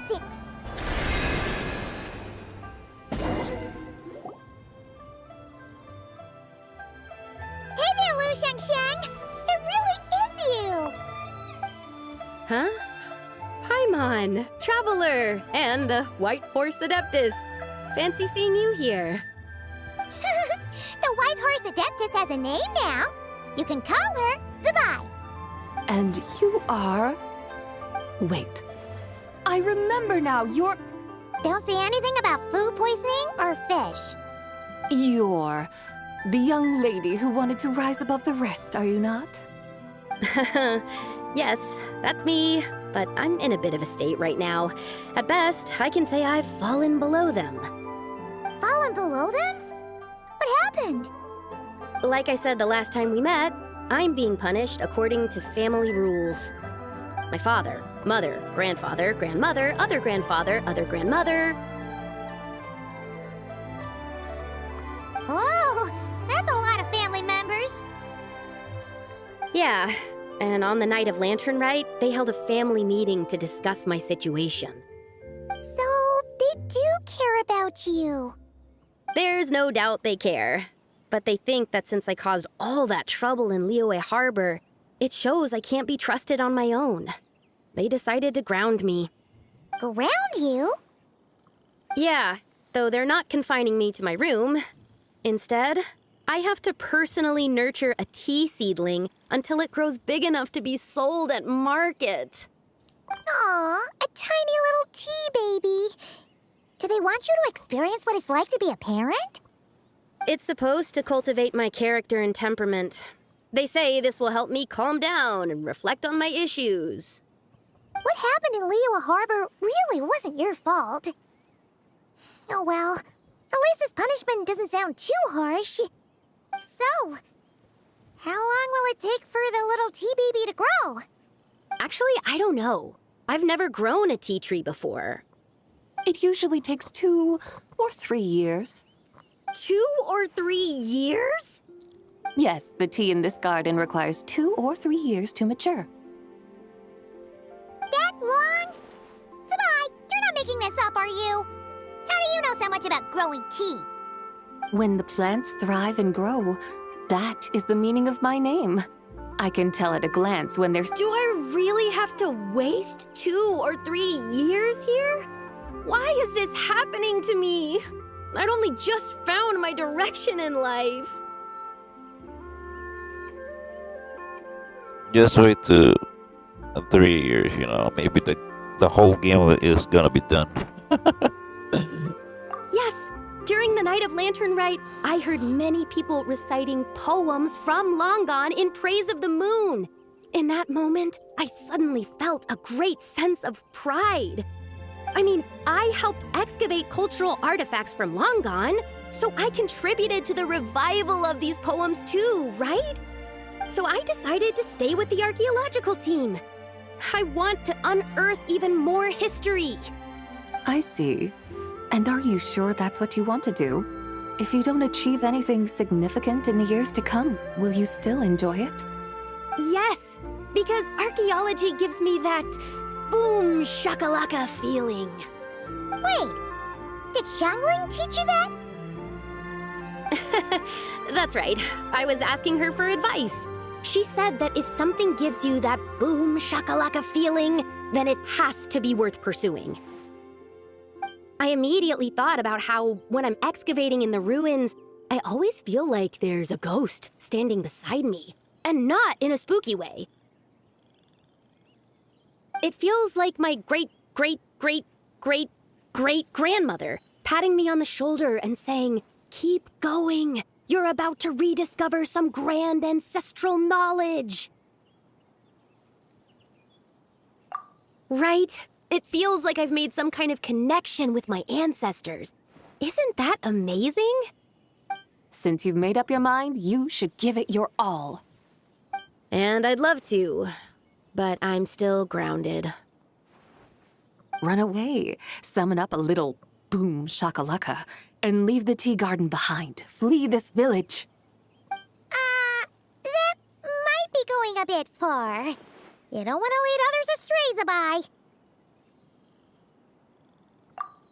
Yeah! Tell them about your great-great-great-great-great-grandmother. She must be the most super-duper ancestor to have ever risen above the rest, right? I'd be better off telling them about the White Horse Adeptus. After all, she's the supreme riser above the rest who saved my great-great-great-great-great-grandmother. Then it's settled. Tell your family that your decision has my blessing. Thank you, Tsubai, but I don't think cosplay is going to work on them. They won't listen. They don't need to listen. You need only follow the rules they've set out for you. What do you mean? As I'm sure you know, some ancient texts refer to the White Horse Adeptus as the Daughter of Time. My family history contains such records, but what of it? If the White Horse Adeptus were to manipulate time to make your tea seedling grow overnight, then you'd be free, correct? Is that how it works? If the White Horse Adeptus were to really get involved, my grandfather would let me leave right away, but who really believes that she'd show up and help? It's not as if you have any other options. Why not try calling out for help? It won't cost you any more. Guess I might as well. I've got no better ideas anyway. White Horse Adeptus, if you can hear me, please save me from my predicament!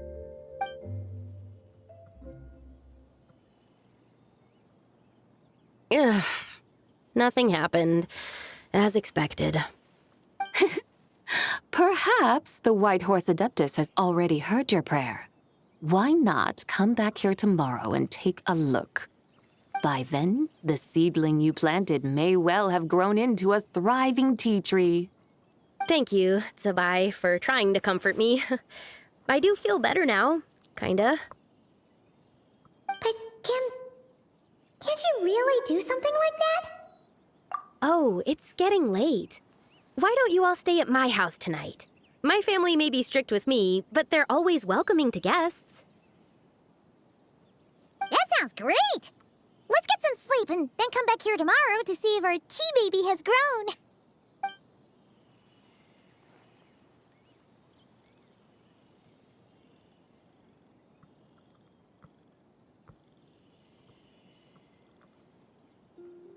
Oh, the tea tree! Whoa! Your tea baby is all grown up! Indeed, it has grown into a mature tea tree that can stand tall in the face of wind and rain. How is this possible? It must be the work of the White Horse Adeptus. Her prayer must have moved her. Are you sure? Perhaps she heard your prayer and chose to answer the call. She once saved my great-great-great-great-great-grandmother. This time, she saved me. That's incredible! Your family must be blessed by the White Horse Adeptus. I guess so. I need to tell everyone the news right away.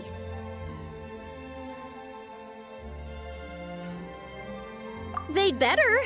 Since this is the will of the White Horse Adeptus, I don't see how they could object. Go!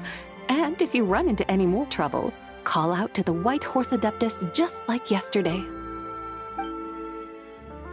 Thank you so much! Paimon really thought you were going to use Adeptal energy to make the tea baby grow, Zabai. When an Adeptus exerts effort, consuming their energy, is that not using Adeptal energy?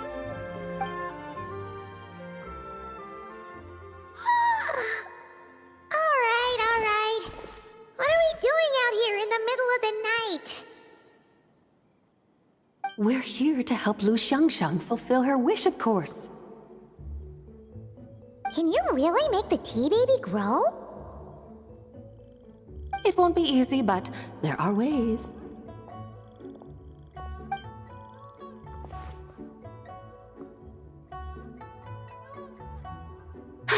There, it's grown.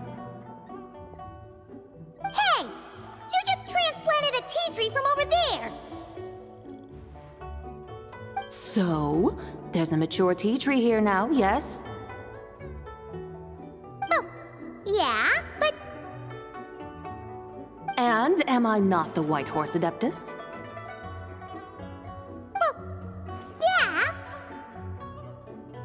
Is this tea tree then not a manifestation of the White Horse Adeptus's will? You're not wrong. But again, there's something not quite right about this. Maybe this will become another mystical Adepti tale recorded in their family history. That would be marvelous. Paimon thinks so too. Hey, Traveler! Sabai seems to be doing much better now, don't you think? Oh! Paimon bets that's why Zhongli chose to send her on this errand. That's a great idea! We've already shown her Liyue Harbor, Yulong Wharf, and Xiaoying Village. How about we head to Qingce Village next?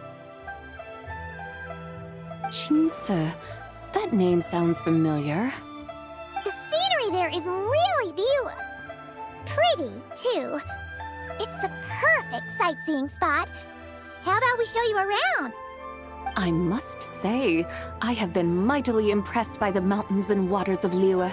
Please lead the way, my dutiful guides. Alright, let's go!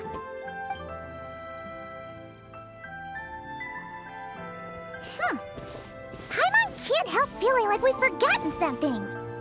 Pay it no mind. I've already forgotten more than you will ever know. The tea leaves. Alright. If we forgot something, it can't have been that important to begin with. Qingce Village, here we come!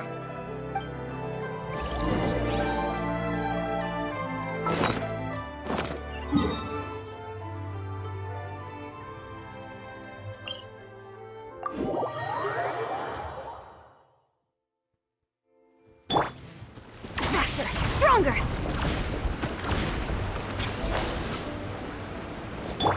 Let's go!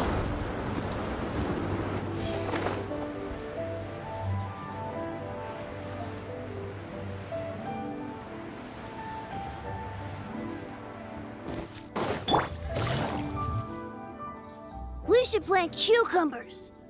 We should plant canolas! We should plant cucumbers. They're easy to sow. We should plant canolas! The flowers are pretty! What are you arguing about, little ones? We're deciding what to plant in our field once Lantern Rite is over. Yeah! Dad gave us a small plot of land to grow our own crops. He said we can keep all the more we get from selling them. We should plant cucumbers, right? Dad plants cucumbers every year. We should plant canolas! We can press the seeds for oil! It smells good and sells for a good price. Ah, an agricultural debate. This should be easy to sort out. Granny, are you a farmer? Could you tell us what to do? Granny? What did you just call me, you rapscallion? Oh no, her eyes are gonna turn red again. It's just... my granny smells really nice, and you smell nice too, so... Sorry. How about we call you Auntie instead? Auntie? Oh, all right. Big Sis Sabai, can you help us decide whether we should grow cucumbers or canolas in our field? You little rascals! Using priceless land like this just for cucumbers and canolas? What a waste of heaven's gifts! Huh? What should we plant instead? With the coming of spring, when all things awaken, the fields should be sown with the 5 grains. What are those? The 5 grains are life's staples, the heart of the people's table. I notice the people here mostly eat rice, so that is where you should begin. Based on the local climate and soil, seedlings planted in mid to late spring should produce mature grain within 2 or 3 months. When autumn comes, you can plant a second crop, with time still to harvest it before the first frost. The rice you harvest can be sold at market or kept in your stores. It's a far better choice than cucumbers or canolas. Oh, but Big Sister Zubai, I like canolas. That's no issue. It is unsuitable for continuous cropping in any case. You can rotate it with rice to maximize your yields. After the second rice harvest, around wintertime will be the perfect opportunity to sow their seeds. And when they mature in mid to late spring, you shall be just in time to sow the first rice crop of the year in turn. This way, your field will sustain balance, rice and canola in a harmonious cycle. Wow, that means we'll have crops to harvest all year round. Wait a minute! If rice and canola take up the whole year, what about my cucumbers? A firefly dares rival the brilliance of the moon? In what twisted universe should cucumbers vie for land with rice? Big Sis Zubai, you're going to hurt Lil Bee's feelings. Auntie hates cucumbers.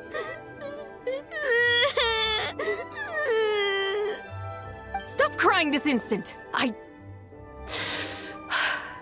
I meant that cucumbers are simple enough to grow. There's no need to devote a whole field to them.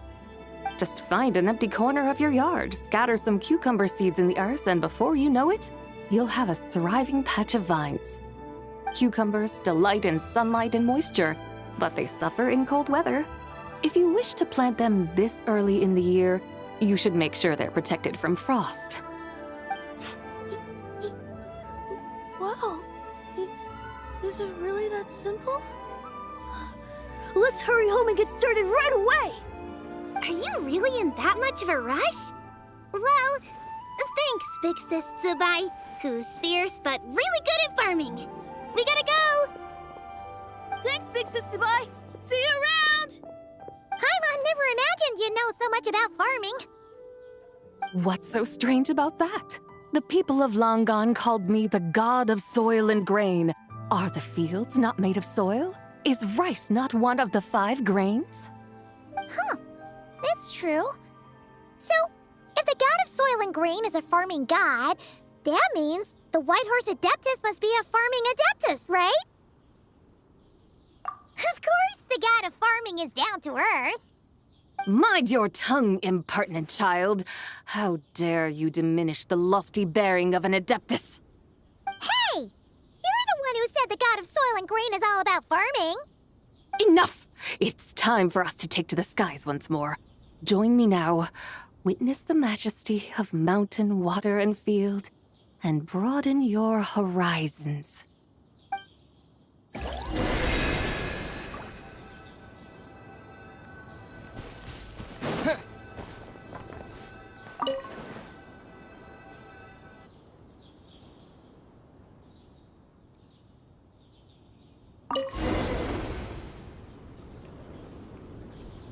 Wow! The terraces look so pretty from up here. The mountains tower like pagodas, the hills coiling at their feet like shells. Layers built upon layers, rising and falling in harmony. A truly unique and mesmerizing sight. Thinking about it, you have a special connection to this place, you know. A special connection? Yeah! There's a local legend about a white horse leaping from a pure spring to follow Rex Lapis into battle. Don't you remember? You must have been living in seclusion around here. That does sound somewhat familiar. Oh, and if we keep going up this way, we'll reach a super-duper spooky spot. You might have a connection to that place, too. There's an ancient array that seals away the remains of a fallen god. A god's remains? Yeah! The people of Liyue turned that story into an opera called The Sanctification of Tao Do. Does that ring any bells? Tao Do. Huh. The 7 and 8 gates array. That's right! That's right! You do remember! Puna, the god of the underworld, who could pacify the forces of life and death. Huh? So, Tao Do had another name? Let's go take a look.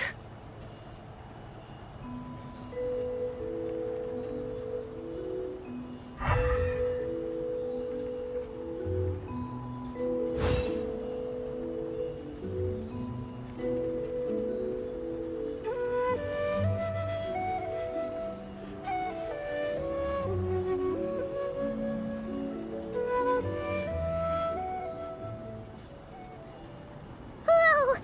We've arrived at Wulong Hill. The atmosphere just turned spooky. I can't help but feel there's something strange about this friend you haven't seen in ages. Huh? Paimon thought she heard someone's voice. Let's head down and check it out.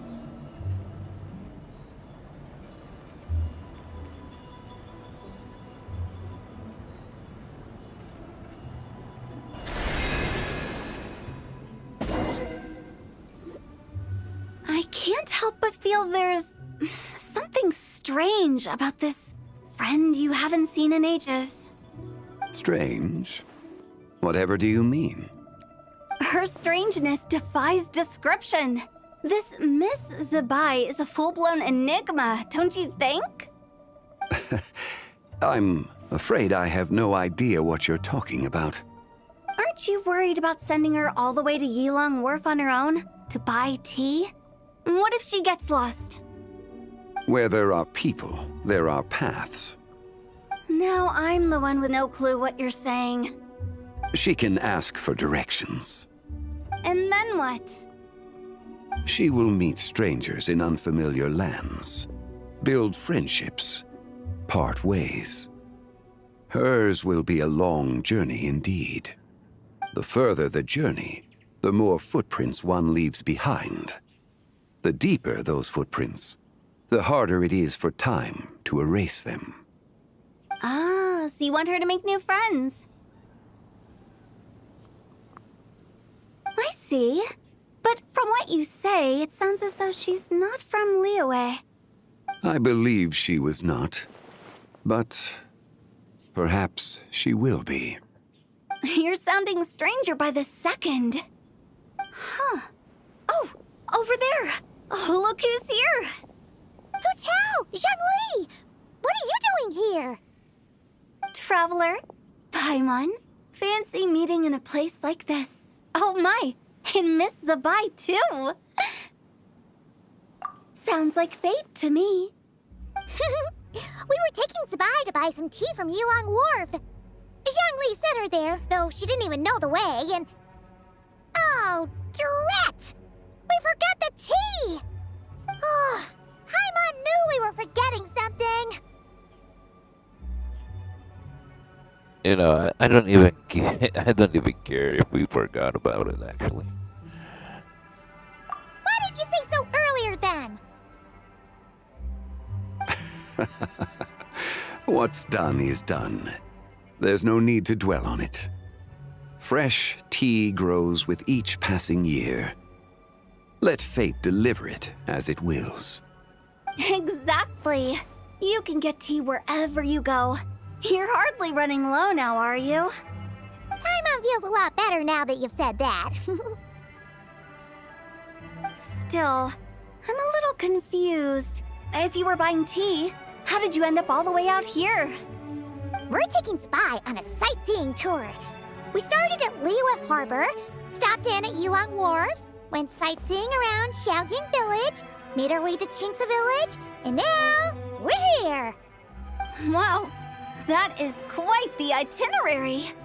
Yeah, actually, Paimon thinks it's about time we headed back.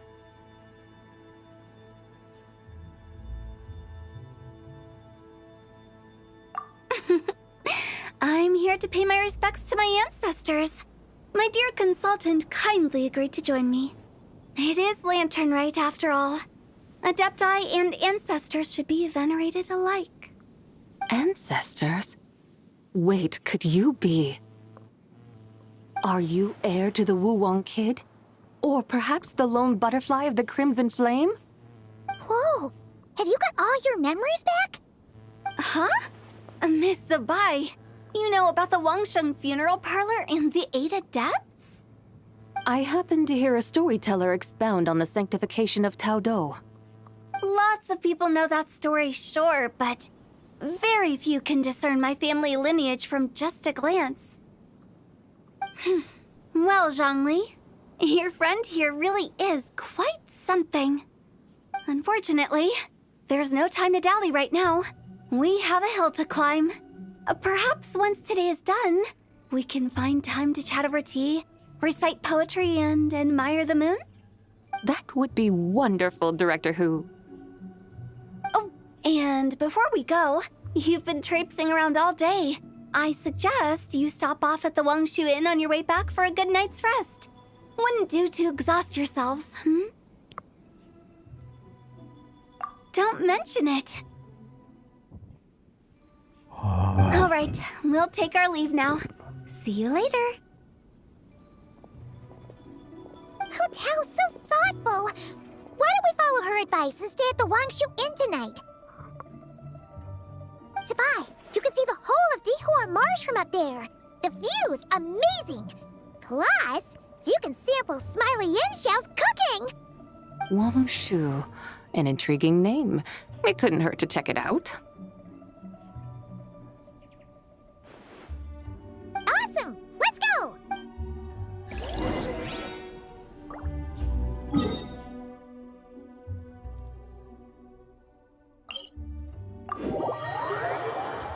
This is taking so long, my dudes. Bruh. Keep pushing! Easy now, Kakuku.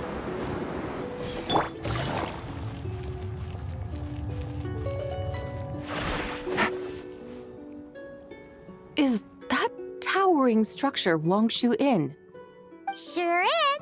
We can take the lift up from over there. Always walking the path long trodden. Does retracing others' footsteps not tire you? Come on, get in. We'll fly to the top.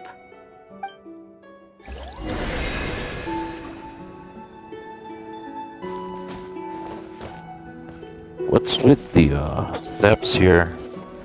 Damn, already it's already prepared.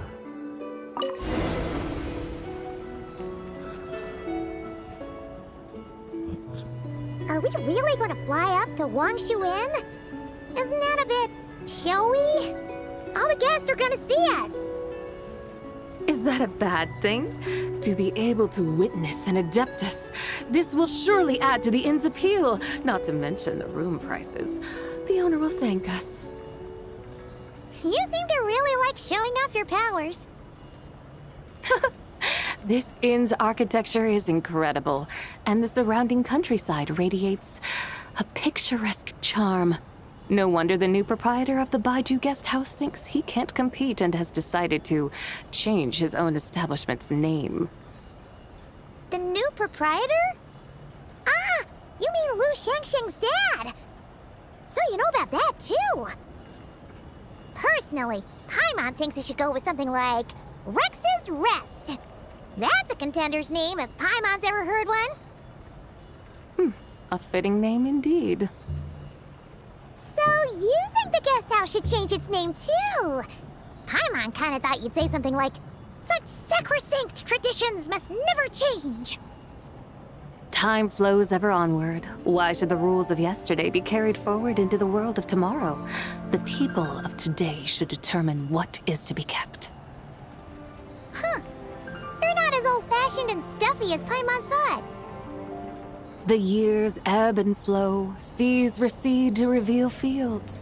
In the vastness of time, I am but a wild horse in a boundless sea of dust. Even Rex Lapis, having waded through the waters of the river of time, is not quite the same as before. Zhongli? What was he like before? That is another story for another time.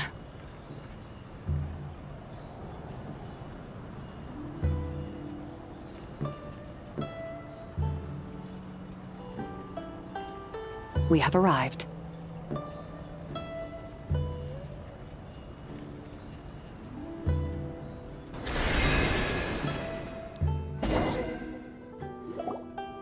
Whew. This is the first time Paimon's ever flown up to Wangshu Inn on a chariot. Everything's so different when you're up high.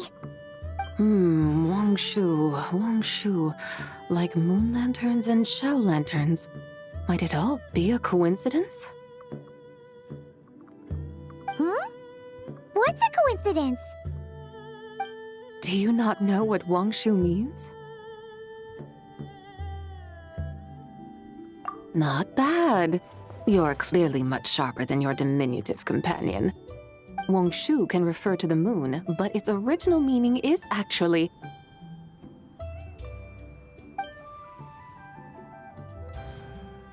the goddess who rides the bright moon's chariot. And you must be the conqueror of demons. Xiao! Paimon was wondering if we'd disturbed you by flying down from the sky. Not at all. I sensed an unusual presence long before you arrived, though I didn't expect it to be you in a flying chariot. Ah, a witness at last. I was starting to think we should fly a bit lower. It would be awfully dull if no one ends up marveling at my lofty bearing.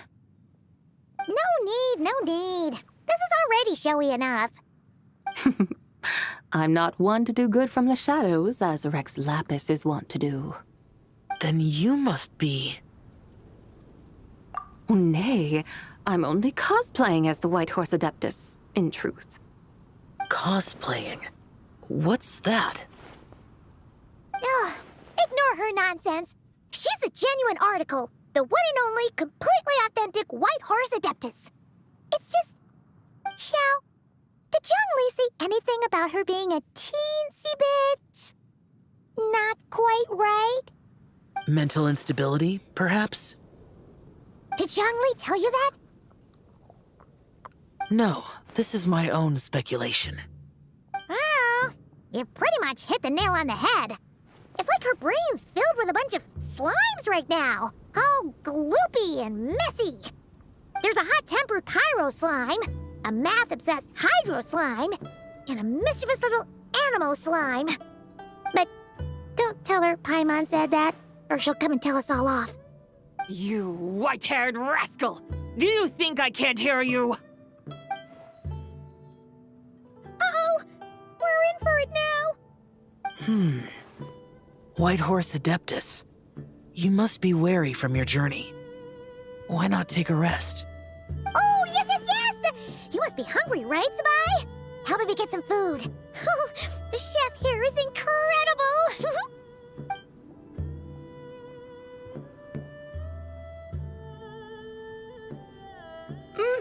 It's so hot! So spicy! Are you okay? Do you want Paimon to get you some water? Don't worry about me. I just need to pace myself.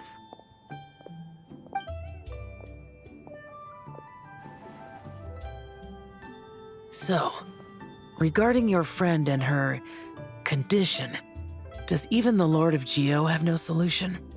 Zhongli said we should wait and she'll get better on her own. But who knows how long that's gonna take.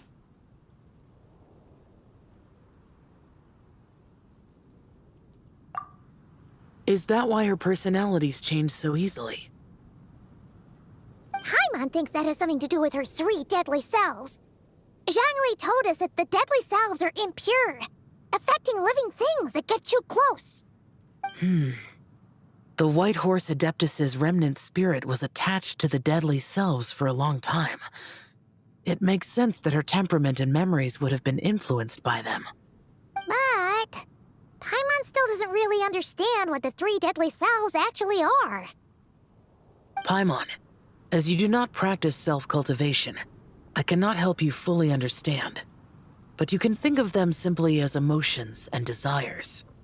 The act of severing the 3 deadly selves is a means of exercising wicked desires and cultivating one's true self. I believe other nations have similar practices. In Sumeru, it is known as shattering Atmagraha.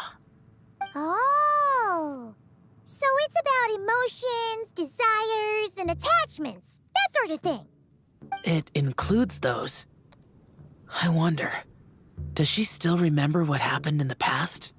Some of it, but right now, it's like she was suddenly awakened. But she's still half dreaming. The half that's still dreaming might remember things, but the half that's awake doesn't quite get it. Conqueror of demons, are you looking to learn about Rex Lapis's past from me? You are an old friend of his, so please, call me by my name. But Conqueror of Demons sounds so much more imposing. In days of yore, he was the Lord of Geo, Heaven's Star. Huh? You said the same thing the day you came back, but what does it mean? I'm afraid I can't remember. Hey, did you really forget? Or are you just pretending so you don't have to tell? Why not ask Rex Lapis himself? Whether I've forgotten might be up for debate, but I am certain he remembers. He must have his reasons for not raising the past, and you likely have similar concerns. I shouldn't have asked. An answer that suits your style, General Elatis. Now that we're on the subject, though, I suddenly remembered something. Which is? In the distant past, there was a feast, which I attended. I faintly recall the Lord of Geo also being present that day. Oh! And then? What happened? Among the dishes served, there was one that could be found in every household throughout Langan at the start of spring. A dish called Flavor of Spring. I suddenly remembered the recipe for this dish. Is that it? Yes! Since it's Lantern Rite here in Liyue, why don't I make some for you to try? That sounds good.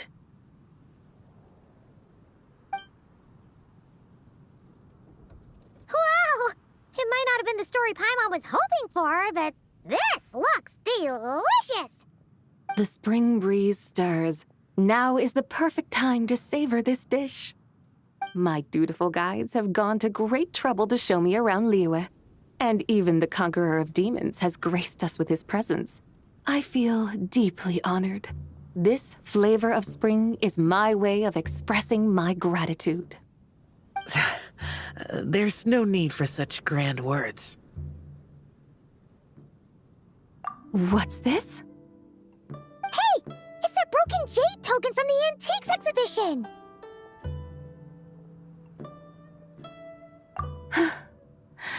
Indeed. This was once an Adepto treasure of mine. I'm amazed it ended up in your hands. Alas, it serves little purpose now in its fractured state. Please, keep it as a memento. Oh, that's a shame. Can't we fix it? This is the way of the world. Once jade is broken, it can never be made whole. Then, what about forging a new one? That is a good point. That it has ended up in your hands must be a message from fate. I could try to craft it into a little trinket for you. One that might prove useful on your journey. Ooh, what sort of trinket? It's just a passing thought, one that will require the right opportunity. I'll think about it more when the time comes. Now that we've had our fill, we should get some rest. Tomorrow we return to Liyue Harbor, where I'll have need of your guidance once more.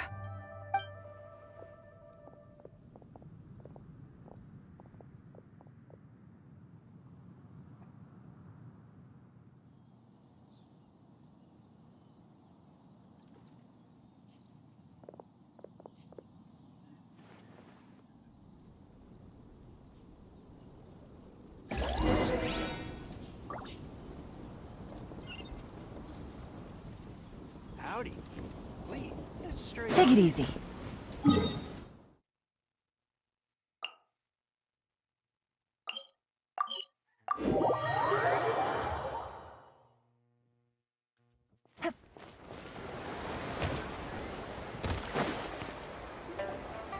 Chi-Chi, the lantern rite is almost over.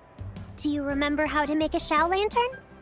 Morning, split bamboo, traveler. And get silk, make Paimon. You've got it all mixed up again. They're here again. Yow! Looking good in that new outfit, huh? Hey, it's Paimon! Dr. Baiju gave this to me as a gift. How does it suit me? Thank you. Wow! What happened for Baiju to suddenly give you a brand new outfit, Yao Yao? Dr. Baiju is thanking Yao Yao for teaching me to make Shao lanterns. Chi-Chi and I were just playing together. Dr. Baiju's too kind. Oh, yeah, take a look at this. Dr. Baiju gave me these clothes, but it was Chi-Chi who wove this little basket. Wow, that's beautiful. When did you become so good with your hands, Chi-Chi? I learned to make Shao lanterns, thanks to Yao Yao. I also made a wish. What do I always say? The White Horse Adeptus answers prayers. Come, help this old man make an offering in thanks. Huh? Mr. Liu? What did you pray for? For my idiot son to finally come to his senses and not change Baiju Guest House's name, which he has. Huh? He's keeping the old name? Listen to this. My granddaughter planted a tea seedling in our village just a few days ago. She made a prayer to the White Horse Adeptus to help it grow. Overnight, her seedling flourished into a mature tea tree. Oh, that sure does sound like a miracle. Could the White Horse Adeptus really have helped it grow? Of course she did. Oh, White Horse Adeptus, how blessed is our family over whom you keep watch. Truly, this is an extraordinary miracle. You must record it in your family history without delay. Of course. Huh? Is that you, Miss Zabai? Indeed. I have a long-term booking at your guest house. Yes, I recall. Mr. Zhongli said to charge your expenses to the Wangsheng funeral parlor, if I remember correctly. That's Young Li. Always making trouble for poor Hu Tao. I noticed when you were here last that you bear a striking resemblance to the pictures of the White Horse Adeptus in my family history. You both have golden eyes. Perhaps fate has had a hand in our meeting. And a glad meeting it is, Miss Zabai. Now, why don't I gift you some tea from my garden to celebrate this encounter? We grow Sunghua tea there, and it has quite the reputation throughout Yilong Wharf. I hope you will accept it. Oh! Sunghua, buy 10 boxes, get half off teas, back on the menu. Buy 10 boxes, get half off? Don't be silly. This is a gift. It's free. Woohoo! Nice! Thank you so much, Boss Liu. There's no need to thank me. You're a visitor from out of town, which makes you an honored guest. Make yourself at home. Lantern Rite may have ended, but the streets are still bustling with activity. Make sure to take everything in, meet some new friends, and enjoy your time here. And that goes for you kids as well. Happy Lantern Rite. Got it, Mr. Liu. Happy... Lantern Rite. Yeah! Happy Lantern Rite, everyone! Happy Lantern Rite indeed.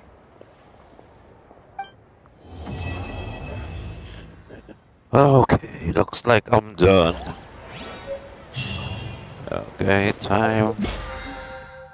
I think it's time for me to rest. Ugh. Yep. Hold on.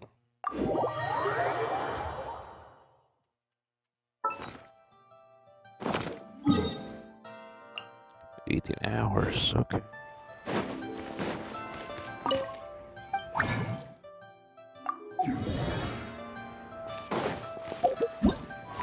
Yeah, we're done. We done. So we gotta get this. Nice.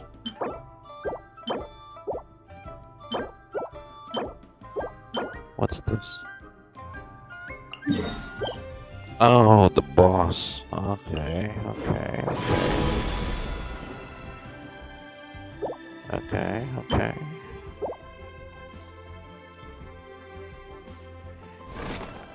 And this one, right? Alright. Mr. Shopping.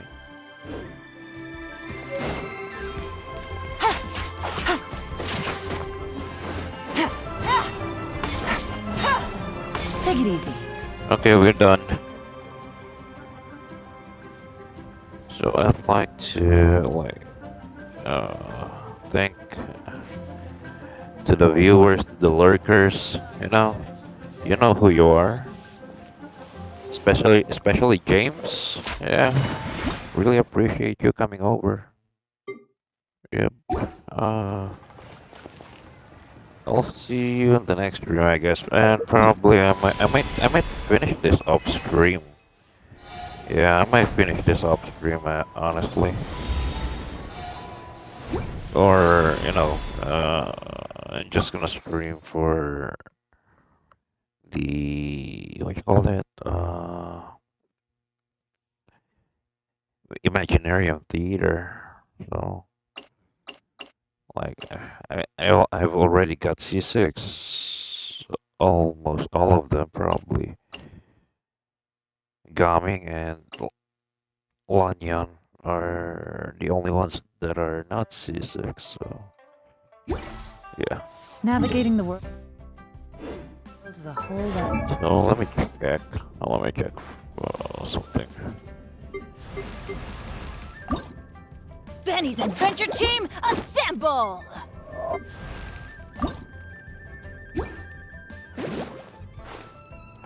Really now? I thought I got I created another universe. Okay.